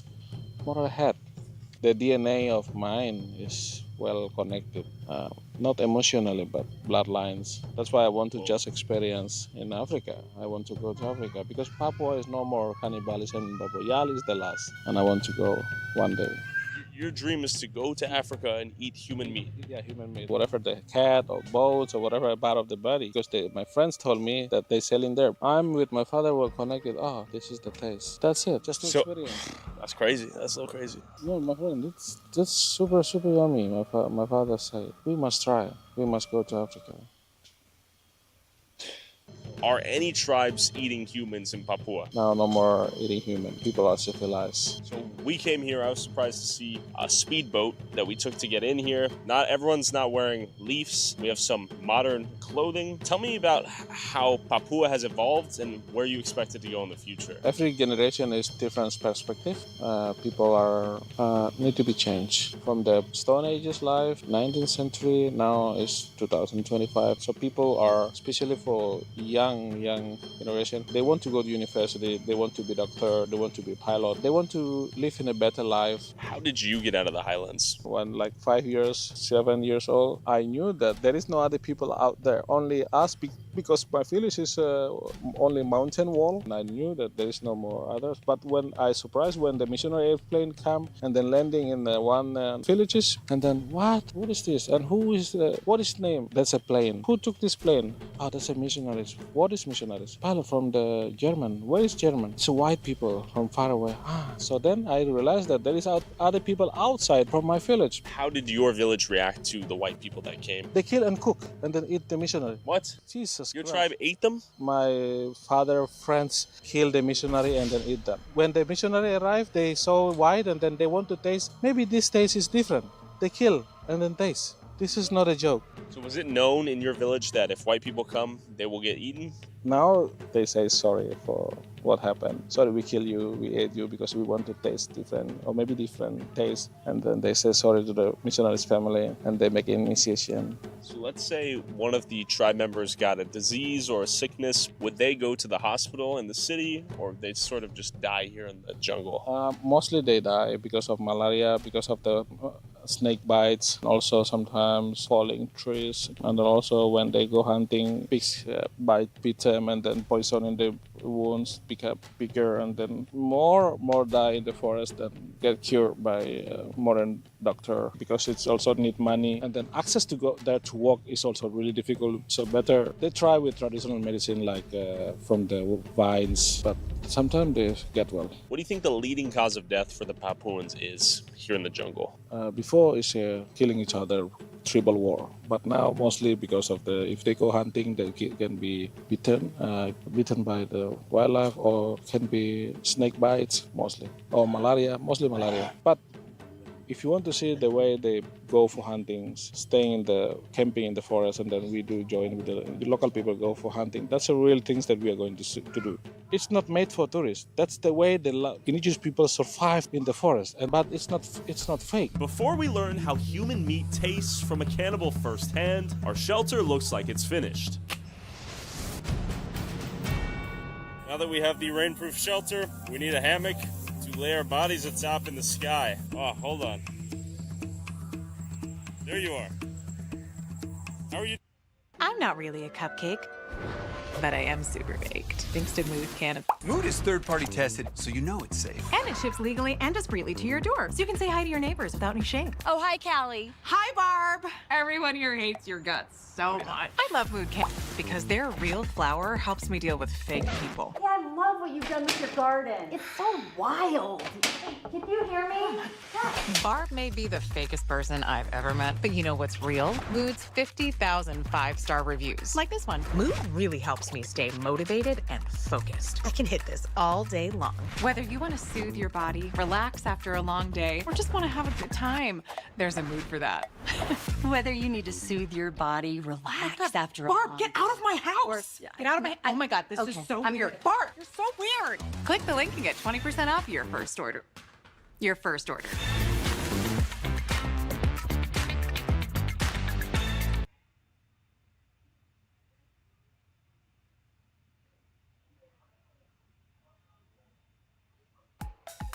Playing on iPhone? Now you can play Unlocked on PC with Google Play Games. Unlock bigger screens and better controls, so you can ascend towards Asgard. Go play on PC with Google Play Games. Download now.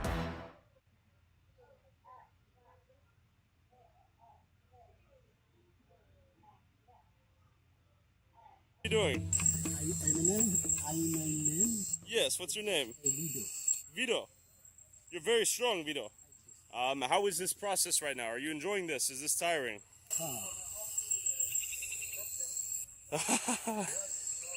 Let's come a little closer. How are you feeling right now? Good? Good morning. Do you get bit by the mosquitoes? I don't know. Okay. Okay. Yes. Fist bump. 3, 2, 1, reveal. Hey.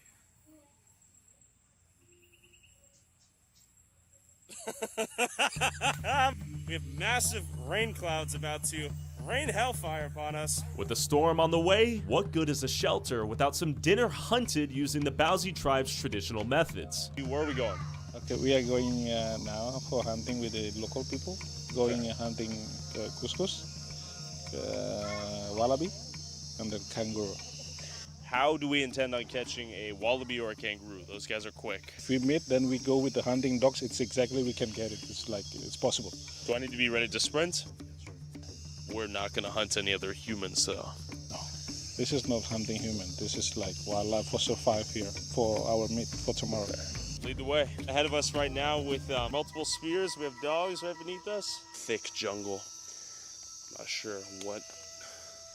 sure what signs specifically he's looking for, but it seems like he's led by a million years of human history. Blade in hand, he trots forth. We haven't seen a single other organism out here. All I hear, though, is the methodic cut of branch by branch. While we weren't having much luck hunting in the jungle, what if we hunted in the water? Demi, what are you thinking? Do we feel safe getting in the boat and going croc hunting? The heavy rain will come, and then that we are super wet. Demi, life's short, right? This is a terrible idea. Oy, oy, oy.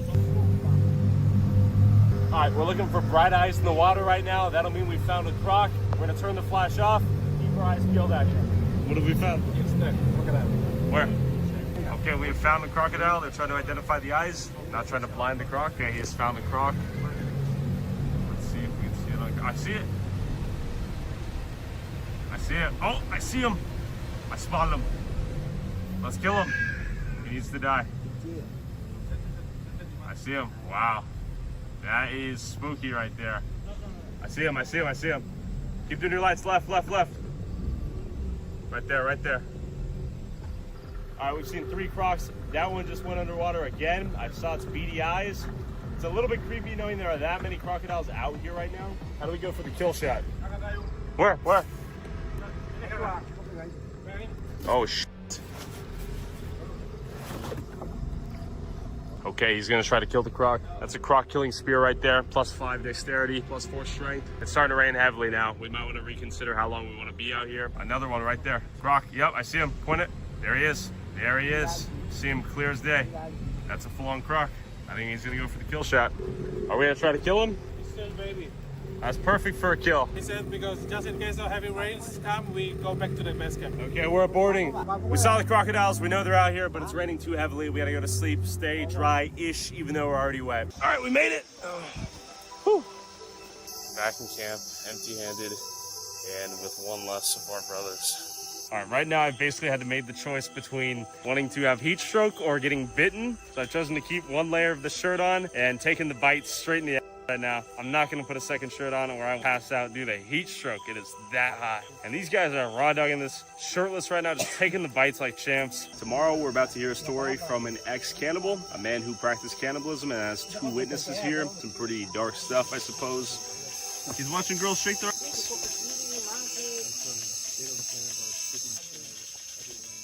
Hell yeah.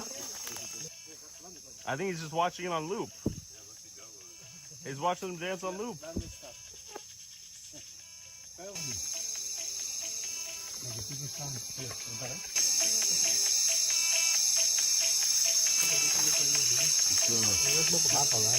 They're shaking.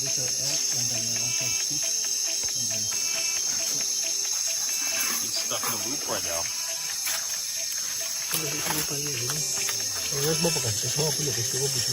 After we ate some dinner that we brought with us in case of a failed hunt, it was time to sleep in this mosquito-infested hell. The camera does not realistically capture how many bugs were out here biting us. All right, right now I'm going to sleep. Tomorrow we wake up, we go at it again. I'm praying this tent holds or I'm screwed. I am somewhat fucked now because that's my only pair of shoes. I had to hop out of the tent, take a leak. I found that my boots are completely soaked, which is bad because that's my only pair of shoes. It's been raining nonstop all night. Rookie mistake, and that might actually fuck me over. Looks a little foggy and ominous. Misty, foggy day. The dogs didn't get much sleep either. Neither did we. Dan just said, how messed up is my back? You got absolutely demolished, Dan. The kissing bugs. They have these little tiny microscopic bugs out here that just wreck. Do I have anything? Oh, yeah, you're tore up too, man. For real? Yeah. I'm torn up. Yeah, you tore up a bit in the middle. Before we go hunting again for some pig in the jungle, I want to introduce you to the chief whose family has had a unique relationship with.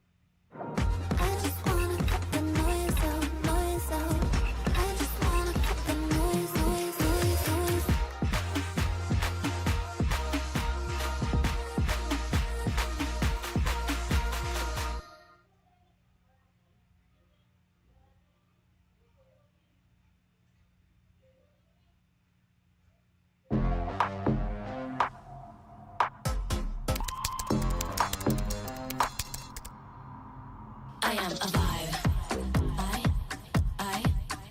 I am a vibe. I'm on cloud 9 now, watch me shine. I'ma do what I like. I am a vibe.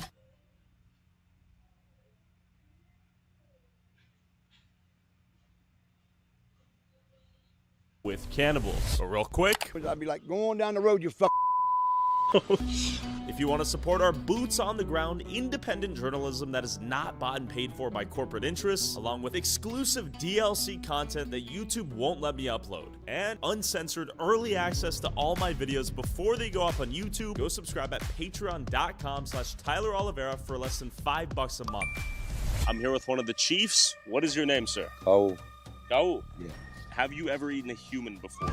Tidak pernah makan daging manusia. Cuma orang dulu kami bunuh, kasih tinggal, buang. Only highland people of the Bauzi, they eat. The Bauzi tribe only helped kill, and then they would give him to the highland tribes to eat, or his tribe. Was your parents' generation cannibals? Tidak pernah makan orang sampai sekarang. Did your parents grow up fighting in tribal wars and killing each other? Ujung orang tua saya pernah bunuh orang, itu sudah berperang suku-suku. At what point did you notice the tribe stopped fighting and killing each other? Perempuan, masalah kecurigaan, bisa baku bunuh, macam rubah satu, keluarga satu, ada suku satu yang pernah dulu ada suku satu bunuh, terus dari suku satu pergi ke sana bunuh balas. Itu sudah terjadi di Papua. Eye for an eye. If you kill my friend, I kill your friend. If you kill my mom, I kill your mom. Have you ever been to a supermarket before where they have all the food displayed in front of you and you can pick whatever you want? Kalau untuk saya, lebih dengar ke hutan. How did the Bauzi tribe gain its reputation as headhunters? Jelaskan sedikit. Tadi saya cerita seperti itu. Ada suku satu yang masalah dengan perempuan satu di suku satu, berarti satu suku begitu. Masalah berarti suku ini ke sana bisa baku bunuh. How do you guys implement law and order in Papuan society? Do you guys have a policing system where if someone does something bad, they get attacked by the other tribe members? Itu macam dulu, itu khusus kepala suku saja dengan suku. Yang bisa, kalau tidak bisa tukar dengan perempuan berbicara. Kalau macam kau mau tinggal di sini berarti kasih perempuan. Saya tidak tahu. Wow. So if someone were to get raped in the village, how would that be handled? Is there some sort of punishment system? Kalau memang tidak selesaikan, harus siaplah biasa. Do you ever watch girls shake their ass on TikTok? Pernah nonton. Yeah? Yeah. What is your favorite type of woman? Black, Asian, white, Indian, Papuan? Saya suka yang putih, suka yang hitam sama. If we came back one day and brought a beautiful white woman who wanted to marry you, would you take on a second wife? Is that something you'd be interested in? Senang.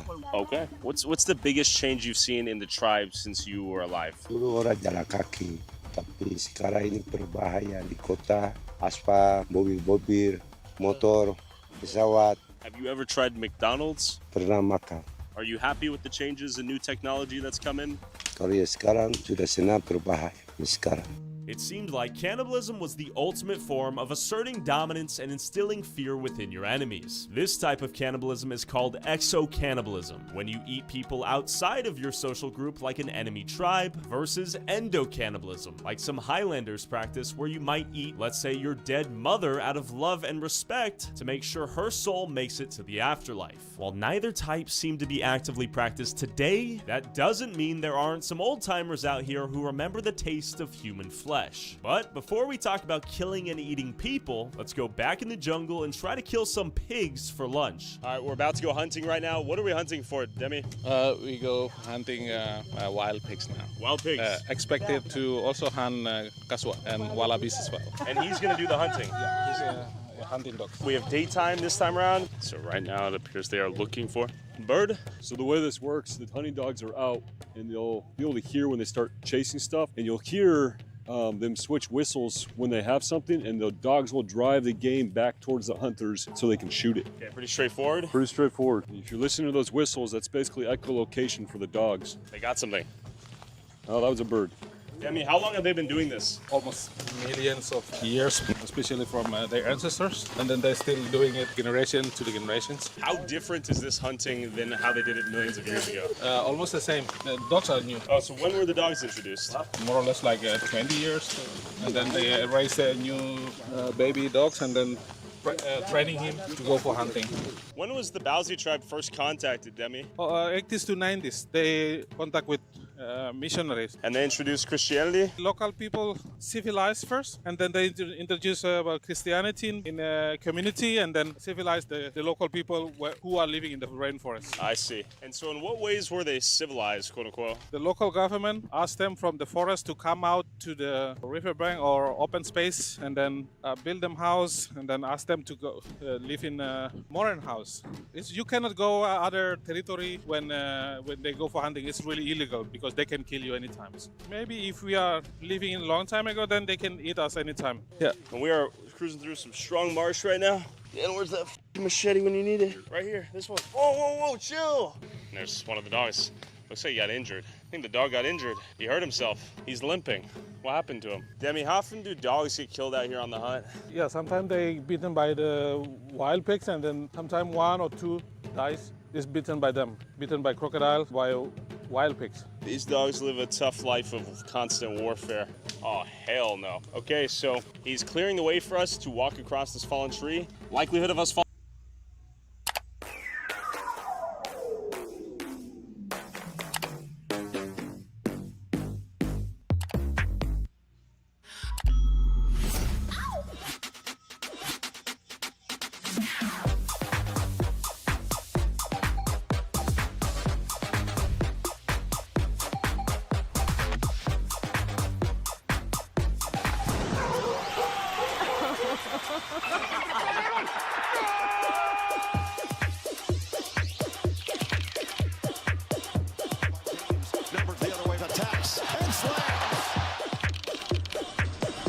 Dreams do come true.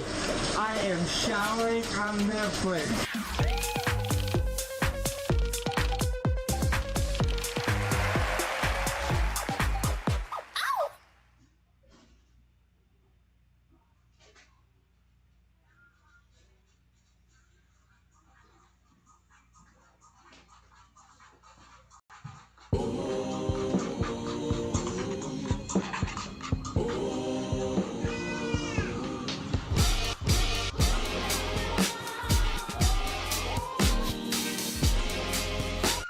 Falling, Dan? Pretty good. The dogs can do it, I can do it. When you balance, you look one.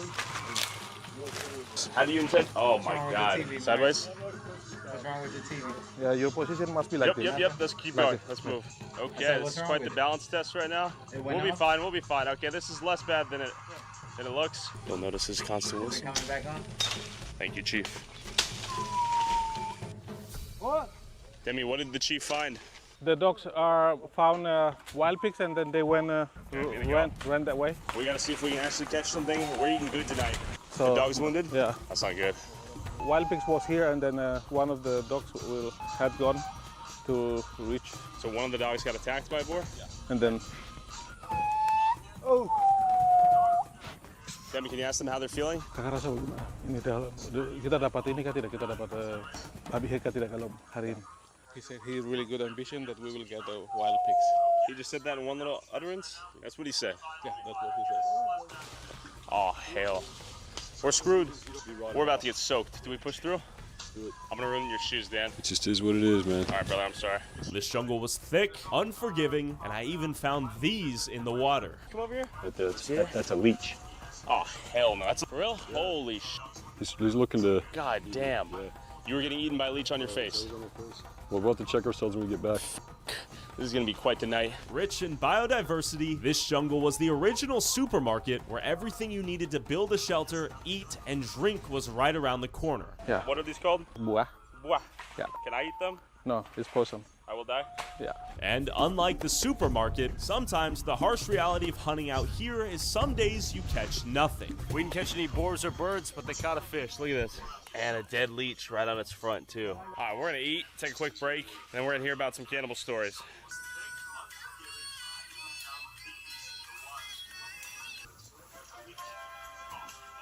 Brain rot has gone international, folks.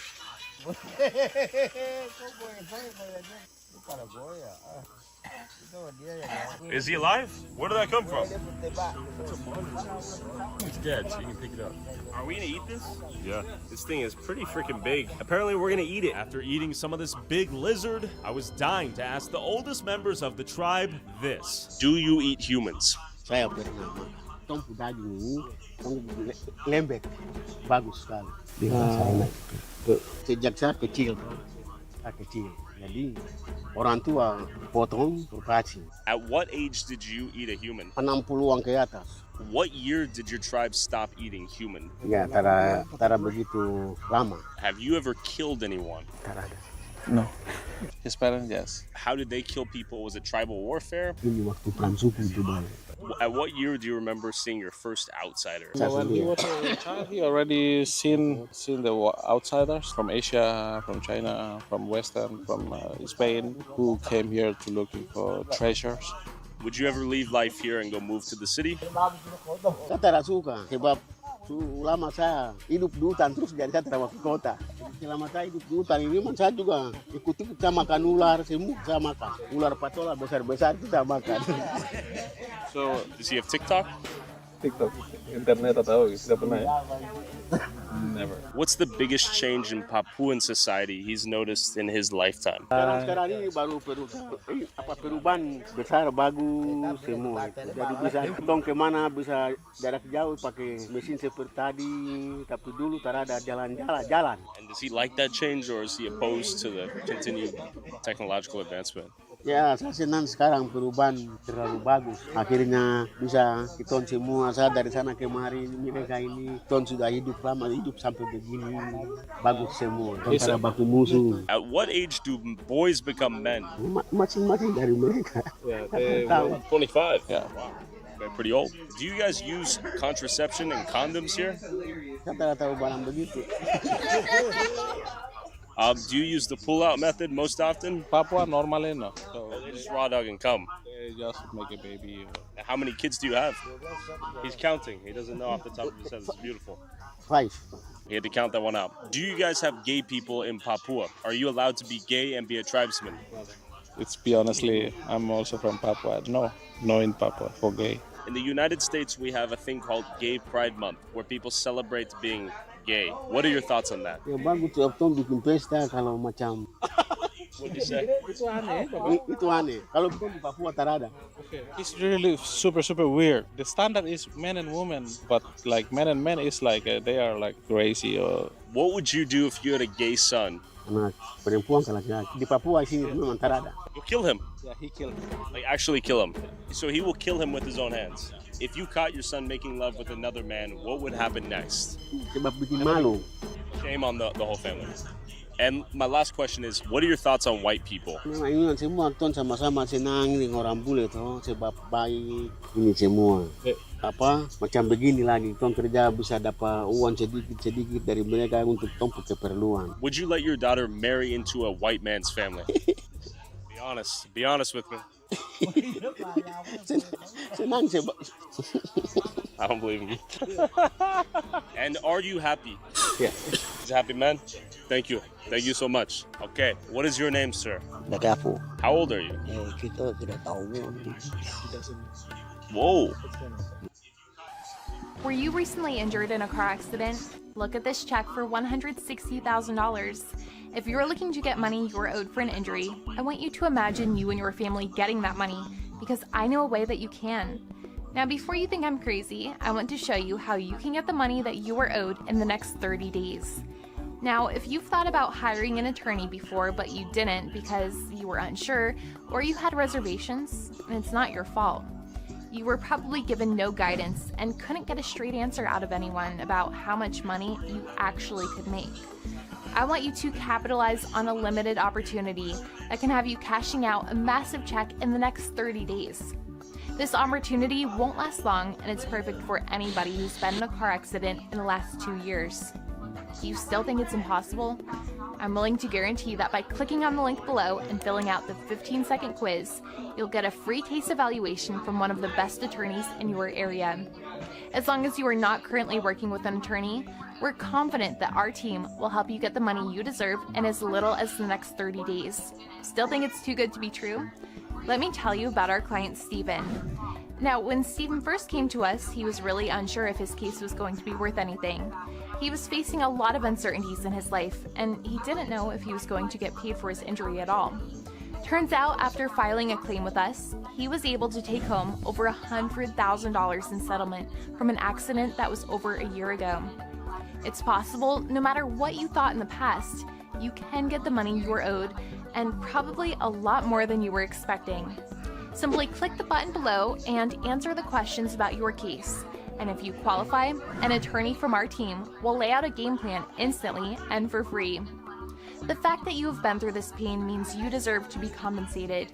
Together, we're going to hold the parties responsible and get you the money that you are owed. You deserve more, and we're willing to get you more. So what I want you to do is click the link below and fill out the 15-second quiz. And if after completion it says that you've qualified, it'll ask you for some additional contact details. And someone from our team will reach out and will lay out the fastest game plan for you to get the money that you are owed and get massive compensation for your injury. The YouTube video you were wanting to watch will always be there, but this opportunity and the resources behind it are limited. So, click the button below, begin the short process, and we'll be in touch soon.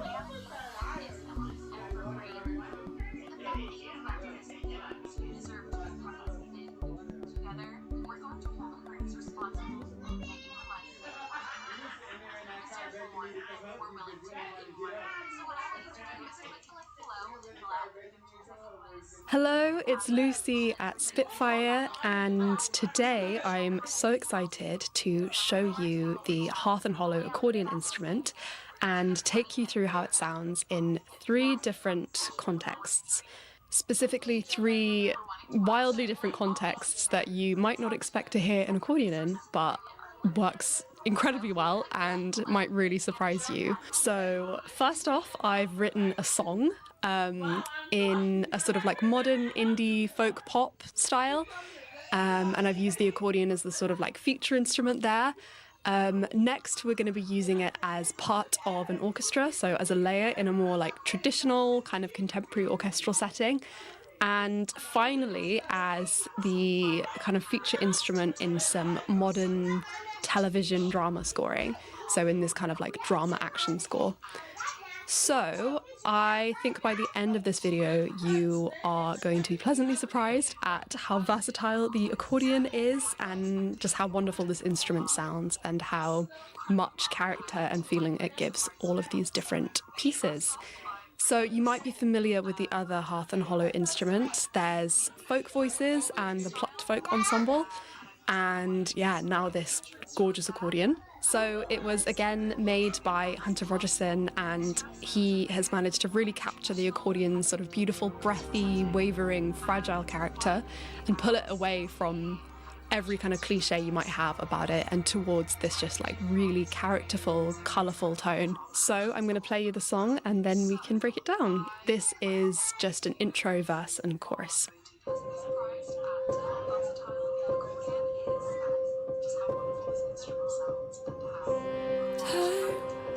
Stand still,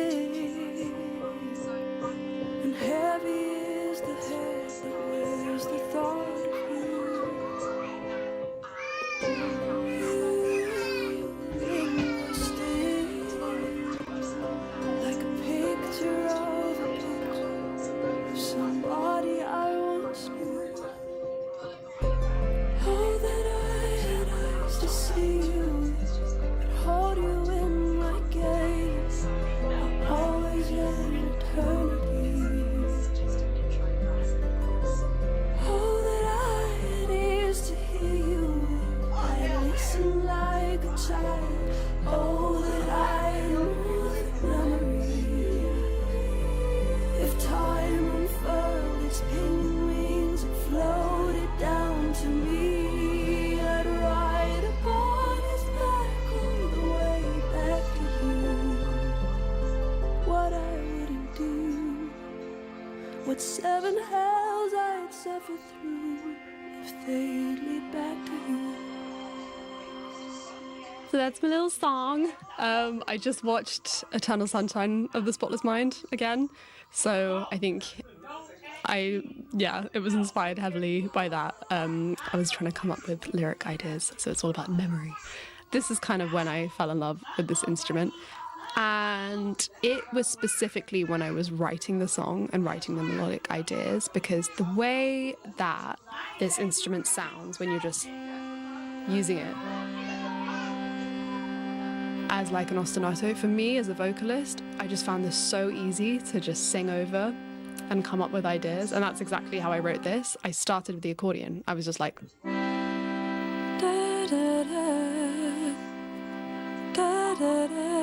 I really like that melody, so that's what I started with. And then the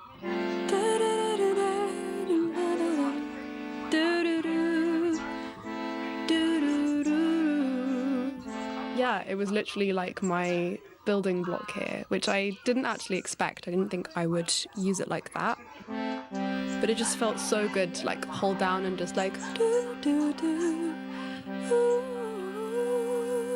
and just noodle and like come up with ideas. And yeah, you can, I mean, it's even nicer with the ecosystems, which are these just like, oh, they're so nice.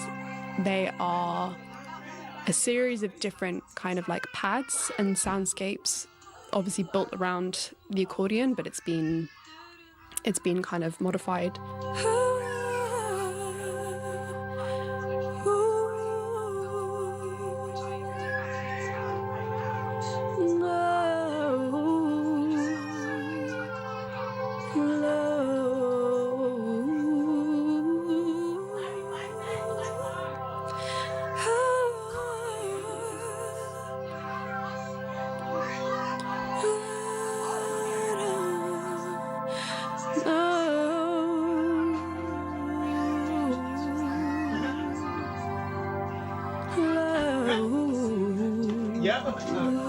Both of them.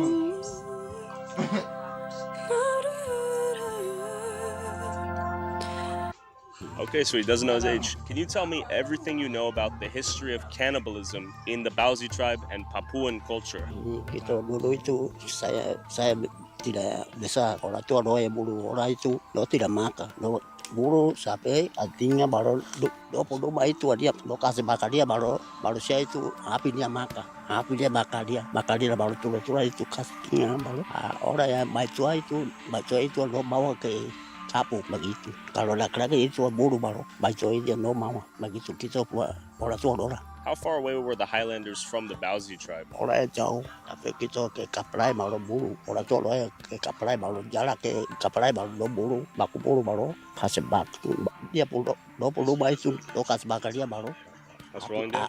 Bakar dia baru. Kalau mau piala itu, mau piala lo makan. Kalau lo buat haji mana? Tapi haji doang makan. Foto jadi haji doang makan. Begitu. Terus. Why didn't you and the Bauzi tribe eat the people you killed? Makanan sih tidak. Kalau kita bulu malu katingnya itu tahu, saya tahu. But why? Lagi tidak mau jadi. Kalau nara juga total bisa takut jadi tidak mau. Have you ever killed anyone during those wars? Saya juga berburu orang. Kita kan salah. Manusia itu beli bulu itu. Kita tunggu sampai matahari turun. Malam baru kita keluar baru. Mereka dia baru bulu. Dia butuh. Survival of the fittest. How many people did you kill? Satu saya. Satu baru saya takut jadi saya wafukan di sini. Takut. Satu kapus. Are you still afraid of being killed many years later? Tahu ini kita tidak tahu, jadi saya juga tidak tahu. How did all the tribes become peaceful with one another? Tadi ini pasukan ini kita juga takut jadi tidak bisa. How many wives do you have? Dulu saya kawin, udah gigi dia mati. Sama lagi ini kau dia pemama itu saya kawin. Itu juga sakit dia mati lagi. Tadi berita ini ketiga ini yang saya kawin baru. Ini tadi kau dia itu. So habis terus jadi. You brought her back the meat. What's your favorite technique in the bedroom? Malah juga di hutan juga sama saya. From behind or from front? Di belakang juga bisa. Saya berburu juga bisa. Toko juga bisa. You can lock eyes with your beautiful wife. How many children do you have? 5, 10. He knows he at least has one to my right. 20 kapal. 20? Yeah. Have you ever tried a condom before? Pakai kotor. Yeah. Bisa juga. And have you ever gotten malaria before? Many? What is your name? Nama John, John, how old are you? 23. How is life in the jungle as a 23-year-old? Kalau sekarang ini kalau hidup di kota lebih enak daripada di hutan. Is life hard in the jungle, in your opinion? Hidup di kota lebih enak daripada di kota karena di kota kan pakai uang makan. Kalau di hutan kan tidak bebas, tuh cari makan kan bebas. Do you have a job? Dia di kebun. He uses that garden to eat food. He's self-sustaining with that garden. Bisnis pribadi kalau buah-buahan, jangka panjang pinang, coklat bisa jual. How do you make money? Usaha kerja dulu, baru bisa dapat uang, jual jadi kawan. Gold mining. Yeah. After you work in the mine, how do you get back to your tribe here? Foto jalan, 2-3 hari ke kampung. Whoa, that's a 3-day-long commute from the mine, where you don't get paid unless you find anything, back to the tribe. Is that a long walk? Karena kebiasaan ke hutan jadi dekat. How many wives do you have? 1. What is your favorite type of woman? Black, white, Asian, Indian? Semua.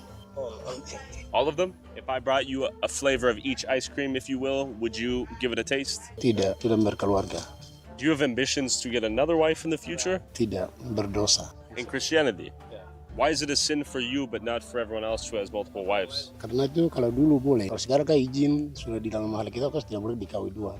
Why are you laughing? It's funny. Why is it funny?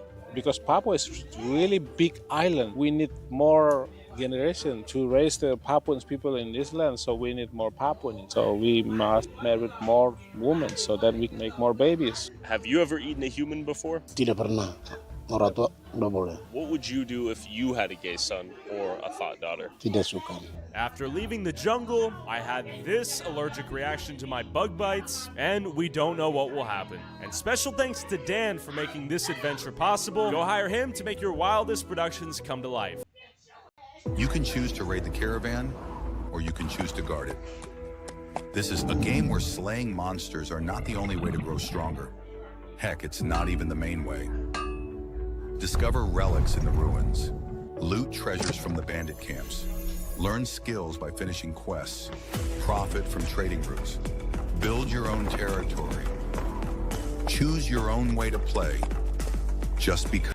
This is La Rinconada, the highest human settlement on Earth, standing 16,700 feet in the clouds, with 50% less oxygen compared to sea level, and where most of its estimated 29,000 plus residents risk their lives slaving away in an illegal and unregulated gold mine where most miners work 30 days without pay, only to earn 1 day where they can take back as much ore as they can carry on their own back. This is real life Minecraft, kids. The kids do not yearn for the mines, but they knew what they were. ¿Qué estuviera aquí? The only catch is, this town is a magnet for murder and violence, known as the lawless city of Peru, overrun with crime, alcoholism, human trafficking, crippling elevation, poison air and water due to heavy metal pollution, and with an average lifespan of residents reportedly as low as 30 to 35 years. Está hecho para hombres fuertes, mujeres valientes. So why do people voluntarily come here to risk their lives working in the mines? To find that out, I'll have to ascend almost 17,000 feet myself without properly acclimating my body. But can I even get up here without dying? 65, 67, 68. I feel f***ed up right now. This device on my finger is called an oximeter, and I'm using it to track the oxygen levels in my blood. I'm starting to feel it. Anything under 86, so you're risking that brain damage. Anything under 70, you need to go to the hospital, baby. So definitely a little altitude sickness right now. One thing worth noting is we flew directly from Austin, Texas to Juliaca. So we're gonna go from 0 to 17K within basically 24 hours. 69, 64. We may have to go down. Mi número de oxygen is muy low. The only way to know if I die once I got there was to get there. And despite the complete illegality of most of the mining operations up here, there were somehow police-enforced checkpoints. So we're giving them our passports right now. But how could this town be lawless if there were police? But now we were officially in La Rinconada, and this miner looked like he knew something. ¿Qué es tu nombre? Buenos días. Moses. Okay, Tyler. Hoy, yo tengo mucho respeto por las personas que la habilidad que trabajan aquí. Muy difícil. Demasiado. Sí. El frío sobre todo, la altura. Pero Estamos a 5.400. Uy. ¿Cuántos años trabaja aquí? Yo desde 1982. Pues nada está hecho para hombres fuertes, mujeres valientes. Ok. Sí. ¿Buscar oro? Sobre todo. Sí. ¿Qué es el pisque grande tú buscaste? Siempre para los hijos. Okay. Querer sobresalir. Ok. Sí. Muy impresionante. ¿Es grosa aquí o no? Sí. ¿Sí? ¿Por qué? Desde que vino la policía. ¿No policía suficiente? No, policía cuando no había era coherente. Ahora más bien que ha venido la policía, la fiscalía, rateros de mierda nos cagaron. Sí. Ah, ok. Los mismos policías son los que roban. Oh, police rob people? Sí. Ay, ¿robos en edición? Ellos son los rateros. Cuando no teníamos policía, uno se despertaba con todo su dinero, con todo su oro. No faltaba nada. ¿Mujeres no tienen la habilidad que minar aquí? También, pero el choreo siempre está. Ah, ok. Sí, minero. Gallos. Gallos. Okay, gracias, Moses. Gracias por tu tiempo. So I'm looking at 68 levels. We should probably return, yeah? ¿Ya estás mejor? Yeah, I think the blood levels are too low. Moses, si posible que mi oxígeno es muy low ahora, aclimar a un... Necesito... I think I'm dying. My head is bursting with pain. The hands are like yellow, red, blue right now. Like hand discoloration. Yeah. You gradually will adapt, acclimate, gradually. Probably. Should I try to stand? Yeah, I mean, we should get some blood circulating, see how that makes you feel. Quiero stand. Have you ever wished you could play a video game your way? Where you can be invincible, unimaginably wealthy, or even teleport? Now you can modify your games easily and safely to have all that and more. Meet WeMod, the #1 app for PC game modding, and it's completely free. Whether you want to bypass tough levels, skip grinding, or enhance your gameplay, WeMod can help, and millions of gamers are already on board. Unleash boundless possibilities for thousands of popular games. Transform your game instantly using the WeMod overlay or mobile app. Don't worry, WeMod is incredibly simple to use. The app auto-detects your installed games, streamlines one-click modding, and is always up to date with the latest game releases. Take control of your gaming. Download WeMod for free right now and start playing your way.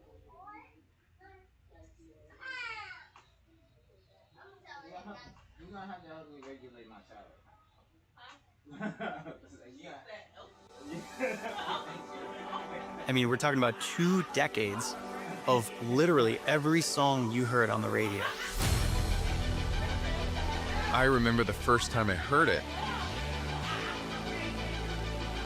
It was such a clean, transparent unit. It was a tool that was unlike anything else. The L2 was always in my mastering chain. The L4 is more than just a limiter for loudness.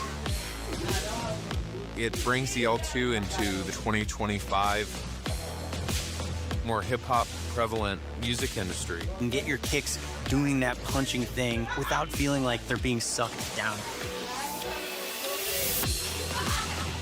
The L4 allows it to come forward at you. Make it louder, but still maintain the feel. Without smooshing everything. And that's why it's great. You have every choice imaginable. It ticks all the boxes for me. Really, the L4 knocked that out of the park. Yeah, he did. That's a lie. That's how you know. Hola, pregunta para ti. ¿Trabaja aquí en Los Minos?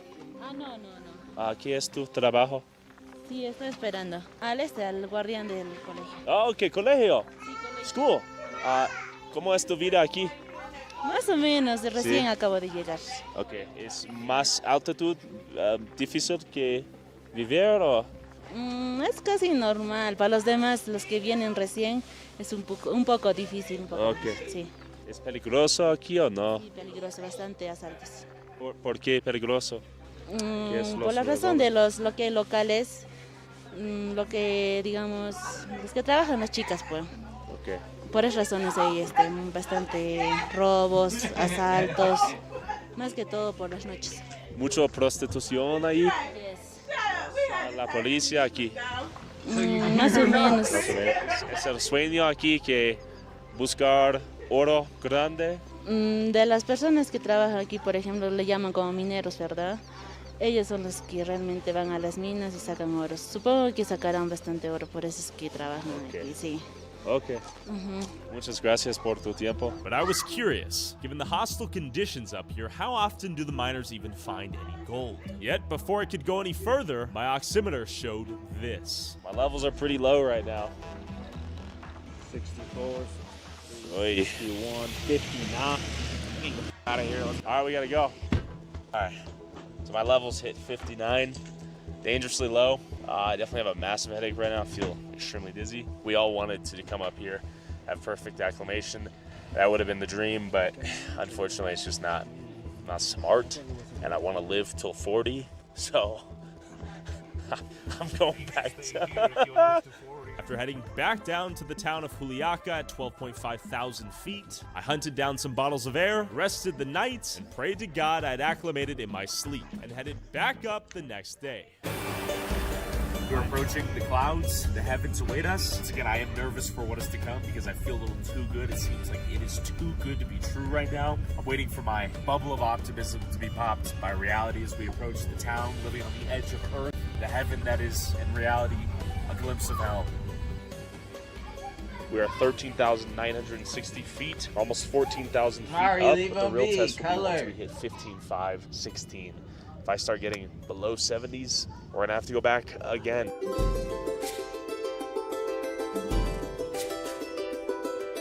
All right, so we are at 15,100 feet. This is a shrine for good luck at the mines right now. You come up here, offer a beer. Es una estatua que se cree las personas que dándole cerveza pueden sacar más oro. Okay. Por eso trae cerveza, Coca-Cola y las deja ahí. No se puede tocar porque si lo tocas te puede pasar algo malo en la vida. So you see they're offering Coke and beer for good luck when they mine up there. It's a sort of religious tradition. This is crazy. And then you go up there and mine, hopefully get a big chunk of gold. ¿Por qué cerveza? Es lo más común que se puede dar a los estatuas. And if you go there, you can see them offering. Hola. ¿Tú trabajas en el mino? Sí, en la mina Rinconada trabajo. Sí. Okay. El santito que ve usted aquí, cada conductor, así carros de Rinconada que van para Juliaca, siempre acostumbran, ¿no? Para que en el camino les vaya bien, que no haya un tipo de accidente, que no los pase. Para eso ponen esas cervecitas o las cocas. Es el costumbre Okay. ya. ¿Cómo está tu trabajo en el mino? ¿Peligrosa o...? Sí, ahora un poco peligroso la mina. Antes era tranquilo, ahora ya un poquito bajo está la mina. ¿Tú vives con tu familia en la Rinconada? Sí, con mi familia están mis hijos pequeños también, sí. ¿Cuántos años? Yo ya tiempo estoy a 5 años ya en la mina Rinconada. En la mina Rinconada también estoy a mis hijos. Okay. ¿El sueño de buscar un oro grande? Sí, es mi meta para tener algo en la vida, para que ellos también sean algo en la vida. La Rinconada es muy alto. Mi cuerpo no tiene la capacidad que adaptar al alto ahora. Aquí estamos nosotros más bien acostumbrados, estamos obligados a... ¿Cuántas horas trabaja en el mino cada día? Todo el día trabajamos. Ya antes trabajábamos 4 horas, 3 horas, así. ¿Tu plan que trabaja en el mino por muchos más años o no? No, ya. Era un año más, luego ya proyectarme a otras cosas. Ok. ¿Cae nevada todos los días? Sí, cae nevada. Tengo un regalo pequeño Mari. por un cerveza. Ok, I just gracias. said it. Now Buenas keep them suertes. from Okay, gracias. curling ¿Qué es over esto? to yours. Un gato. ¿Qué es el nombre de tu gato? Se llama Blanqui. Oh, muy cute. Ese también va a la Rinconada. ¿La Rinconada? Sí, ya está acostumbrado. I'm trying to help her out. Gato She's de not Rinconada. understanding, man. We're gonna go up another 1,000 feet or so. It is cold today. The more you gonna fuck with. Willer, ¿cuántos años trabajar en el mino? En mina trabajaba 20 años. 20 años. Sí, manejando camión, una mina legal. En Cerro de Pasco, en Puno también. 7 días de día y 7 días de noche se trabaja. Y se descansa 7 días. ¿Muy difícil o no? Sí, muy cansado, la noche más que todo. Sí. Cuando llueve es peligroso, el camión también resbala. Ya no voy a trabajar ya en mina ya. And to your right, alpacas. This is the official mascot of Peru in my head. I don't know if that's actually true.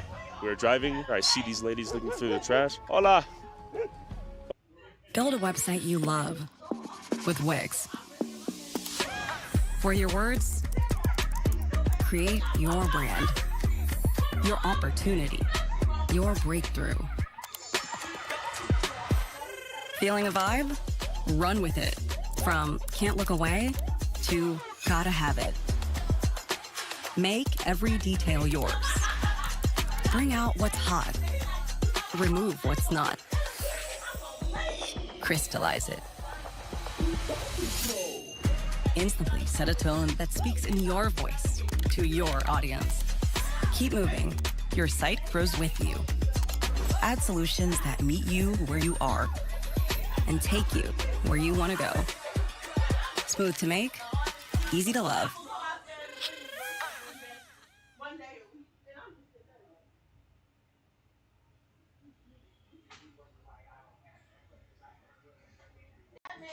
QuickMD connects patients with a doctor online for opioid use disorder.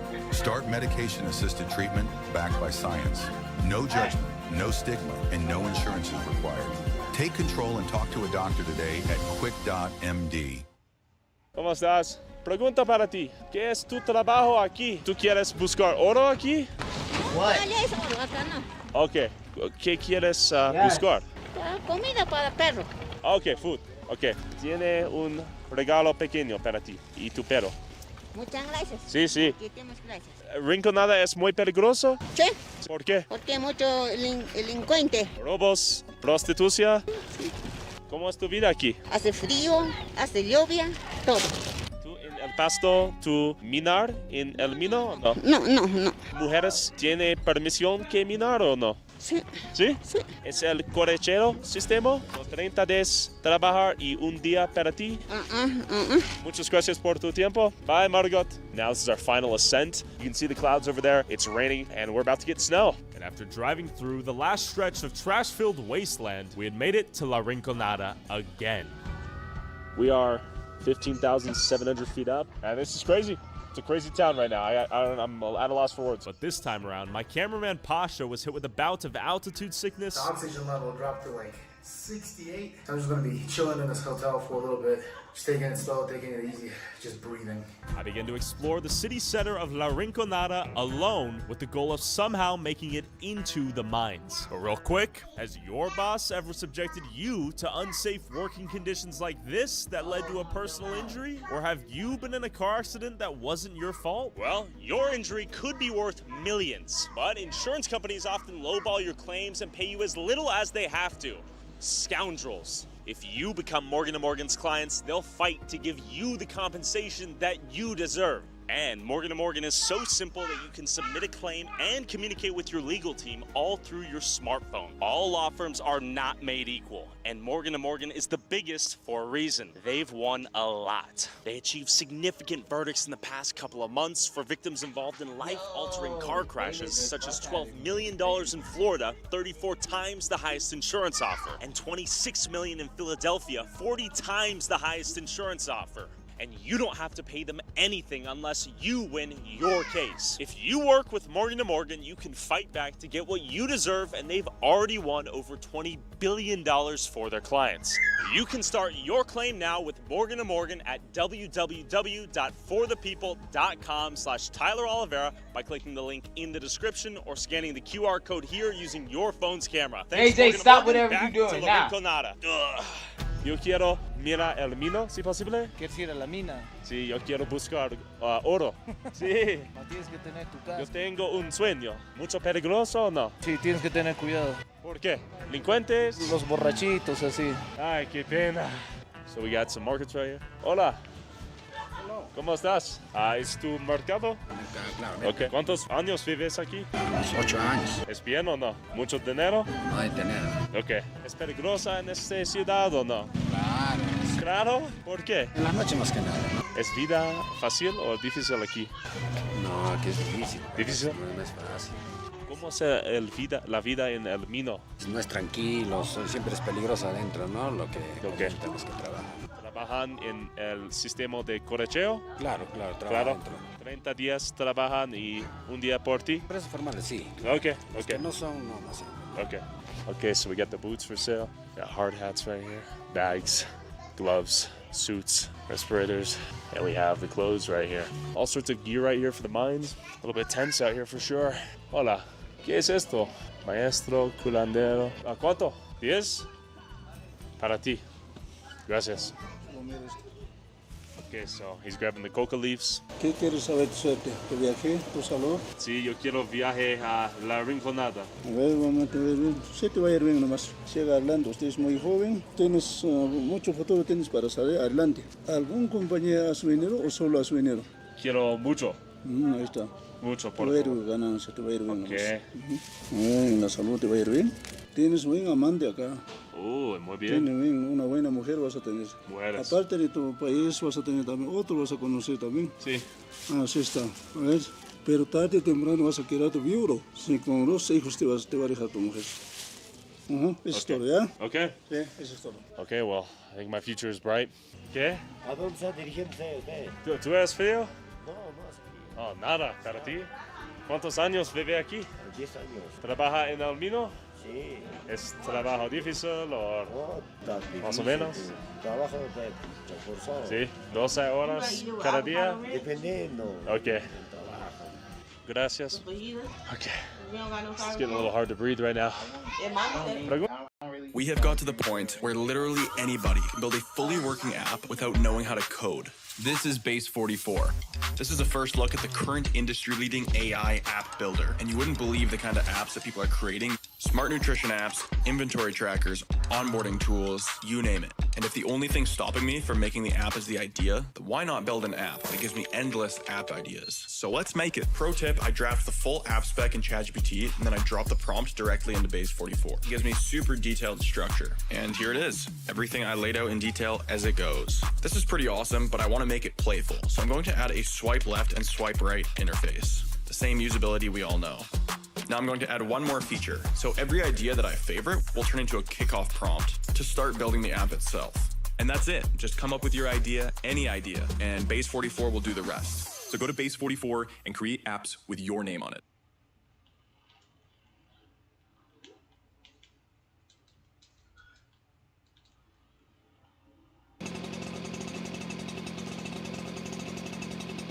There are some eternal optimists out there who say things like, raking is a meditation.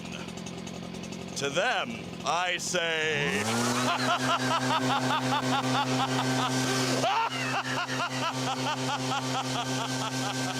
Find savings on Echo this fall at the Home Depot and Echo dealers. Cuenta, señor. So he's just scrolling reels right now. Short form videos are a scourge, and my favorite thing out here is just seeing the dogs. Hola, perro. Nice church behind me. Worship God. ¿Cómo estás? ¿Cómo es tu vida aquí? Aquí estamos viviendo en una altura, mira, allá en la nevada dormimos nosotros, allá está mi familia, en la nevada hay una cueva, ahí vivimos. ¿Muchos delincuentes aquí o no? Hay muchos. ¿Cómo vas a tirar tu ¿Por qué mi cámara? Sí, quieren robarte. Ok. De antes ya te estaban siguiendo ya. Sí, total, le gusta, hasta te puedes robar. Ok. Te pueden llevar, con cuidado vas caminando. Sí. En esta ciudad, en este pueblo, ¿son sacrificios de humanos aquí? Así es. Human sacrifice? Sacrificio, pe. ¿Sacrificio de humanos? De humanos. Aquí, ¿es cierto o falso? De varones, de todo ahí. ¿Por qué? Porque nos sacrificamos con el frío, pe, con el trabajo. Is human sacrifice a thing here? It's real? ¿Sacrificios de humanos aquí o no? ¿Sí posible que explicar los sacrificios de humanos aquí? ¿Es religioso o ilegales, delincuentes? Delincuentes legales. Mucha delincuencia. Pregunta para ti, señor. ¿Los sacrificios de humanos, cierto o falso en este pueblo? No es real. No es. No es real. ¿Quién le ha dicho eso? ¿Quién le ha mentido? Disculpa. No es cierto. Okay. Es falso. Se venden malas cosas de acá. Y eso no es cierto. Sacrificio humano, no. No sacrificios aquí. Sí. ¿Es muy peligroso aquí o no? Relativamente peligroso porque se vive delincuencia. ¿Por qué muchas delincuencias aquí? En cuanto al sacrificio, más bien tenemos mucho respeto a la Santa Tierra. Mucho respeto. Mucho respeto. Ok. Sí, traemos ofrenditas, sí, es cierto, con una serie de cosas, ¿no? Te traemos cañihuaco, traemos florcitas, como agradecimiento a la Santa Tierra. Sacrificio humano, no, jamás. No sacrificios. No. Prostitución. Tampoco. Robos. Robos, sí. Ok. Sí, uno no puede negar. Antes era mejor. Y no costaba el oro tampoco, ¿no? Pero había más oro. Ahora elevaba el precio y es conveniente. ¿Las personas que trabajan en el minar generan mucho dinero o no? Ya no mucho como antes. Antes había más. Ahora, a mayor profundidad, con mayor inversión, se puede sacar. Comprendo. Pero la delincuencia también un poco que limita, ¿no? Esos proyectos. All right, I don't know how welcomed I really am right now. I'm gonna take a breather, sit down for a moment. ¿Qué tal? Hola, ¿cómo estás? ¿Qué tal, señor? ¿Qué es tu nombre? Gustavo. Gustavo. Siéntate. Gracias. Ok. ¿Qué haces? ¿Cómo es tu vida? Bien nomás. Un poquito difícil. ¿Qué dices? Sí. ¿Tú trabajas en el mino? ¿Cuántos años trabajas aquí? Yo recién 3 años. ¿Tu sueño es de buscar un oro grande? Sí. ¿Sí? ¿Es peligroso aquí o no? Sí. ¿Por qué? ¿Delincuentes? ¿Robos? ¿Es peligroso por mí? No creo. No. ¿Cuántas horas trabajas en el mino? 8 horas. 8 horas cada día. ¿Tú tienes muchas oportunidades que trabajar en tu ciudad? ¿De dónde eres o no? Sí, pero ven aquí, ven. Por el trabajo. Un minuto, tengo interés. El carne. Carne fresh. Ok. Pollo, bistec. Ok, lo siento. Popcorn. Anything and everything out here. Lo siento, Gustavo. I'm walking pretty slow compared to Gustavo right now. He's pretty adjusted right now, but nice guy. Show me around. Very grateful. Hola, ¿qué tal? Hi. ¿Cómo estás? Bien. Muy frío ahora. No tengo la habilidad que sentirse mis mis dedos. ¿Es tu mercado? Ok, muy bien. ¿Es tu pelo? ¿Qué es tu nombre? Bonita. Bonita, muy bonita. Ay, pelito. ¿La estación de la policía? La comisaría. Ok. La Policía Nacional del Perú. ¿Es peligrosa que explora la ciudad o no? Es una zona peligrosa. Sí. Bastante cuidado, pues usted debe estar con un guía, ¿no? Entonces el guía es el que lo va a... Gustavo? Okay. Beer, they have it all sorts of potatoes. Peru's famous for their infinite breed of potatoes out here, and their infinite biomes, all sorts of groceries, produce. Gustavo's walking out without me right now. He's fed up with me a little bit. Hola, ¿cómo estás? Bien? Muy frío. Hola, ¿qué tal? ¿Cómo estás? ¿Tú trabajas en la mina? Claro. ¿Es difícil o fácil? Más o menos. Ok. Hola, señor. ¿Qué es tu nombre? Alfredo. ¿Sí es posible que caminar conmigo hasta al minar? Hasta la nevada, la cumbre. Con cuidado porque hay... Mucho cuidado. Es peligroso. ¿Por qué? ¿Delincuentes? ¿No delincuentes? Muchas gracias por tu información. ¿Tener cuidado? Tener cuidado. Ay, qué pena. Es tranquilo de día, en la noche sí es peligroso. Muy peligroso, ¿por qué? Porque hay bastante delincuencia sobre todo. ¿Por qué muchos robos? Y hay gente de mal vivir que se ha acostumbrado a eso y estamos más o menos 15, 20 minutos estamos arriba. Ok. De ahí un poquito más ya vas a poder ver los glaciares, lo que es la montaña, la nevada, el hielo. Pup. El riachuelo. Pup y pis. También botan por ahí. ¿Qué es esto? Plumbing. Tuberías. Es un conducto de agua para llevar a las casas, a los familiares que viven más abajo. Eso viene de la montaña de la cumbre del hielo, del glaciar. Take a look at this though. All these ribbons, very cool, very ornately designed. Drinks in the plastic bag. Oi. Were you recently injured in a car accident? Look at this check for $160,000. If you're looking to get money you're owed for an injury, I want you to imagine you and your family getting that money, because I know a way that you can. Now, before you think I'm crazy, I want to show you how you can get the money that you are owed in the next 30 days. Now, if you've thought about hiring an attorney before, but you didn't because you were unsure, or you had reservations, it's not your fault. You were probably given no guidance and couldn't get a straight answer out of anyone about how much money you actually could make. I want you to capitalize on a limited opportunity that can have you cashing out a massive check in the next 30 days. This opportunity won't last long, and it's perfect for anybody who's been in a car accident in the last 2 years. Do you still think it's impossible? Holy moly. El Vinar. También hay otro camino que es por la parte alta. Esto es parte baja. So we have miners coming home from work right now, I presume. So this looks pretty deadly right here. Rolling this thing down, all the way down these stairways. So look at all this trash right now to our right. So it says trash is prohibited to be placed here. But as you can see, tons of trash. This is pretty insane. ¿Qué tal? Hola. Oh, lo siento, lo siento. Bye-bye. No recuerdo. Ok, lo siento. He's whistling. Sí. Amigo allí. ¿Peligrosa o no? Sí. ¿Sí? ¿Devolvimos? Okay. Right behind me, you have all the trash, all these cables, a dog taking a piss right here, taking a shit perhaps. Look at all this. And look at the pathway to get down here. This is crazy. This is a crazy path. Mi amigo, es muy loco. We're basically walking off the edge of a cliff right now. Acá Rincón. ¿Es peligrosa que caminar contigo? No, conmigo no te preocupes, yo soy una persona... Pero no contigo. Ah, ya, solo sí. ¿Solo sí? De día sí. ¿Peligrosa? De día no, en la tarde sí. Sí, ya vamos a llegar a las donde hay bocaminas. ¿Ves puertas en el cerro? Ay, ay, ay. Si hay huecos, ahí están las personas trabajando. Okay, we're headed to his house. He's walking pretty damn fast, so I'm struggling to adapt very quickly here. This is an offering to have good luck right here. There is Coca-Cola even all the way up here. Look at this. So I presume these are houses of the workers? Casas abandonadas. Ya migraron la gente que trabajaba años anteriores. Ya migraron para otro lado. We have a dog right here just sleeping right on top of the trash. Looks pretty cozy. Hola, perrito. ¿Es posible que camine un poquito menos rápido? Lo siento, mi cuerpo es muy, no tiene la fuerza. So we have these houses right now built out of corrugated iron. I can't imagine this is the safest place to be at night, but pretty good right now with my guide here. Blacksmith right here.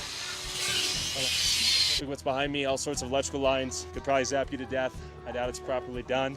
Okay, look at these wires, Jesus. Look at this. ¿Jugaste basketball allí? Sí. Cuando celebramos aniversario del barrio, un aproximado de unas 20 familias. Tengo calor ahora.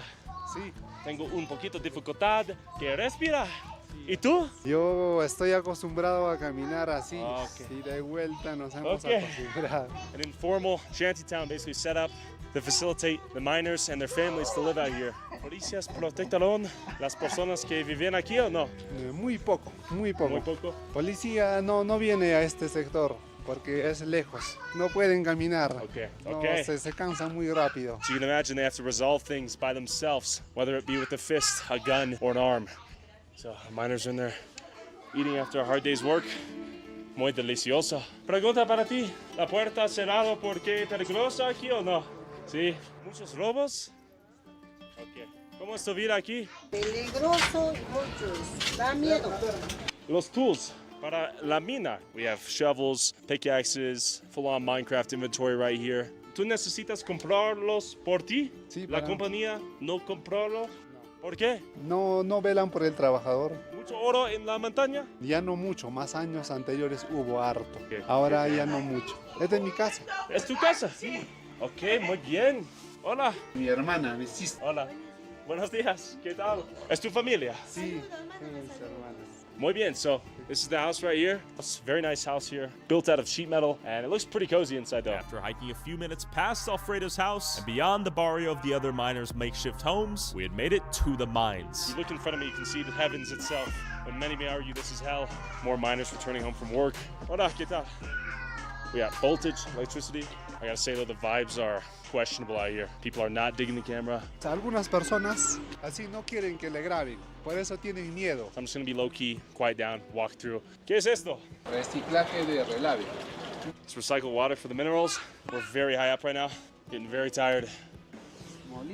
Molino.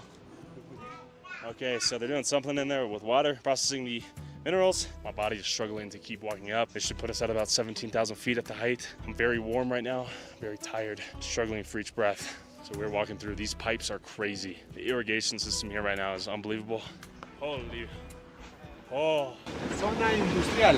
But real quick, I'd be like, go on down the road, you fuck. if you want to support our boots on the ground independent journalism that is not bought and paid for by corporate interests, along with exclusive DLC content that YouTube won't let me upload, and uncensored early access to all my videos before they go up on YouTube, go subscribe at patreon.com/Tyler Oliveira for less than $5 a month. Hoy, muy loco. Qué pesado. Mineral. Contiene oro. Sí, pero no se nota. We made it to the top of the mine. I'm gonna show you how crazy this is. We're fully in a mine town. Wow. So they're processing the minerals. This is straight informal setup. Hola, lo siento. Gotta be careful. Lo siento, lo siento. We're in the middle of a mine right now, straight out of a video game. Look at this. You can choose to raid the caravan, or you can choose to guard it.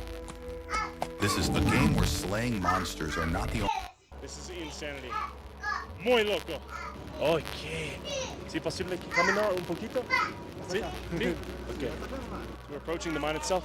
¿Es posible que caminar un poquito? No, tiene puerta. ¿Sí? ¿Que caminar un poquito? Just caminar con este and point it?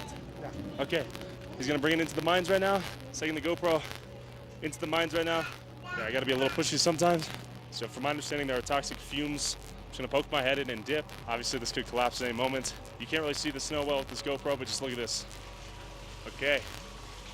That is the mine shaft. I'm in front of the mine right now. I'm gonna poke the camera in. Insanity. So I definitely don't have permission to go inside, but that is the mine right behind me. Cannot believe there's a city up here. This is the extremity of human species. Okay, so he's processing the minerals right here. Hola, ¿qué tal? Muy impresado. This is real life Minecraft, kids. The kids do not yearn for the mines, but they knew what they were. Look at this. Sí, acá la gente no quieren que graben. Ok, muy peligroso trabajar aquí o no? Sí, tú tienes que buscar oro. Sí, oro grande. Sí, yo quiero lo por ti. On top of the men mining out here, you'll see many women looking for gold as well.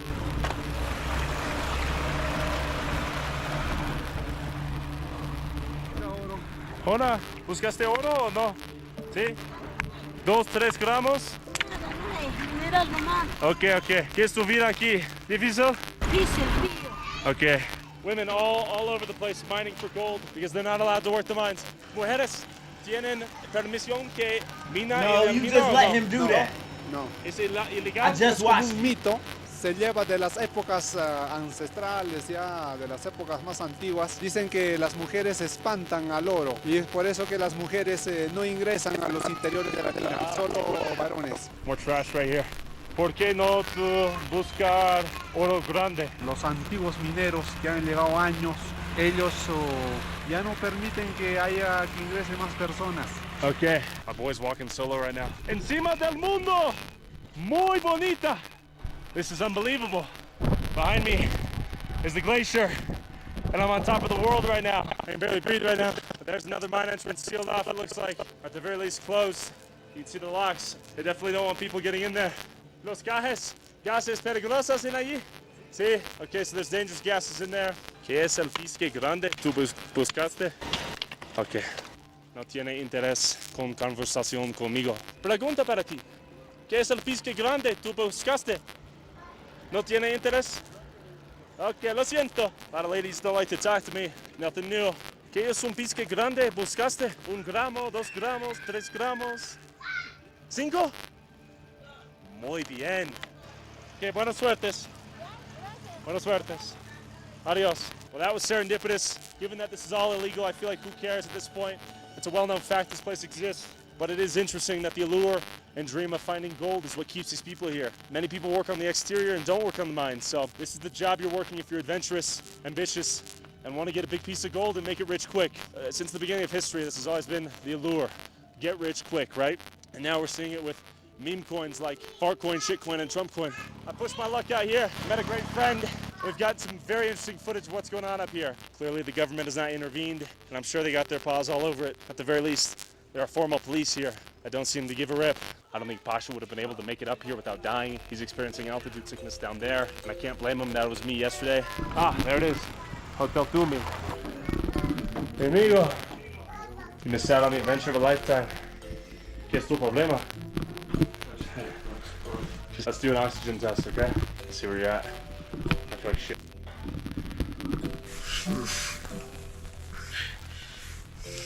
You okay? 74, 98. Yes. Not bad.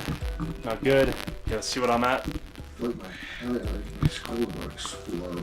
Ay, qué pena. 89, 86, 133 though. 133 bad? The Pasha's 75. My heart is compensating right now. I feel like I'm about to have a heart attack, low key. Physiology's next level, built different. I think we've reached our limit here, and I think we got to make the responsible adult decision and not kill ourselves. And I got to give kudos to every person that lives and works in La Rinconada. Our health right now is a testament to the insane adaptation these people have. Not only can they live up there, but they're working in the mines for 10 to 12 hours, and we right now are dying. Our resting heart rate is far higher than it should be. Our O2 levels are extremely variable, so these people don't have to be there. The desire for gold is so strong. The people don't even have to work in the mines, but they come from all over Peru with the hopes and dreams of getting riches. It is hard, manual, destructive labor on a daily basis. They're working every single day, and they're not even getting paid. And at the moment, I feel like I'm dying. What do you feel like? Like, genuinely, be honest. I feel like I regret coming here because I'm quite literally not functioning anymore.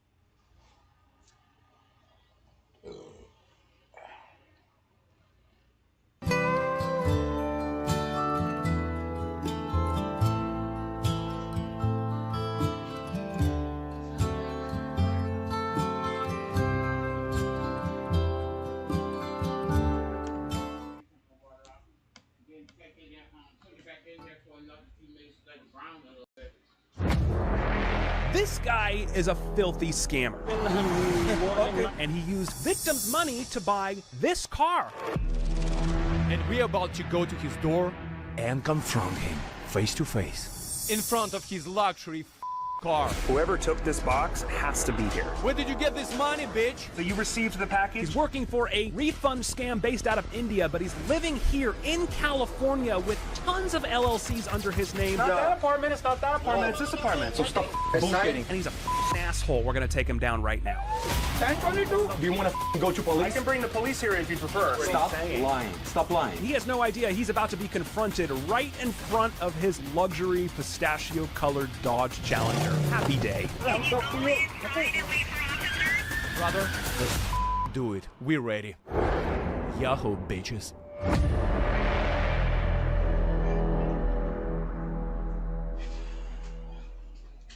This one started very quickly, on accident, and was literally a gift from the scam bait heavens above. Did you pack the cash or you did not? Not yet. I'm gonna in a few minutes here, but then you interrupted me when you called. Something happened that rarely happens. We are live streaming, and when we're live streaming, we're calling 69,000 different scam numbers. Tell me a zip code. Write it down. I don't like repeating myself here.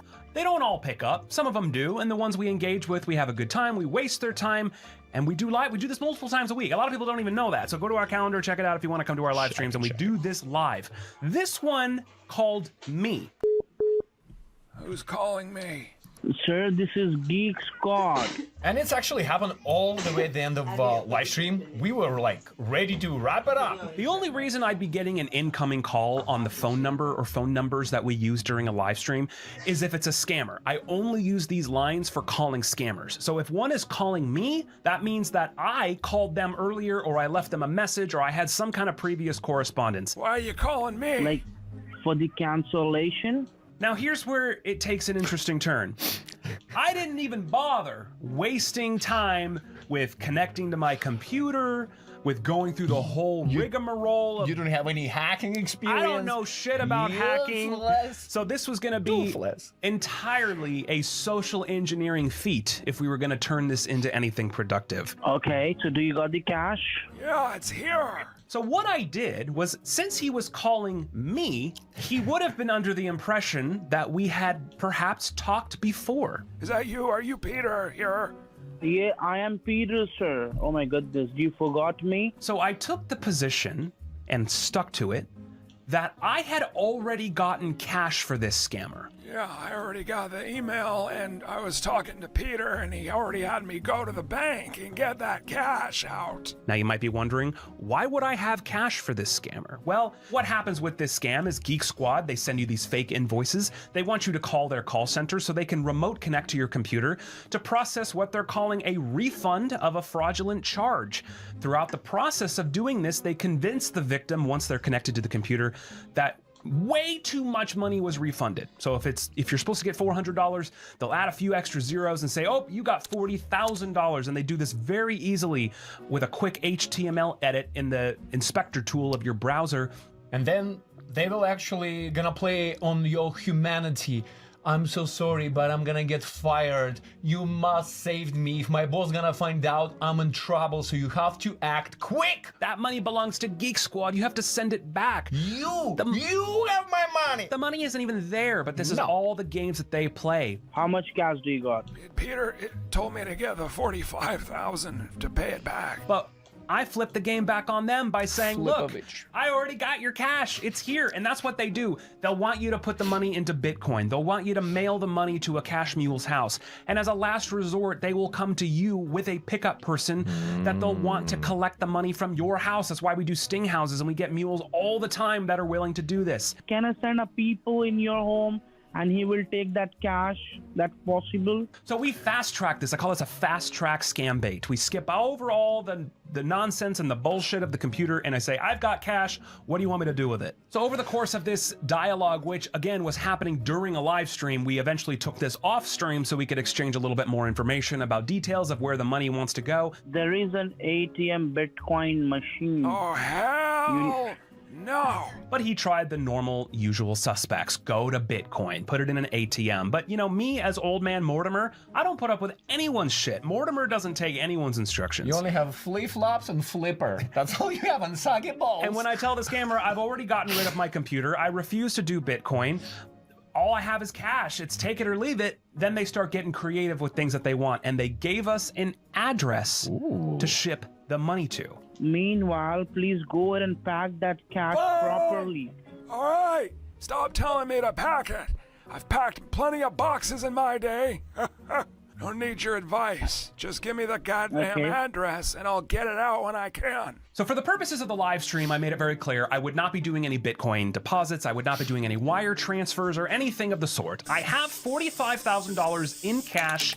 It belongs to your Geek Squad. What do you want me to do with it? And the scammer was being very dodgy, but just for the sake of getting through the live stream, I said, look, you can text me, you can give it to me later, whatever you want. He did eventually give us an address in Southern California where we're based. And a name on it as well. What was the name? Sir, okay, so you got the address right?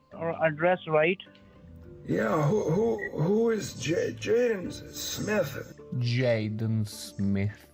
I'm here, my pencil soggy, my ass is sticking out, and yo Karate Kid is waiting for me. Part 69, let's go. I got just fired. Isn't that Will Smith's son? He's my finance team, sir. So this scammer is asking Mortimer, old man Mortimer, to send his $45,000 in cash via an overnight UPS package delivery to Fontana, California, signature required, addressed to a man named Jaden Smith. Part 3 coming soon this year. Of what? Karate Kid. Part 3? Movie 3. It's not a... He wasn't in part... Oh my god. There's so much wrong with what you just said. He was in a remake. Whatever. Remake. And he's not in the new one. No, he's not. Well, then what? That's a joke. It's a bad one. He did once, It's and a bad that's it, one. and nothing. But it's not part 3. It's not the Jaden Smith Karate Kid Festival. That part 3 coming. What a disaster you are. You need to just pack the box so no one can understand there is the money inside. All right, with the duct tape, with the like properly, and you need to go down to the UPS store and you need to tell them you want to send this parcel to this address, and there will be overnight shipment and signature required. All right. We went back and forth endlessly. He called me 79,000 times. He was desperate. He's desperate. I ignored him for 90% of this. That's what we usually do. I kept ignoring his call. I said, don't call me back again until you have an address. And he gave it to me. Jaden Smith in Fontana. Signature required. Signature required. He wanted it by 8:30 tomorrow morning. I said, no. So I said, I'm going to send it by noon. Or was this Jaden gonna have identification for this package here? Yes. Now we have... I've been riding and competing for as long as I can remember. I do coaching and clinics. Much better. Had a couple of things to research now before we decided to actually mail a bait package. The idea here is if we're going to mail a package, we are going to mail one. It will be empty, of course, but we will hopefully beat it there and be able to show up with our own decoy package and confront whoever is there expecting it under the name Jaden Smith. This scammer wanted signature required. Yeah, that means someone lives there who is going to be in some way, shape, or form pretending to be Jaden Smith. Right. What the fuck? This is the building. So it is gated, but it's this big ass gate right here. Any cars in and out. And it's 102 E. First floor. I can see this is building D, so E has to be either that building or that building. But these are the names for the people that apparently, according to this website, live there. Pardeep Kumar, Ankush Kumar, Satwinder Singh. We looked up the address. We saw it was an apartment complex. We saw that there were actual names attached to the residents of this apartment. It wasn't Jaden Smith, believe it or not. Somebody have to sign for it. We just want to know who will sign that box. Overnight receipt. Give me the receipt. Just send the package, and that was just now. So, okay. I'll call him back. All right, call him back. I sent it. Take a screenshot. I will. He'll want a picture of it. You're gonna, of course, you're gonna want. Where is the tracking number? Yep. Here we go. On the receipt. Looks like they give you $3 discount. Did you flirt? A little bit. No, I didn't. Oh yeah, no, of course not. I need the receipt. Yeah, well, I need a colonoscopy. What are you gonna do? Well, I need Bugatti. You can stick with your colonoscopy. So we sent a package, empty, delivery by noon, with a tracking number, pictures sent to the scammer, ready to go. Okay, told you. Predictable as a motherfucker. Yeah. Hello. Yeah. Yes, sir. Sir. What? Can you give me that tracking number? You want me to just read it to you here? Yeah, give it to me. Yeah. Well, it starts with a 1. Sorry? It starts with a 1. What do you have so far? 1, number 1. Yeah. And then a Z, as in zebra. Okay. What do you have so far? Z as in zebra. No, there's a 1 before it. Yeah, I got it. 1, then Z as in zebra. Yeah. And then 9. Okay. What do you have so far? I got 1 Z9. Yeah. 7, 4, 6, 2, 4, 3, 7, 6, 1, 8, 7, 0, 1. Sir, slowly. Sir, slowly. 7, 4. Yeah. 6, 2, 4, 3, 7, 6, 1. Sir, 8. I told you slowly. I told you very slowly. Well, there's no more letters, so it's easy. Okay. After the 4, there will be 6, right? There will be, yes. And after that? 2, 4, 3, 7, 6, 1, 8, 7, 0, 1. The number is 1Z90V7462437618701. Wow, yeah, that's correct, boy. Can you tell me your first name and last name? Oh my God, I'm done with you. You've got your money. I'll talk to you tomorrow. Sir, I need only the name. But you give him already everything, right? Did you give him? I don't actually know if I did, because he called me. He probably asked me my name. I have to rush the stream. All he has is what I gave him on stream. Okay, and can you tell me your first name and last name? You don't remember me after all this time? I need to just spell me out. Spell me out your first name and last name. But you don't remember my name after all this time, Peter. I remember. What is it then? Then what is it? What is it? Prove it. What is my name? Just spell me out. I forgot your name. Tell me what it is, and I'll spell it. I forgot your name. Wow. Just spell me out. That's not very nice, Pimplehead. Just tell me your name. Wow, I'm kind of offended, to be honest with you here. I thought we had a connection. Tell me your name, sir. Say please. Please. This is Mortimer. Remember? Spell me slowly. M-O-R-T-I-M-E-R. M-O-R-G? No, I'm not Morg. M-O-R-T-I-M-E-R. Mortimer. M-O-R-G-I-M? I'm not Morg. Mortimer. Morty. Just go. Just put Morty. It's fine. It's easier for you. Morty. Slow down. Morty. Slow down. M-O-R-T-Y. Do that. Morty. M-O-R-G-Y. I'm not. Morgy. I'm Morty. Morty. Morgy. No. Okay, I'm going. M-O-R-G-Y after that. Ah! Morty. T as in tit. T. Like Rick and Morty. Morty. God damn. You're giving me hemorrhoids over here. Sir, be calm. No. Be calm and just tell me. Be calm and just tell me. You don't know how to listen. It's Morty. M-O-R-G-Y after that. T, right? Can you text me, sir? Can you text me? I'm gonna text you. You're incompetent. Fucking A, they drive me fucking batshit. Morgy. Slowly. Spell me slowly. Morgy. The plan here is we're gonna depart Los Angeles, drive to Fontana, keep an eye on the tracking, and beat the package there. We will pose as the delivery drivers. Art will walk up with a decoy package, ask whoever's there expecting it to sign for it, perhaps show an ID, see if they're carrying a fake ID for Jaden Smith, glean as much information as we can from the initial interaction, and then we all swoop in and confront of why the f you are expecting $45,000 in cash from an old man in Los Angeles. That was a great plan, but it did not happen! It was a disaster. What happened? This is what it's like browsing the web without Surfshark VPN. Open the door. Prime Big Deal Days is here. With deals on kitchen and more, greatness is a deal away. Just bust the move. Wipe your nose. Shop deals up to 40% off this Prime Big Deal Days. And action. Very exciting. We're on set for the new Swiss tourism ad with Hollywood icon Halle Berry and Swiss director Mark. Oops. Cut. Halle, she's great. So great. And action. Next stop, Switzerland! Hey, cut it. I'm coming! What's happening? I don't know.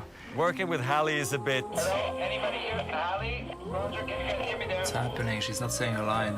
Hello? Can you hear me? I think you need to say your line. Yes, the line, please. Please. Yeah, but when is my line? Swiss autumn Is amazing. What does he say? Swiss autumn is... Can you hear me? He sounds stressed. It's a little hard for the director to deal with, you know? Action. You're right, Roger. Switzerland is beautiful. I don't know. Do you really want to go with beautiful? I mean, I think it's majestic, no? Or maybe breathtaking, ferociously stunning. cataclysmically sublime. If you were a rapper, you would say it's the Halle Berry of landscapes. I don't know, beautiful just doesn't do it. Boy, she takes her time. This is so good. Cut! I think I can do better. Can I do another one? No. It's hard for me to say, but Real fast. I'm gonna do it real fast. it just felt a little weird. Oh! I lost it. Honey, how do you get this thing back up? Cut! Here you go. Cut it. Cut it. Is that how you do it? Let's cut this. Oh, come on. Just like spaghetti. Cut! But it was almost like she was delaying things on purpose. Of course I did it on purpose. Last chance. You have to shoot right now. The sun is setting. Where's Holly? I mean, really, seriously. She's not done yet. Wrap on time? Why? Gotcha. I wanted to stay here as long as I could. Aren't we missing a shot? No worries. We can do this tomorrow.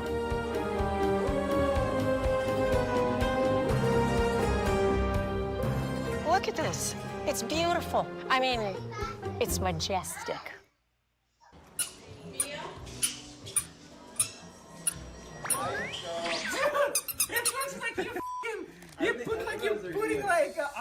They're really small. Yeah, I think they're gonna be big. I think if you tape it right under your heel. What's up, brother? How we doing? Good, how you doing? What do we have? I will do a latte. Thank you. That's like 2 years. Without Surfshark VPN, everybody knows where you are. You Ashton. Without Surfshark VPN, your online presence is loud, vulnerable, and visible by all. And much like this Goomba, the ones who are the most exposed and the most vulnerable are usually unaware of it. Stay silent, stay safe, and stay private with Surfshark VPN. Surfshark VPN, the sponsor of this video, is the best in class for helping you browse the internet safely. Using a VPN or a virtual private network is one of the most basic, but perhaps the most paramount of things you can do to protect your identity online. Their award-winning VPN service creates a secure, encrypted connection between all of your devices and the internet they're connected to. Hello, I have a question. I'm looking for cactus. Do you have Dominican or Polynesian? No, this ain't heavy. Taking 2 seconds to connect to the web with Surfshark will immediately boost your security, especially on vulnerable public Wi-Fi networks. It will protect your privacy by masking your real location and IP address, and will help you access content online safely. With over 3,200 servers in over 100 countries, you can access geo-restricted content all over the world with an extra layer of defense and without sacrificing speed. Changing your virtual location on any device is as simple as a single click in the app. One subscription, unlimited devices. No matter how many phones, computers, tablets, TVs, routers, or squeaky tall Russian weasels you might have, secure them all with an encrypted connection with one single subscription under Surfshark. Quick question. We rescue 2 raccoons. Do you guys have like any raccoon food? Say that again? We rescue 2 raccoons. Do you guys like have like dog, cats, raccoons, like any food? No. That's for the pets? No pets? No. Head over to Surf.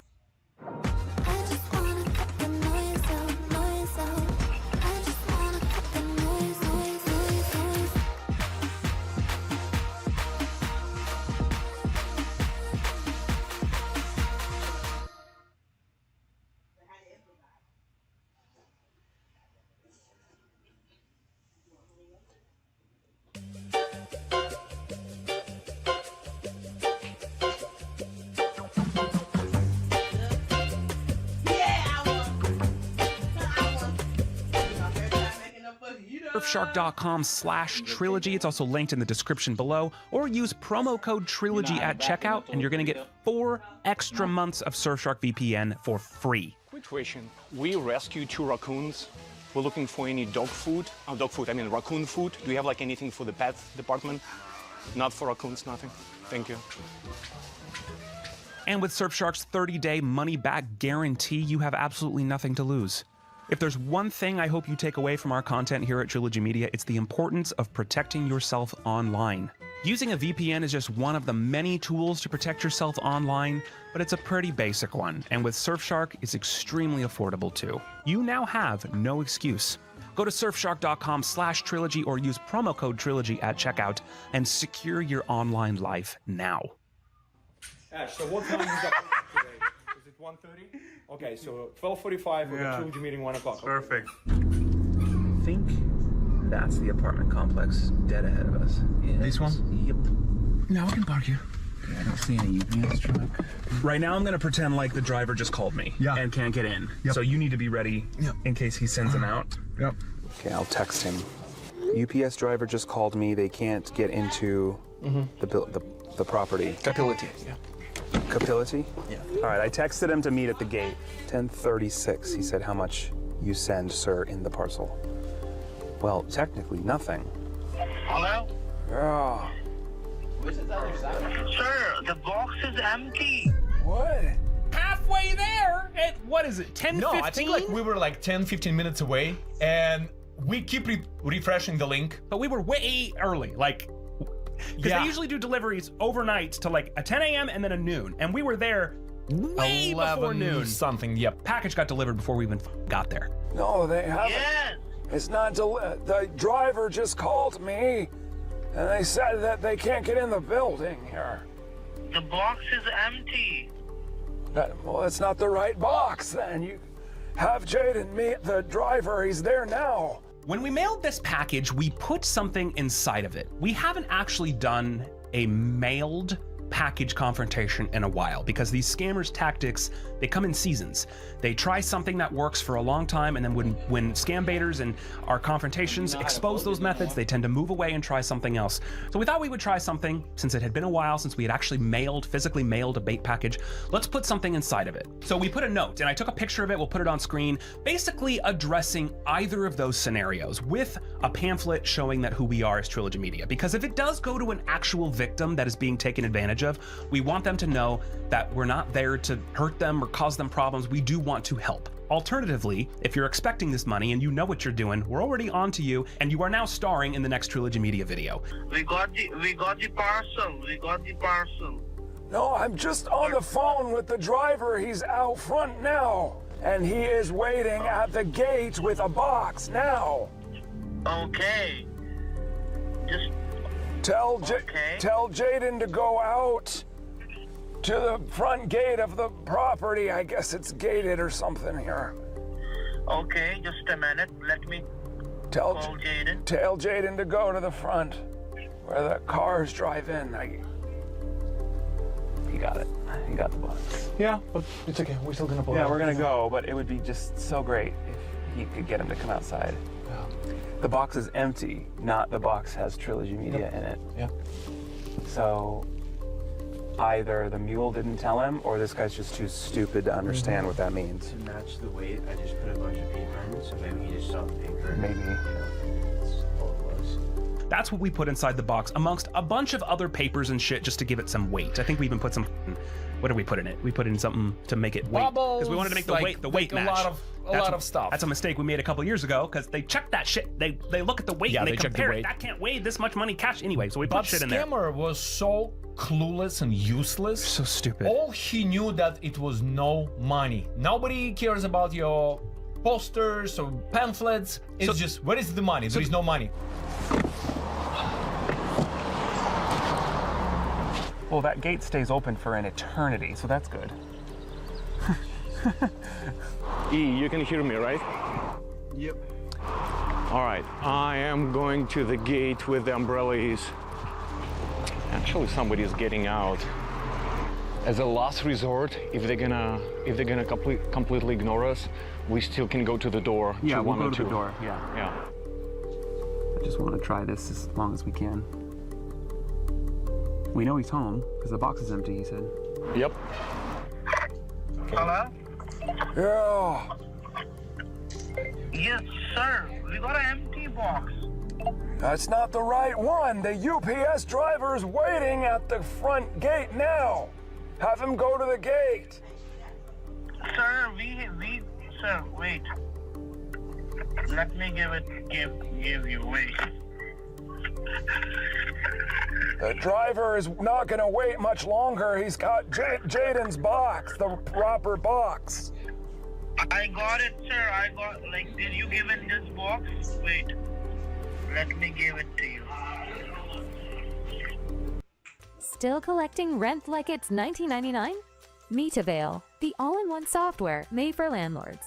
Collect rent payments, security deposits, move-in fees, and more in one platform. It's easy and secure for you and your tenants. Get paid on time, every time. Sign up for free today at avail.co. Chosen by over 950,000 landlords.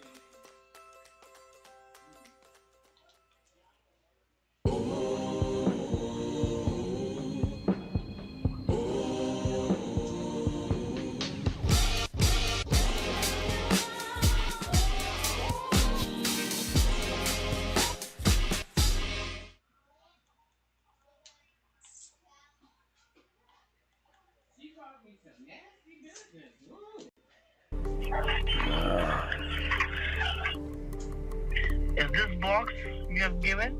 Which one?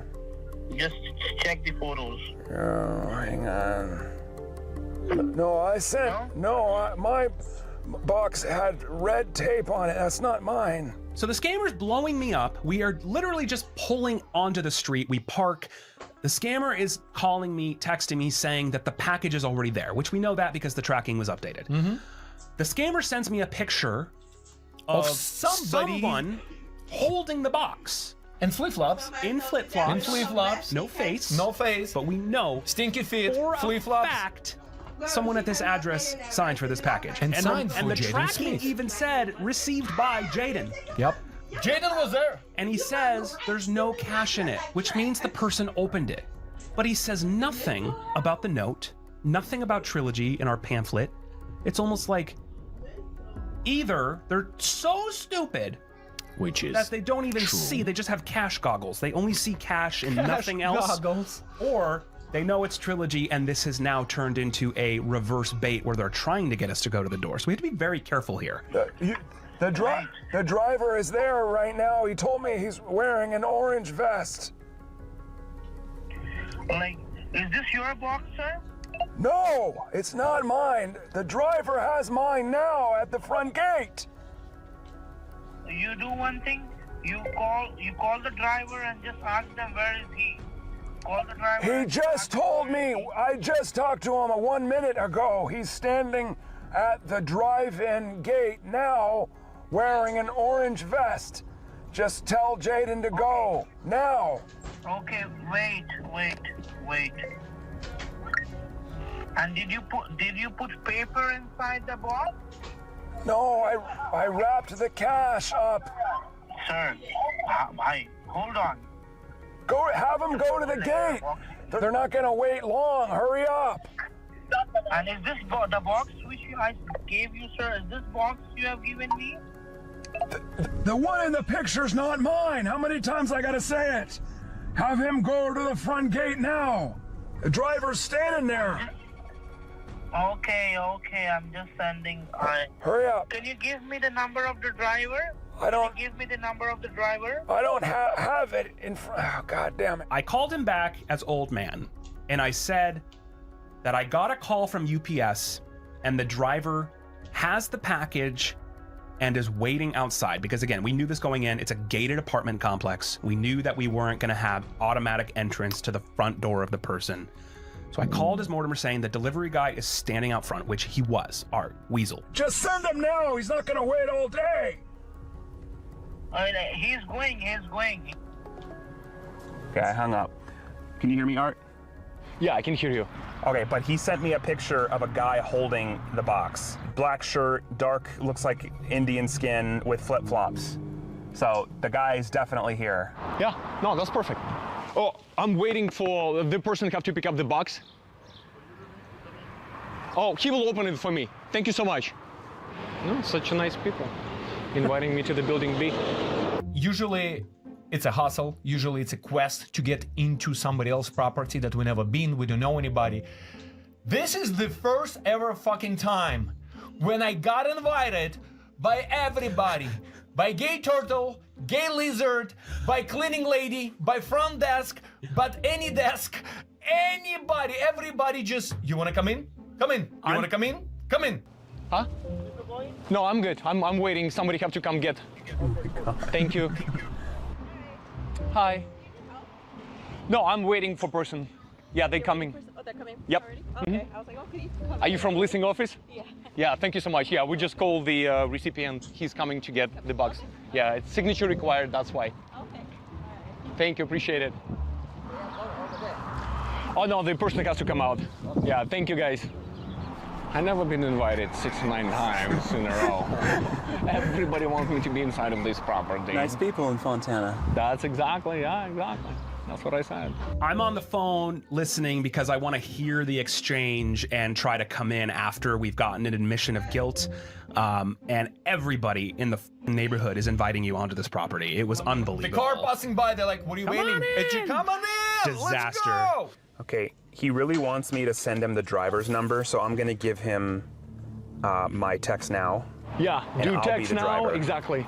And they can call you and you can talk to Yeah. them as a driver. If he calls me as the driver, I'm gonna open my window just to make it sound like I'm outside. Yep. Okay, he's calling me. Okay. This is Ryan. Okay, is this UPS driver? Yes, sir. I told the scammer that UPS was on the phone with me saying the driver's outside. I don't know anything else. I'm old man. I'm not even there. Hoping he would believe that it's a separate package or that there's a second delivery or something. Well, that's why just to he get them to asked, get that can money. you give me the driver number so I can talk to him? Which Ashton flipped the voices and he said, yeah, talk to Ryan. Oh, well, you got my parcel, right? Yeah, I'm standing. Jaden Smith? Yeah, the gate's closed. I've been trying to get in here for a while, but I can't wait much longer. I'm wearing an orange vest, standing at the gate where the cars drive in. Can the recipient come meet me, please? Okay, yes. You got the box with you? I have one parcel left for this address. Yes. Okay, just a minute. And there will be name written Aiden Smith, right? Let me. With the same address. Let me see. Jaden. Yeah, it's for. The address? Yeah, it's for Jaden. Jaden Smith. Jaden. Is it? It Would be Jaden. Hold on. Yeah, it's supposed to be for Jaden, right? Because I had a lot of deliveries to this property today. Jaden Smith. Yeah, apartment 102E. It looks like. Yes. Just have him come meet me out here, please, okay? Because I gotta go soon. I have other deliveries by noon. Wait, I'm just sending that Jaden. Okay, thank you. Wait there, don't go anywhere. Okay, hurry up, please. Thank you. All right, keep an eye out. Okay, if there's one AI site builder you need to meet, it's this dope tech from Wix. Now, this whole flow is a conversation, so your words actually build your website. I'm going for a store, and after a free-flowing conversation, I get this detailed site brief. And just like that, my first draft is ready. Now, that's dope. Next, you can really get in there and style it your way. Here's the fun part. You can regenerate this whole thing over and over, or you can tweak something specific, like your layout. Let me describe what I had in mind. Yeah, that's fire. If there was ever a time to speak life into your dreams, it's right now using the Wix AI website builder.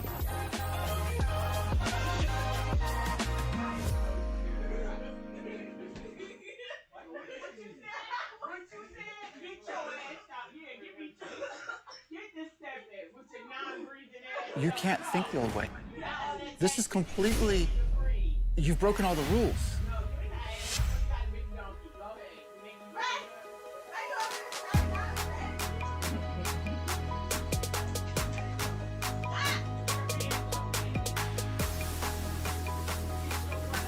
Holy cow. That's just No! automatic. Fire. Crazy. Wow. Yeah, dumbass. It's the same scammer. He f***ing called you. Oh my god. F***ing dumbass.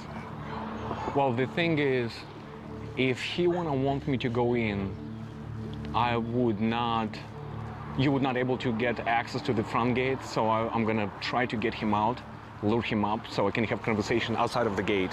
Try to get him out, and if he, if you go in, I'll follow you. Yeah, sounds good. That car gate stays open for a long time. Yeah. Oh my God, if we could pull this off. despite the fact that he's already received it. All right, he's calling me as the driver again, so hang on. Mr. Ron? Yes, hello? Yeah, Mr. Ron? Like, can you click the picture of that parcel and can you send it to me? I'm sorry? Can you click a picture of the parcel, with the parcel which you have it in your hand? And can you Yeah, I'm not. I'm not allowed to. I'm sorry, I'm not allowed to do that because it's got personal information on it. But I have the box here. I'm only going to be here a couple more minutes, so tell Jaden to come out, please. You haven't delivered the box yet, right? Well, I've delivered several boxes, but this is the last one for this address. There were multiple to this address today. But when I'm tracking, I can see the box has been delivered. Yeah, sometimes the trackings don't update in real time. Sometimes the tracking reads that I'm in the area and it will automatically update even though I haven't dropped it off yet. But I am still here. I can confirm I have one more box left. If you'd please have Jaden come out because I cannot wait more than two more minutes. Okay, wait. Let me send this to Jaden. Thank you. Thank you. Okay, I'm not going to answer him anymore. Yeah, I just about to say that. He's calling me again, but I'm going to ignore it. Yeah, and actually like the fact that there is Amazon Prime truck and other deliveries, so it's good. So we can melt it in. God, he's blowing me up as the driver right now. Okay, him. He knows everything, that the driver is outside.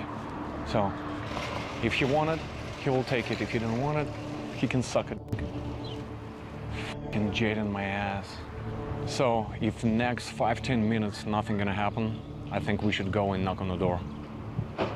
Should I take his call? He's calling again. Yeah, sure. Do it one more time. Say that you're leaving.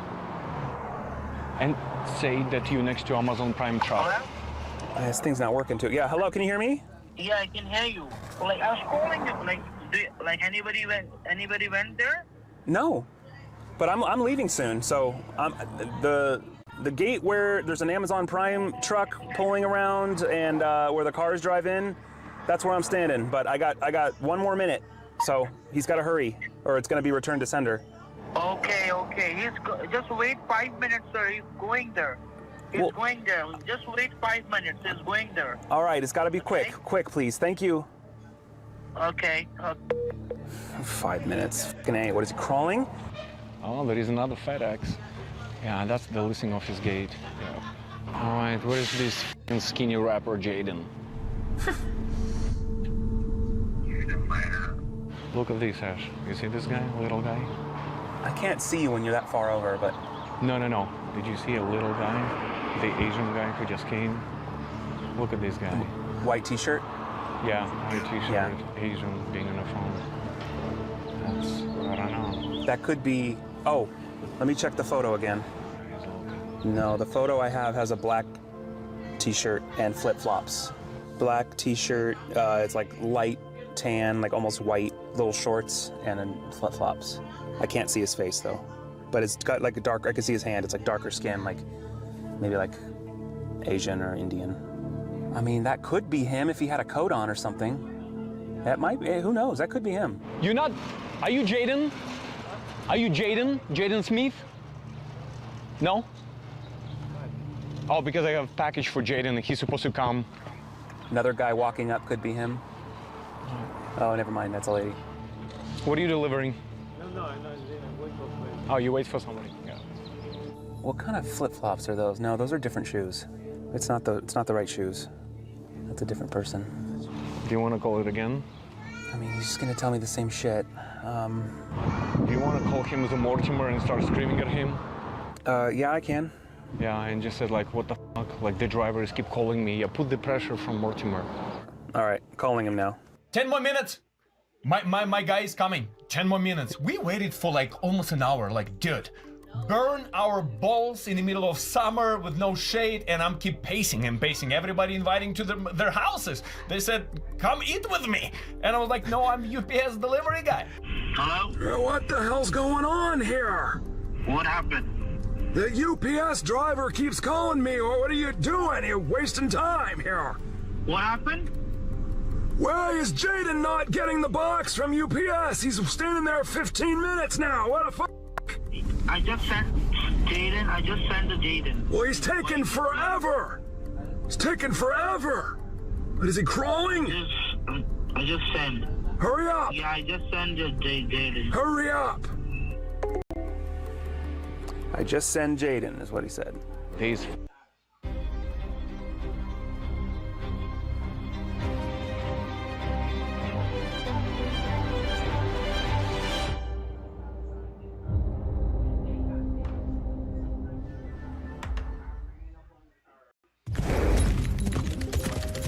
I've been riding and competing for as long as I can remember.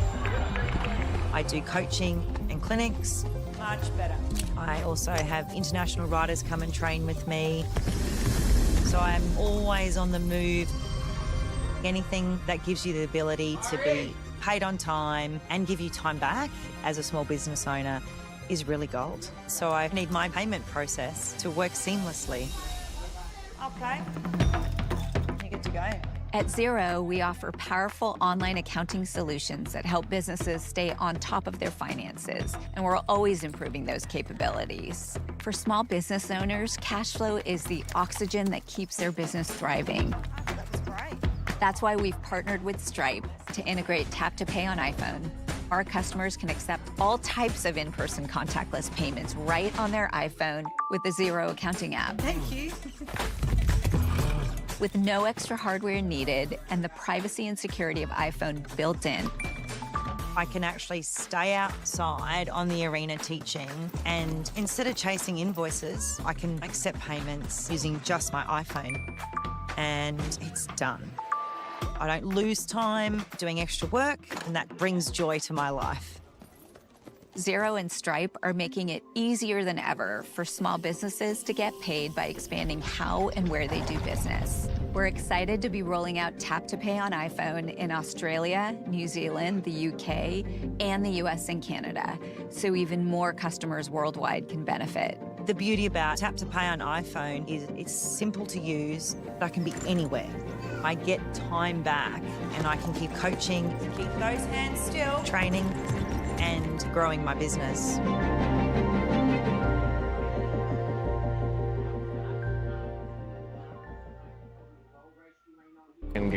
Asian guy just has eyes on me like non-stop, watching me like a hawk. Well, the photo that he took, it's like a picture of a picture. So he has two phones, and the phone is laying on a laptop keyboard. So he went back inside. It's not like he's walking around outside. Mm-hmm. So whoever took this box has to be here. Yeah. This is why I don't like apartment busts, because there's just so many unknowns. And also, will be great, regardless what happened, talk to the leasing office and just like make a claim about that apartment, that they're doing illegal activities. I look so suspicious as being here for half an hour. I know. There is Indian guy crossing. Yeah. I don't think it's the same clothes. He's on a phone with someone as well, that guy who just walked in, the Indian guy. Hold the one more time. All right. Well, I think it's better to call his delivery. Old man doesn't know anything. Like, he won't be able to, like, at least delivery, I can be like, okay, I'm leaving. Okay. Hello? Okay, I'm heading out. I guess you don't want the package. Sorry? Do you, I have to leave, so I guess Jaden doesn't want his package? I beg your pardon? What are you, I'm waiting here still with the package. What are we doing? He's coming. I just told him he's coming. What is he crawling? It's not a very big complex. I've been standing here for half an hour. I'm late now for all my other deliveries. He's coming, he's coming. When? When is he coming? In five minutes. That's what you said 15 minutes ago. In 5 minutes. In A. Or if you can call him and say like, hey, I can go and if he's at home, I can walk to his property. He just have to sign for the package. Well, that's what they want. That's why we pitted it this way, so he'd come out, so we could talk to him more, but... All right, Asian guy is absolutely eyes on me, getting directions. He's definitely a watcher. Mm-hmm. Mm-hmm. All right, I think I should get out and start making my way over towards you. Okay, hold on for a second. Asian's running. Yeah. Asian in, Indian out. Oh my God. Here we go. So sketchy. Excuse me, are you Jaden?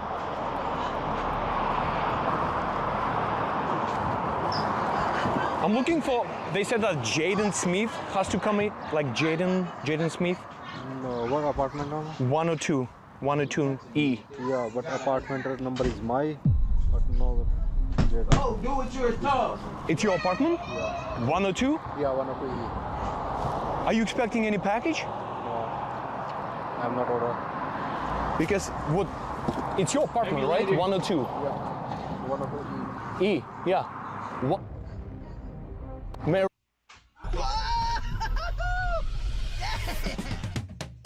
I got in there and lost my mind. This is where the thrills pay our bills. 22 seconds of heaven. This is like adult Disneyland. Test drive everything, man. I want a Ricky Bobby on this. It felt like a rocket ship. We're gonna kick up some dust. That is the most fun experience. Carroll Avenue, right? One second, let me see. When did Face finally show his face to you? The first face. Actually, he did not. I just saw one Indian guy left. One Indian guy left. And maybe 30 minutes later, Actually, I saw the other Indian guy coming through. I just saw Indian guy. I just approached him, was like, yo, I'm here for this and this, and I'm looking for that apartment. And he said, it's my apartment. You didn't know you own an apartment? That's crazy, because I've been sitting here for half an hour. What are you checking? Because I have these cash delivery. What are you showing to me? It's my apartment number. Yeah, 102E. Yeah, 102E. I start like floating over, not walking. I'm floating. Like in a pool? Kinda, Yeah. but like I'm just pretending to be like a separate person. I'm trying to stay in earshot to hear what they're saying. Carroll Avenue, 102. Yeah, E102. 102E. And what's your name? My name is Abhishek. Abhishek? Yeah. That's crazy, because they told me like it's a signature required delivery, and it's supposed to be 2.2 pounds cash delivery box. So why did this box came to you? No, I'm not order. Did you receive another box earlier? No. Because it said that like there are 2 boxes got delivered. 2 boxes. One box says other guy. Yeah. But I told you this is not my boxes. So did you open that box, the first one? No. So how did you know that that box is not yours? Show me a name of other guy. Hello. Hi. How's it going? So he live in this address. Yeah. Okay. So you live here? Yeah. Yeah. Okay. He's not Jaden Smith. Right. Oh, I was hoping it was. This is not my order. So why? Okay, so tell me this. Who is this person? No, I didn't show you yet. Let me show you before you answer. Who is that holding this? Who's that? Because that came in about an hour ago. Who is that? What do you mean you don't know? It lives there in your apartment. Yeah, me and my brother. Is that your brother? Show me full video. Is your brother at home right now? No. Where did he go? Who else is home? Go to Amazon. And back in maybe 50 minutes. Who opened this package at your house? Okay, well then we're gonna go to your house and figure out who's there. Yeah. Yeah, let's go. Yeah, let's go. This random guy who said, I'm not Jaden, I'm not expecting any package, but this is my apartment. And I said, well, if it's your apartment, I have to deliver the package. Let's go. And he was like, okay, let's go. Let's go find the package. So we start looking for a package. And then kind of like while we're going, Ashton joined and we start going to his unit. 102E, right? Yeah. Okay. He live at this address, receiving the packages. But he came up to you for this one, right? Yeah, one package arrived like 1 hour ago. Yeah, one and a half hour ago. Uh-huh. Yeah. Where'd it go? Where is it? Is it still at your apartment?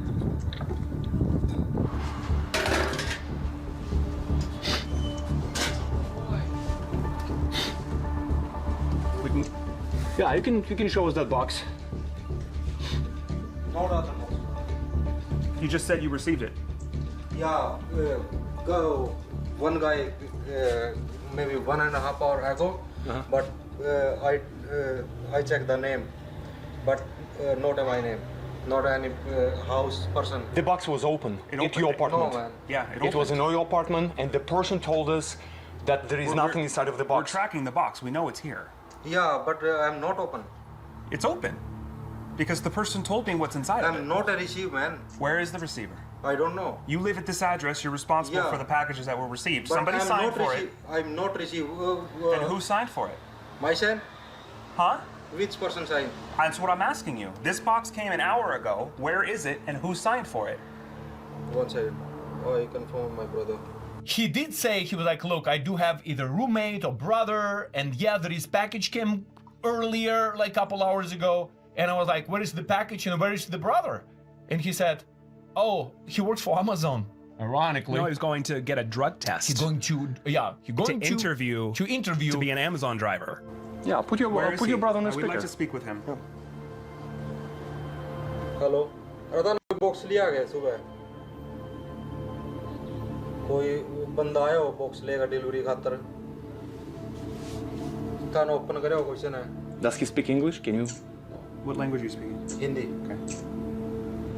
हाँ फिर वो तो open नहीं करे question है This is money laundering and fraud investigation. Yeah, I know. You know. He needs to come here. Yeah, but Or not we're going to open. be sending police. But not open. He opened it. He opened it. But we need to speak to him either way. अरे यार एक वो लेगा investigation वाले ने वो camera open को box open करे Where is he? He was just here. Where is he? He was just here. Brother. I'm not saying it's you. I'm asking where he is. But I don't know, man. You're talking to him. Where is he? Yeah. कितनी देर में आओगे तुम? तो आ जाओ. No problem. Come in. कितना time लगेगा? 30 minute? Someone once said there's nothing original, that everything's a copy. I think they're wrong.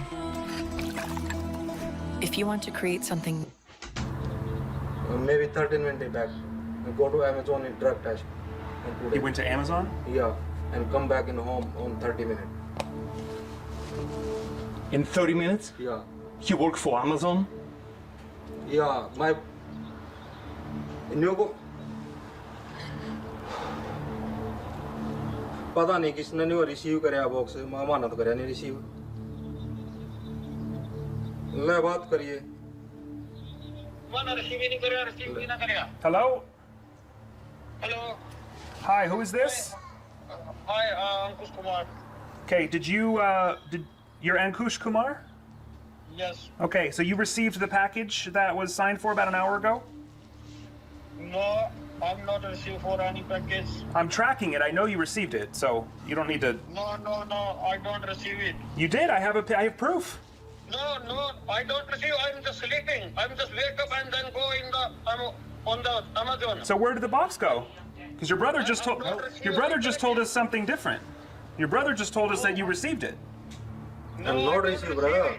You just told me he received it. One guy maybe. What do you mean one guy? You have squatters? No. I don't know. One guy. It came to this apartment. It's not that apartment. It's not that apartment. It's this apartment. Required sign, but I'm not signed and not receive on box. This box. No. Yes. Not receive, brother. This box arrived at 10:20 and got signed by person in this apartment. So stop bullshitting. It's signed. It's signature required. I'm not signed, brother. Okay, so it means your brother who signed. One of you signed for it. This one. So This one, okay. I need one of you to. Huh? Nobody signed. Do you want to go to police? Do you want to go to police? I can bring the police here if you prefer. Yeah, you can. You can. All right, come back and we'll talk to the police Okay. then. Yeah, no problem. I did not receive anything. All right, well, come back and talk to us. Yeah, no problem. Okay, when are you coming? Yeah. Not yet. When are you coming? When are you coming? I'm just coming. When? When? Just 1 hour. No, it needs to be right now. I know you were just here. You're not an hour away. Yeah, I'm just coming. Now. Yeah. Yeah, now. Huh? What? I don't receive nothing. Okay, we'll talk about it, but you need to come. Yeah, I'm just coming. No problem. Okay, right now, please. Stop. Yes, please. Yeah, please. Yeah, sure. All right, so we'll wait here then? Okay. All right. All right, sounds good. You go on call, and then no problem. We just want to have a conversation, and so we can involve the police, because that's what we do. We work closely with But I police. am not receiving any box. No one's accusing you of committing any crime, but I need someone to be honest with me, because I know that this box was received an hour ago. Brother, I am told this guy, and this apartment is mine. Yes. I'm living this apartment. Right. But I'm what not did you say? receiving. You say earlier, I asked you, did one box show up? And you're like, yes, earlier, 1 hour We ago. have it on camera. You know, this is a Yeah, camera. I know. It's a camera. I know. Okay. Camera. So I we know. have brother. you Okay, already stop saying. lying. Stop lying. Hello. हाँ delivery वाले हैं तो camera कुमरा ले रहे हैं delivery वाले हैं मतलब मसला ले कोई चक्कर इंजन बना लिया ही नहीं अरे फिर जीव जिस नाम था है कौन नहीं लेगा कौन है जेडम करके है कोई नाम आप तड़की वापस भेज दिया था वो बंदा मैंने हाँ मिला था मैंने वापस भेज दिया था मगर इस नाम का कोई बंदा है कौन इसमें So one of them working for Amazon, another one applying to Amazon, doing the marijuana weed test. How unbelievable if you work for Amazon and you're Indian and you have bad people in India, criminals, who actually sending you list of victims. All your job is actually work, getting paid by Amazon, and keep an eye on delivery packages that has cash in it. This is a fucking perfect job. We're gonna translate everything that you're saying, so... Yeah, everything will be translated and sent to the police, so... No problem. Okay. Yeah, no problem. Yeah, there is one problem, that there is like illegal cash coming to your apartment. Yeah. Yeah, and you know that. Whoever has this box right now is committing a crime. Brother, you check on every home. Yeah? Yeah, you check. You allow? Yeah, you That's check. okay? Yeah. All right, come on. We'll have a seat. You check. Okay. Thank you. Thanks for inviting us in. We went inside the house, the apartment. Which after play the clip. I know if the guy keeps filming, I'm gonna shoot him. Okay. You know, a flood, we carry guns. No, I understand. So you tell him right now, stop shooting, I'm gonna shoot him to both of you. Which we don't do that anymore for a lot of reasons. Yeah, but a lot of reasons. it was one of those. Our ass almost got shot in Florida. It was one of those situations where it's like, you know, I don't know. We made a decision in the moment. He was so innocent. He was like, he cracked pretty open. non-threatening. Not threatening. You know? He And was there's like, three of us versus one of him. I don't know. know. Yeah, come to my place. We saw the place, and I was like, wow. Oof. Yeah, it was woof. So he can come over and we'll have a talk about it. So he took the box. He must have taken it. Your brother took the box because the box got open in this apartment and picture was sent from this apartment. I'm not received. You just said it received it. You just said you told him on camera. You I heard told it. me Yeah, on I know. camera. The box came. They going to do, huh? Were you recently injured in a car accident? Look at this check for $160,000. Okay, I'm coming to my manager apartment. All right. You check. No problem. You check. That's okay. Let's go together to the manager. Let's tell them what are you guys doing. Let's get in. Let's get them involved. Let's go. Where's the clipboard? Yeah, let's go. I'll take it. Yeah. I can take it. You check. You hold the box. No problem. Yeah. You check on home. That's okay.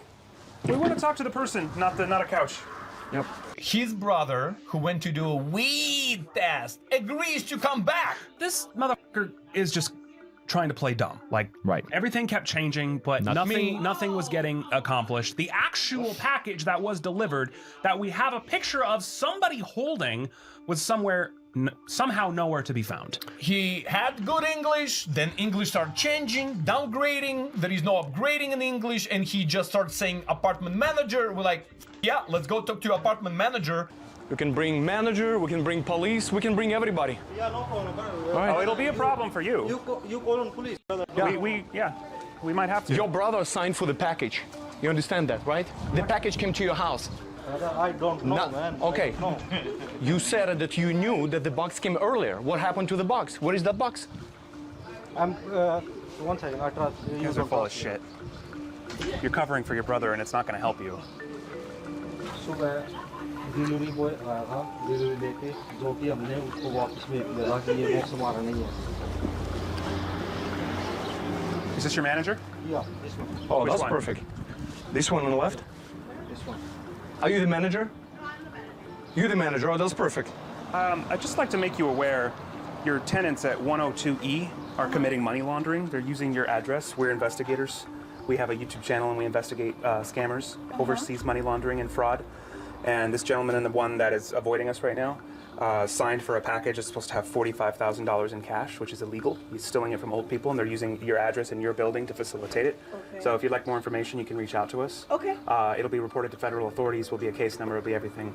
But just so you know, we have proof that they signed for it and that they are expecting it under fake names. They use the name Jaden Smith of all names. Oh, okay. Jaden Smith. We have it on camera and proof that they signed and that they accepted it. So what is this one? The box? Okay. That's okay. I only have one tenant on that apartment. Is it Akash Kumar? Is that his name? I wouldn't be able to give you that information. Okay, well, But whoever I have just one person on the lease. Sure. Well, whoever's on the lease is responsible for that money and will be reported and probably prosecuted for money laundering. So you might want to look into it since your tenants are using your building to facilitate this. And they do this over and over and over again. They have people that come and collect this money and take it to launder it overseas, but they need local addresses to facilitate this fraud. So that's what we do is we follow the money and we expose on channel and we give it to federal authorities. So that's what we're, just wanted to make you aware that they're committing crimes. Absolutely. All right. Is there, we'd love to get his comment. The person that actually lives there, he's claiming that it's his apartment. But he's saying he didn't sign for it. So just out of fairness, we'd like to talk directly to the person who lives there, who owns the apartment or rents the apartment. Is there a way that we can request a comment? Is he here? Do you know? I mean, that's nothing to do with me. That would be them. But I will follow up. He admitted that his brother signed for it, received the package, and now we want to talk to his brother, and he said like, well, I don't know when he's coming. But I have a proof that he was just here half an hour ago, so. Oh, okay. So leasing officer manager, she said, what happened? What's going on? What happened on my property right now?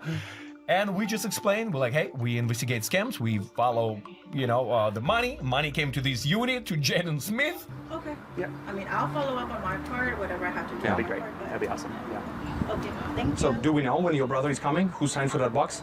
I don't know, brother. Which guy on sign? I don't know. Well, whatever you cover for your brother. मुझे नहीं पता किसने लिया और किसने sign किया. मैंने आपको जितना बोला आप चेक कर सकते हो घर भी. You spoke English perfectly when I talked to you, and now like all of a sudden you don't speak English. That's funny. Powerful. I don't know who took it and signed for it. All right. I've told you as much as I can. Can you check at home also? It's not about your house. It's about who took it. And I know that somebody took it. I have proof. So let me explain, because I know you speak English fine, so let me explain to you what happens now, okay? We have one person on camera, that's you. Yeah, no problem, brother. Let me finish. Can I finish? No Can I finish? No okay. I'm not accusing you, I'm just telling you what happens next, okay? We have you on camera. We have you saying that's your apartment. We have you saying a box already came. We have all of the confirmation proved on camera that you're responsible for that money. So we take all of this and we give it to federal authorities. They do all their investigation. We already know who leases the apartment. I mean, she doesn't have to tell me. I already know the names. I already know everything. They investigate. They find out where the money went. They come and they arrest you and they put you in prison. And if you're not a citizen here, you will be deported. No problem. So, well, it is a problem. It's not you're really not, because you're not telling me anything, which is your prerogative. But I'm just letting you know that I know that you're covering for him, but you're the one who's going to be attached to this. And you might be innocent, but it doesn't matter in the eyes of the law because you've already accepted responsibility for this. So you could be completely innocent, but you're still f***ed because you're trying to protect him. So is there anything else you want to say? No one does food like Puerto Rico, whether it's a chef tasting menu or a local favorite spot with no sign about the door. You'll taste the influence of Spanish, African, and native Taino traditions, sometimes all in the same dish. Still collecting rent like it's 1999? Meet Avail, the all-in-one software made for landlords. Collect rent payments, security deposits, move-in fees, and more in one platform. It's easy and secure for you and your tenants. Get paid on time every time. Sign up for free today at avail.co. Chosen by over 950,000 landlords.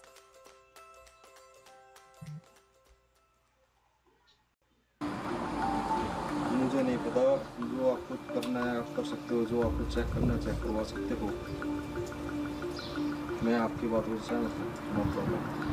Well, he already changed his story so many times. Yes, it's nothing he says is credible.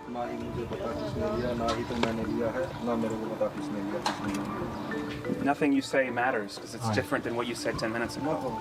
Right. It's a problem. You just need to stop doing these illegal activities from your apartment. You or your brother, whatever you guys do for each other, your family in India, you have to stop doing They're this. using you to take the fall for it. But I'm not Rishi, brother. It doesn't matter. At this point, it doesn't matter because you're already guilty now because you've already admitted to it. So you can say whatever you want about whether you did or didn't. We know that you did. So you're going to take the fall for it unless you can give us some valuable information that says otherwise. Is that your choice? You don't need to talk to the phone. You can talk to me. I know I can understand your English just fine. So stop. There's nothing you want to say. We're not here to get you in trouble. We just want information. I'm not a trained on English language, brother. My You're not language what? Hindi. My language in Hindi. You speak English fine. No. You've spoken English the last 20 minutes just fine. It only makes everything worse for you when you do that. I can tell that you want to say something and you're just juggling whether or not you want to say it. We genuinely listen. I'm not a perfect, a little bit. That's not okay. A That's perfect okay. brother. We can genuinely help you. Seriously. I don't know if you know who we are, but we do I'm this not for a living. I'm not included in this one. I don't know. Sure, but you can help us prove that. Otherwise, it's all on you. And it's out of our hands completely. Right now, we have the power to control the situation a little bit. But once you dip out, it's over for you. How did you know that the box got delivered? Who told you? How did you know that the box got delivered? We were showing this name, and when I told him that no one with this name lives in this house, he went back. It's not true. That's a lie. It's a lie. You're lying to me. I know you're lying to me. No problem. You call on Pope. Yeah. No problem. Yeah, it'll be reported. It's not just cops, it's federal agents. No problem. I'm will cooperate with you. No problem. This isn't a cooperation test. This is to you to try to plead your case and try to defend your innocence. But I'm not included in this one. You I are, don't know. because you already admitted to it. Unless you can give me something that says Kitna time otherwise. lagega tha naar mein? Are you still on the phone with him? Of course you are. Of course he's listening, yeah. Of course you are. So he's coming or not? हैं? ये नहीं हुआ ना money laundering करी है कि किसी बंदे ने ओपन कराया किसी ने ओपन कराया वो फिर वो तो ये तो ओपन पारा की फोटो खींच रही है ANKUSH. Ankush Merrill, USA. हाँ किसने लिया Ankush, I think, was one of the names on the lease. So that's definitely him. पता नहीं है He's coming or not? या When? कितनी देर में आओगा मैं नहीं सकता Otherwise, your brother could be arrested. कितनी देर में आओगा मैं कितना टाइम लगेगा आई थी मैनेजर लोग वही खड़े थे मैनेजर ऑफिस के आप गए मरना का पता किसने लिया किसने ना लिया यार It's a simple question. When he's coming? It's a कितनी देर simple में आओगा question. मैं 5 मिनट या 10 minute only 5 miles. Okay. You can go wait in the car and... I'll just stand out here. I'll stand on the grass. All right. Tell him to meet us out there. Yeah, I'm coming this side. Okay, yeah, sure. I'm walking my You do laundry? Yeah. Okay. Didn't he f off to a laundromat for a while? Yeah, he did. We explained everything to management. Management was useless, like Ashton in the gym. Wow. And we kind of like said, well, fuck, let's just wait. And this Indian guy just said, laundry. Nothing else to lose. Yeah, No, laundry. not laundry. It's laundry time. So Bye. he fuck off to do his laundry. What did you say? He's going to laundry? Yeah, I guess. Guilty as f. Yeah. And they all on the phone. Yeah. As soon as, if he does get here, just check for these clothes. That's the flip-flops. Like a dark brown, one between the toe kind of flip-flops. $10 says we never see this guy again. Let's get out from the property. See if he comes back from his drug test. So we would not get like let's wait trespassing and stuff. outside. Let's wait Yeah, we've already outside. penetrated the apartment. There's We nothing penetrated to learn manager, in we there. penetrated everybody. There's nothing to glean Still from looking inside. for Jaden Smith and Karate Part 3. And someone has the package in their hand. Yeah. What We're looking for flip-flops. I bet you, and at this point we're assuming it was probably the brother or whoever he's calling collected it and then f***ed off to immediately go do the next step, which is probably put it into a Bitcoin wallet or something, and then realized en route that it's empty, but didn't see our flyer somehow. We waiting and waiting, waiting and waiting. It's getting hot, dude. It's freaking hot. And Kush is the one that has the lease, not him. What did he say? How far? I call. Huh? I call. You call? 5 minutes? Yeah, 5 minutes. And who is he? What is your relationship with that person? He's your brother? Not a real brother. Only friend. Just friend? You guys live together? We 5 people. 5 people? From the same city?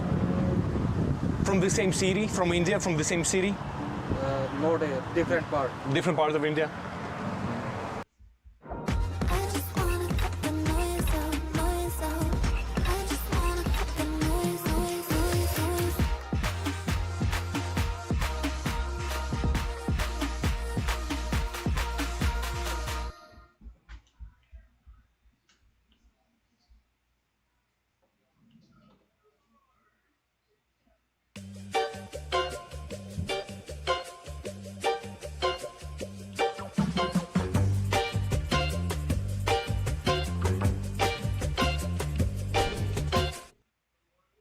I'm working on Amazon.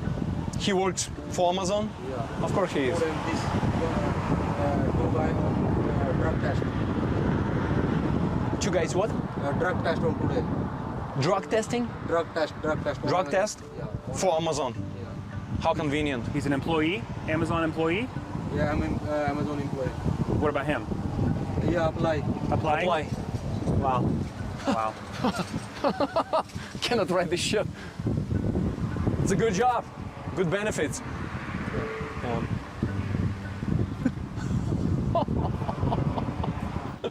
Here we go.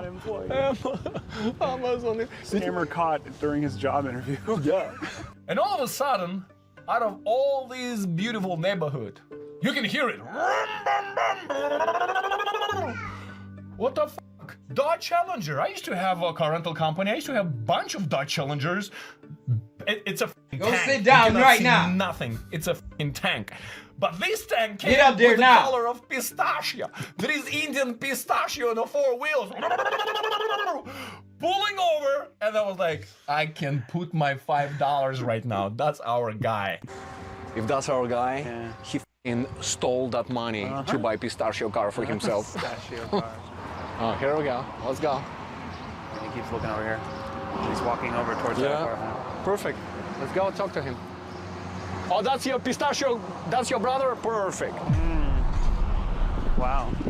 Yeah? License plate. P as in Peter, B as in boy, N as in Nancy, A as in apple, V as in Victor, I, A as in apple. It doesn't match.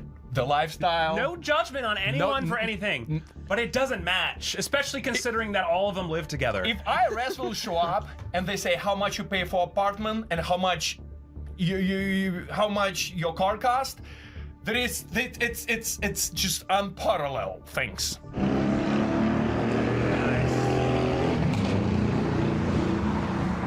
You can stay out here. Yeah. Oh yeah, we're not going on property. Yeah. Are you Ankush? E, Ankush? horizontal. Horizontal, yeah. Can we talk to you? Can we talk to you? Huh? Hello. Hi. Hi. How are you, bro? Can we talk to you? Are you Ankush? Yeah, my brother Ankush. That's you, Ankush? Yeah, bro. So who lives in apartment 102E? My apartment, brother. Yeah. Yeah. So who is this?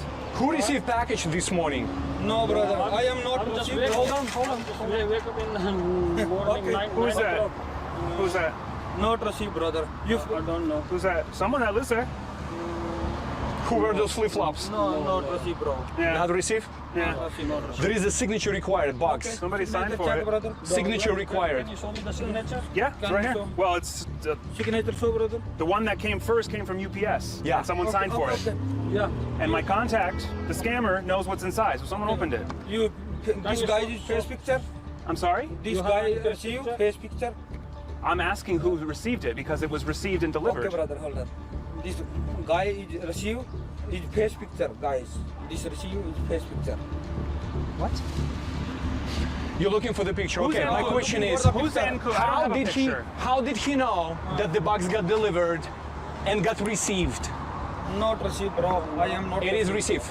You're receiving 1022. You're receiving. Do you want me to show the tracking number? 1022. 1022. You're receiving cash Okay. 1022. from a PayPal Not received, scam. brother. I am already Delivered. Who's 1024. Who's Ankush? This is my brother Ankush. That's Yeah. you? Yeah, Okay. I'm here. So your name is attached to this apartment. Yeah. Your name and now your face. How do you? Yeah, is my home is someone, a guy coming here and they torture me and they told me some deliver for some package, but I did not receive anything here for they. I not receive, brother. I am already 10:30 my appointment check, brother. Okay. I am 1 minute. Hold on. Okay. That's okay. Okay, who is using your apartment?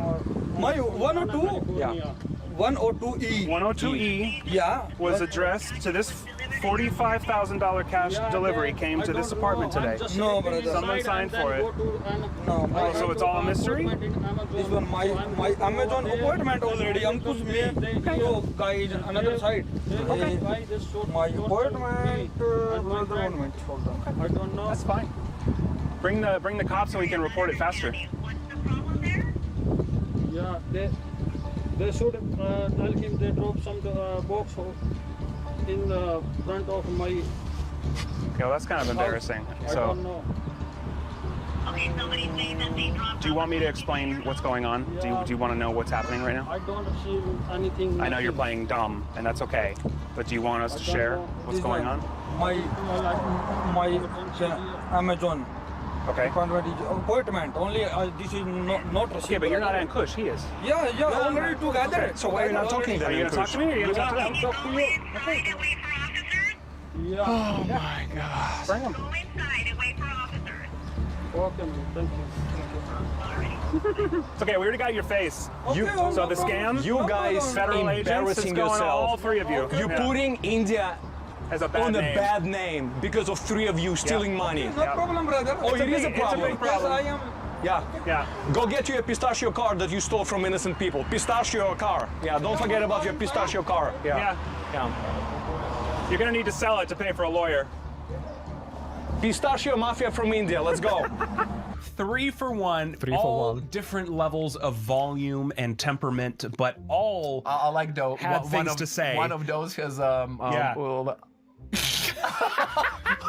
hold on 1 second. Hello, my friend. The Pringle mustache. He was the most Pringle aggressive mustache. one. He was aggressive. We don't know who he is besides his pringly, wavy. Pringly? Pringle. He's a like like when Pistachio Pringle Boy. Unbelievable. Wow. Of course they're gonna drive pistachio car. Oh, that's perfect. That's gonna be great. Police. It doesn't get everything. more guilty than it's that. Amazing. I want to get a shot of his car. Yeah. Pistachio Mafia. Love it. That's his car. PBNAVIA. It's from Victims' Money. We bought that with victims' stolen money. It's a shame.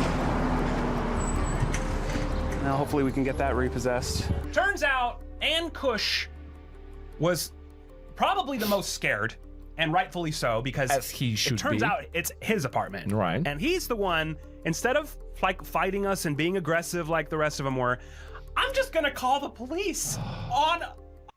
If you have Snap or Medicaid, you may qualify for a free iPhone or Samsung, plus up to 10 gigabytes of data. Apply online in just 2 minutes. We'll ship it to you for free. Phone are limited, so visit tagmobile.com to check your eligibility today.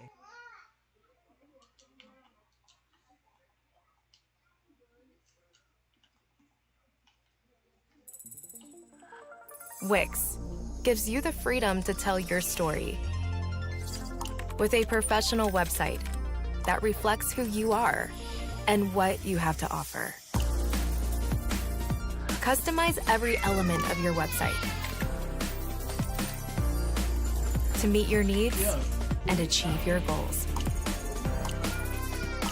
Create a unique visual experience that enhances your product and amplifies your message.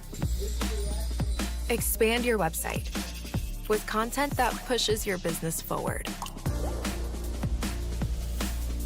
Share content that matters to your audience. And present it the way you envision it, from the biggest ideas to the smallest details. Your website, your voice, your platform.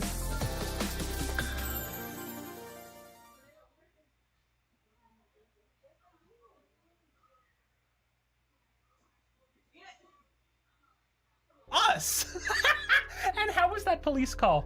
If my Ruby can speak English, she could have, like that lady who answered 911, what is your emergency?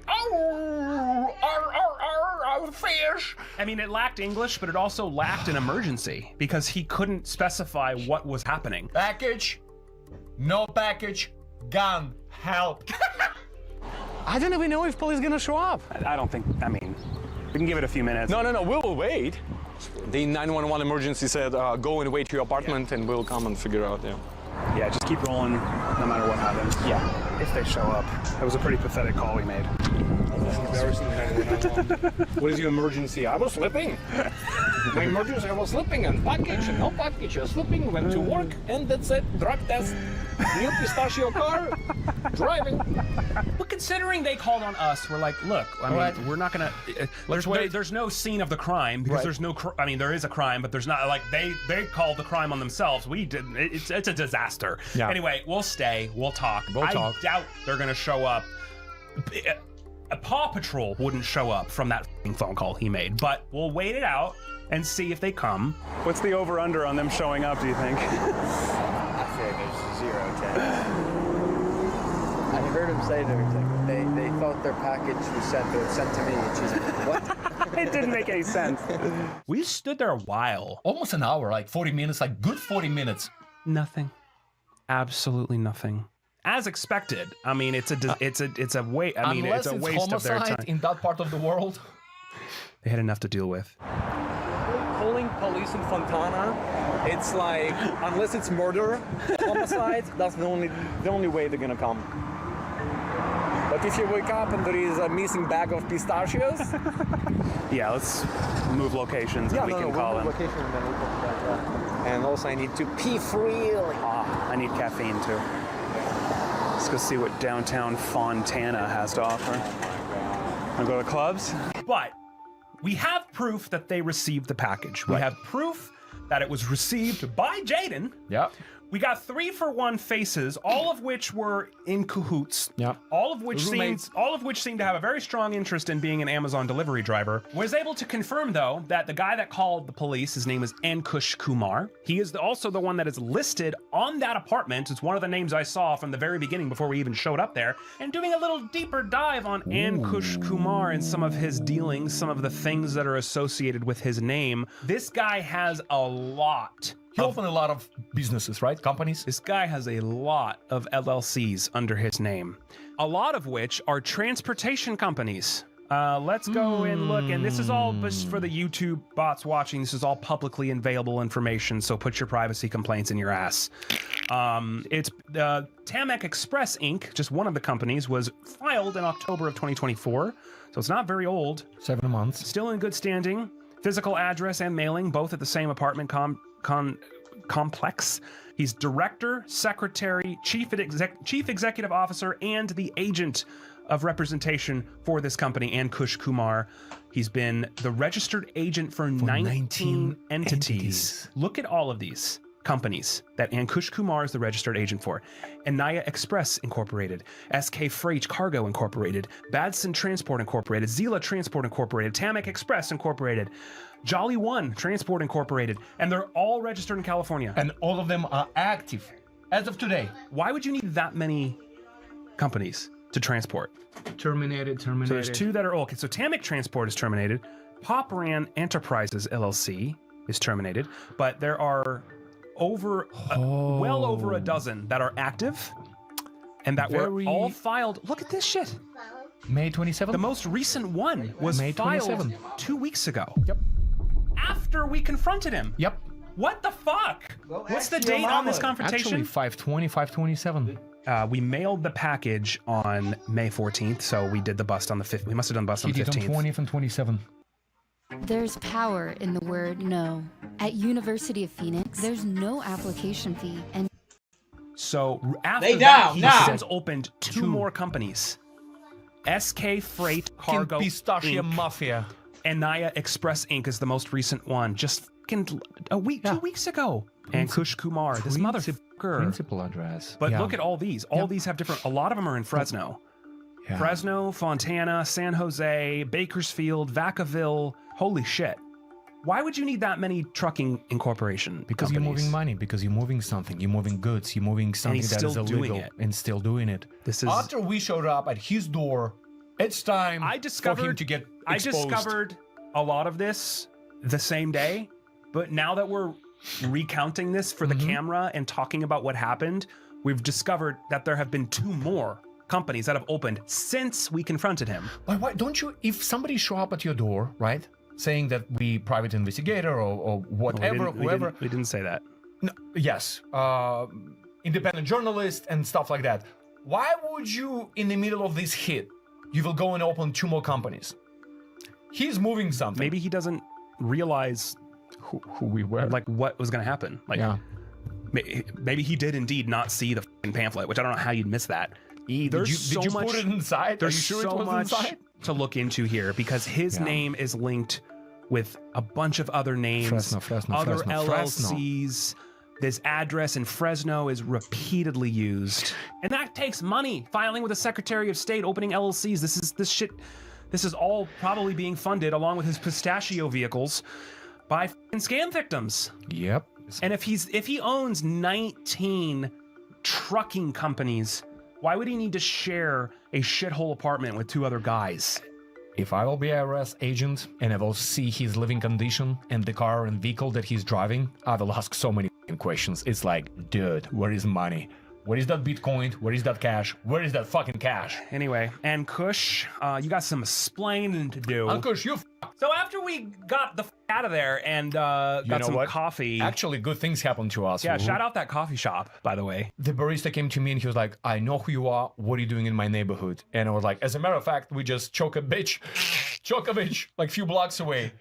And he gave us a lot of beverages, ice, matcha, coffee, whatever. We'll put the name and address on screen. And he... Support local businesses. Shout out to you. Thank you for the coffee. Thank you for buying us coffee. And I'm appreciating what we do. I'm sorry you have scammers in your neighborhood, but they're everywhere. Everywhere. It doesn't matter. But after we got the coffee, we decided to call the scammer one last time. As Mortimer, I always love to just to see how, just to check in, see how they're doing. So sad. Hello? Oh. Hello? What happened here? What happened? I don't know. It's a shit show. Sorry? What's going on with my money? How much did you send? 45,000 here. Sorry? What are you sorry for? We got an empty box. No. The money was hidden underneath so no one would see it. Underneath? Underneath? For what underneath? In the bottom of the box there. You gotta have, unless your receiver is not trustworthy, maybe. I don't know. We got an empty box. It's not empty. It's underneath. You sound defeated. What is the problem? We haven't got the money. Well, then someone stole it. The most defeated. I've seen a few defeated people lately. He was probably the most defeated scammer I've ever heard. It sounded like someone Did you say what shot happened? his dog. It sounded like someone took a shit in his only bowl of cereal he would have for his rest of his life. But he was optimistic. Oh. He said, don't worry about it. The money gonna go back to your account. Don't worry about that package. Remember? He said, don't worry about it. Go get another 45,000 is what he said. Oh, as the driver and talk about that. Bank and withdraw the money again. I already...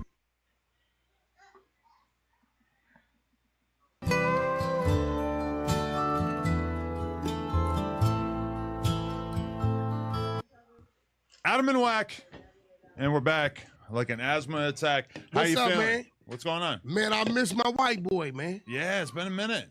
Yeah, I seen that picture you said Indian Stop style it! around that little symbol. Indian style. Yeah, they showed me a picture. We call it crisscross applesauce. Yeah, they say you went. I didn't know what you went up there for, bro. Where was that? They say you went to like New Hampshire. Or I some did. shit. I went to New Hampshire and Boston. You took your dad? My dad actually was there at the same time, but I didn't see him while he was out there. He was going to basketball games with his buddy. You're back in your hometown. The same time with your dad. I was only there for like 3 days. And you didn't make time to pull up on Pops? I was hanging out with my friend and his kids. little family So mishmash. you went by yourself? Well, I was I went to Storyland, which is kind of like New Hampshire's version of Disneyland. Actually came out a year before Disneyland, so I think it was kind of the template. But at Storyland, I had hit up my dad, said, "Hey, you want to come? You want to hang out with the kids? Whatever." He didn't do it. I mean, it's like a 2-hour drive or some shit from where he was staying. So Oh, you guys were 2 hours apart. yeah, and he was out there to go to these basketball games with his buddy. You've been moving, man. Like, you went to Hawaii, Yeah. came back, they went out there. Here you got screwed over in Hawaii. Words got out. Who told you? Words got out. Yeah, words got out. You know, I am an exposer. You know, word got out. You got screwed big time. They say Remo almost got pressed because he kept asking gang questions. And I guess one of them Hawaiians or something. Who told you all this shit? Listen, bro. First of all, Alshon Martin's been my guy for a long time. Second of all, Jay Diggs. let me ask you something. Went to his house, phone party. I seen that on the Instagram. I was there on behalf of 100 ENT. No, but this is the thing, right? Okay. You being who you are, Mhm. I don't know, maybe I need to oversee some of these things. Josh does a great job with the internal no jumper situation. But I think these outgoing things, you need a bulldog manager because no way you were supposed I felt some kind of way because our guy, our CEO, got played like a effing piano. Yeah, I don't know why. You got worked like a Louisiana rib. I didn't ask for a deposit. For some reason, I just went out there, just assumed it would all work out. Well, they told you what they were going to do. What? They told you what they were going to do. And then my man tell me you would go in the clubs, Alshon picking up the bag and wasn't giving you a cut. I didn't go to any clubs, for the record, but it was because nobody seemed to have any money available. Like, they told me there was going to be a no-jumper party, a no-jumper boat party. And before you left, there was no party. We There was should have got nothing. no jumper boat deposit, no jumper party deposit, Yeah. no jumper club. And then they got really mad at Remo. They said, yo, who's this Remo ninja? I said, But you're talking they. It was a totally separate situation when we were doing this vlog in the hood with these Bloods, and there was an older dude who basically kind of asked Remo to chill with asking a bunch of super gangster shit. checked him. He's supposed to. Remo ain't no gangster. Checked him. Because Remo tried to push a line. That dude couldn't answer that. But here go the thing. They Don't say, act like you know about the Hawaii They Bloods. said, who's this Remo dude? I said, what you mean? That's the homie. We work with Adam real close. Who are you talking to that told They you this said stuff? this fool got butthurt because we tried to put him in a double bedroom. Remo? Yeah, I guess they really tried to put him. He got mad. Wow, I don't you know. really do know. I don't know some how shit. it went. I don't. I have a I theory. don't know how that I have a went. theory about Remo. What? I think he sleeps with a sleep apnea mask. No, Remo a grown ass man. But I've never seen it. But anytime there's even a suggestion that he might have to share a room, he's just on it. Like, nah, I need my own room. I need my own room. So I don't know what he's doing in there at night. No. Maybe I he's think beating he's off a- 6 or 7 times. I think don't know. But maybe he's the only child. There's something. Does Remo got siblings? Yeah, yeah. And you know the other thing too, Remo, you go out to eat with him, the most basic eater ever. He'll get a plain waffle, nothing on it, and 5 pieces of bacon. Or chicken fingers. Remo might be a little like with my homies. Very- if very Cuban limited. Rob or Third are with me somewhere, I can put them two in the same room. Okay. No problem. But I can't room them. Like With I would another never random. put Third and G Wayne in the same room Okay. because they grew up together, you know, and they convicts, right? So, you know, with Remo, I don't know who they tried to. It's not like I really care about Remo being in this. Who they try to put him in? I the just room want with? to know what he's doing in there at night. No, I just think Remo, he grown ass man. He wants his privacy. Yeah, probably. You That, know what that I'm might saying? be part of it. I don't know. It seems very, very important to him. I don't let nobody. If it ain't my woman, you ain't coming to my motherfucker. I'll split a room. Me and you. Well, I don't know. Yeah. Again, though, like I feel like you might do weird things at night. Who? What you mean? I feel like you might just like do some weird shit at night, and that might come freak me out and like. Do what weird shit at night? Like even what if you fart in your sleep? Do you fart in your sleep? I'm pretty sure every human being just farted in their sleep. You don't fart in your sleep? If I wake I'm up pretty sure every human being. smelling a Pacoima fart lingering in the air, I'm not going to be happy. Well, I mean, we would never be in the same room. I don't do rooms with men anyway. Yeah, that would be super weird. And gay, yeah. Out of that just ain't what I do. Definitely, we're not going to do that. But yeah, honestly, I can't. At some point, I just checked out mentally on the whole Hawaii thing, and I was like, you know what? We got flown out here. We did this one vlog with this dude Juice, who's a up and coming Hawaiian rapper, and everything else was. I mean, honestly, they drove us around the whole time. They had security. That was cool. Did you go to see like Pearl Harbor or ride the jet skis or get on the scooters, or did you go or that corny ass boat ride they got with the nasty dinner? It's cool to go out on a boat ride. Oh no, I didn't go on a boat. Shit like some TV dinners. No, you should have probably been on a boat. You just stayed. So where they put you at? You was in Waikiki, right? Yeah. Where'd you stay? Some hotel. I don't know. I brought my first timeshare out there. Yeah. In the year 2000. Oh, it's not with you anymore. I sold it. I brought it for like $4,000, and I think somebody called me like 2013. I forgot I even had it.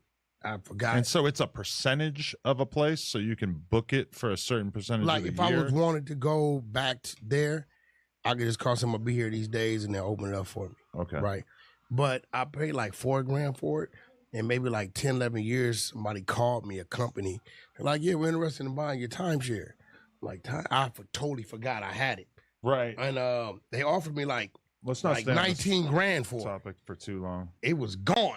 Let's try not to linger on this topic for too long. What topic? The timeshare. I just feel like that's probably like the number one thing that's going to make people click out of this video. So how did you feel about the Lush episode? Because I'm not gonna lie, I saw a lot of complaining from the fans. I don't know, bro. I mean, I thought it was cool. I mean, I thought me being able to kind of, the earlier parts of it was cool. I mean, kind of, yeah, I mean, cornering Lush with the bullshit he been doing on the. You and Lush talking is probably like the thing that would be at least like okay for people, but it feels like the bringing in the random artists is something that people really don't care for or want to see. I think they see enough of that on the news. Exactly. I don't know who these guys were, but you definitely had some guys on there. Yeah, it was just some dudes. I put a thing up on Instagram. 87K. That might be one of the worst viewed episodes that we've had, which is probably. I think it might have said something about Lush. Yeah, I mean that was your draft pick. That was your choice. No, what I'm starting to realize though, I didn't think about it. I think Lush is oversaturated at No Jumper. Probably some truth to that. A little bit. He's around a lot, but also the thing is that I think that people want to see you do battle with someone who's actually going to stand up to you, be combative, really have a back and forth. That's something I'm willing to do. Lush notoriously is a glazer, and he really doesn't like conflict. Doesn't really state his own opinion that aggressively. Agree. I tried to initiate the battle. Okay. I'm like, bro, why are you in Crip business? But that's a good example. Is that Lush has previously identified as a Soreño, a white boy, and somehow in that episode he's a Crip. Then one of the dudes was a Paru, so I put myself in the trick bag. I said, I know you want to ask the question y'all talk about. Y'all be at the parks. You say all wax signs is Crips. So I was trying to I look. All wax signs are Crips. That's what they say. They say everybody I sign is a Crip. Oh, so right? you signed this. So I'm trying to. I really would love a table of people that really want to attack me with shit. You should put it together for real, because I hear a lot, but nobody. I've welcomed it. Let's have a conversation. I don't want to hear somebody do like a bare bones basic version of calling you out on your shit. I would kind of like to hear you do battle with someone who was really steeped in the whack lore. Yeah. But I also don't even really care about that much. Man, but here goes the thing. We don't give a care about. I speak for the people. Who? The fans. This ain't no Charlie Kirk shit. The viewers. Check this out. This ain't no Charlie Kirk shit going on. What does that mean? We're not going to get shot in the head? He didn't get shot in the head. I guess, yeah. Rest in peace, Charlie Kirk. He's being very insensitive for a white He got dude. shot. Huh? It's a statement of fact. Yeah, definitely. Shout out to my guy, Jared. Jared Kushner. What's that stare? Jared from Flood. Subway. Jared Flood. Jared Flood. He runs Trump Media. Oh, okay. You know what I mean? That's your connect. Truth TV. That's who you talk to at Truth Social. Yeah. That's your true social connect. Yeah, we were just together. Well, I'll have you know it's a big night for white people. Is it? You know what happens tonight? Purge? Taylor Swift drops her new album, Life of a Showgirl. Ain't got nothing on Thug album. No, it's way better. What? Hopefully Thug said the hard R more than she will on the album. But tonight at 9 o'clock, me and my wife, we've never done this before. We're going to be laying in our bed, holding hands, candles lit, flowers in a vase, listening to the new Taylor Swift. You know why that's a big deal to you? Because she cares about it. And I'm kind of like just I'm gonna leaning tell you into why it. that's a big deal I'm to just you. acting like I care. We gonna as much be as her. real. If I acted like I actually don't care, then she would probably leave me. See, this is the most important listen, thing to her in the I'm world. gonna tell you why this is a big deal to you. And all white women, really. Because you never hold your wife's hand. No, we do that a lot. No, you don't. We're always holding hands. No, you don't. We're actually really into the foot massages too now. Huh? I rub them feet. Oh, okay. You suck her toes? You know, I don't really. You think I should? Yeah, I'll tell you, yeah. You know, And work the in between the toes. I found out incredible. something new actually about my wife. What? The porn.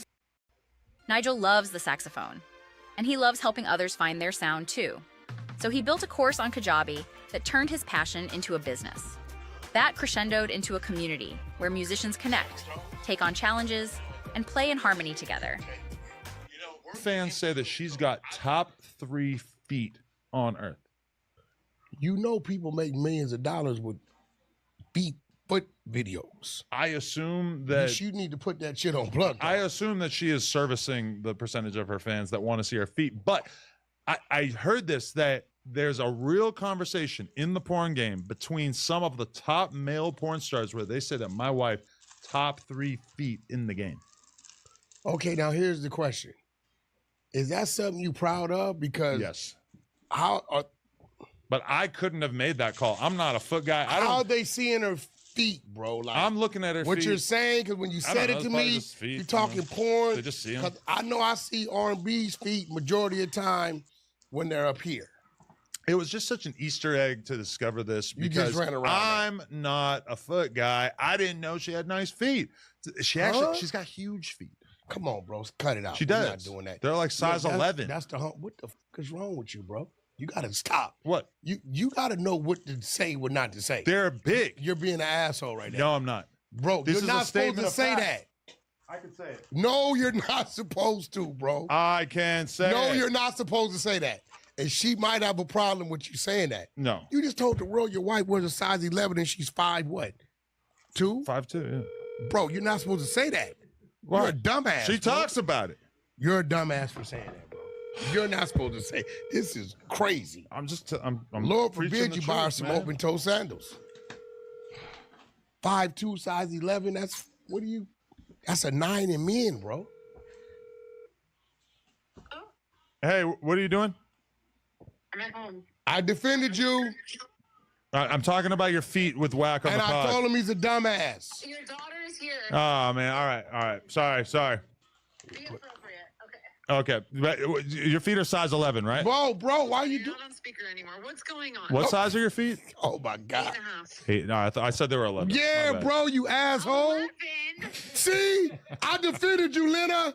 I swear to God, I called him an asshole. He told the world you were a size 11. I have an average woman's foot size. No, you don't. You're No. top 3. He You're said top you 1% was of 5'2". feet. He said you were 5'2" with a size 11, and I called him an asshole. Wait, what'd you say? What does shoe size have to do with? Wait, I'm just so confused. Top 3 feet in the game. Who told you that? Someone. She doesn't want to say. All right, I'm gonna talk to you when I get home. It's a big night. Was it someone? It's a big night. What? Bye, I love you. Who told? Come on, bro. Who told you that? Johnny Sins. Who? One of the top male porn stars. Oh, she was flattered. I mean, she took it appropriately. This is a guy who has seen a lot of So feet. you understand why I called you an asshole? Saying your wife had a size 11 I was and trolling. 5'2". I was No, trolling. you wasn't. I was This trolling. just shows you know nothing about your own I wife. buy her shoes. You know nothing about your If own her wife. shoes were 11, I would know. You can't buy an 11. Bro, you were serious. You got to buy an 11 through a catalog. You can't even get designer shoes in you 11. You can buy females 11. No, you can't. You're crazy. I used to work in a women's shoe store. Yeah, women that are 5, 10, and 6 feet, that's average size. No, they have to special order their shoes from a catalog. No, they don't. Let's see what That's Google some Gemini bullshit. says. Can women buy size so you're saying 11 shoes in stores? Are big and tall women got to order all their shoes? Literally, they do. No, they don't. Absolutely. No, it is not easy for most women to buy size 11 shoes in stores, as many retailers, especially smaller ones, stop at size 10 due to lower demand for larger sizes. However, options do exist, such as shopping at department stores like Macy's, Nordstrom's, DSW, Amazon. I'm telling you, I used to sell women's shoes at Sears.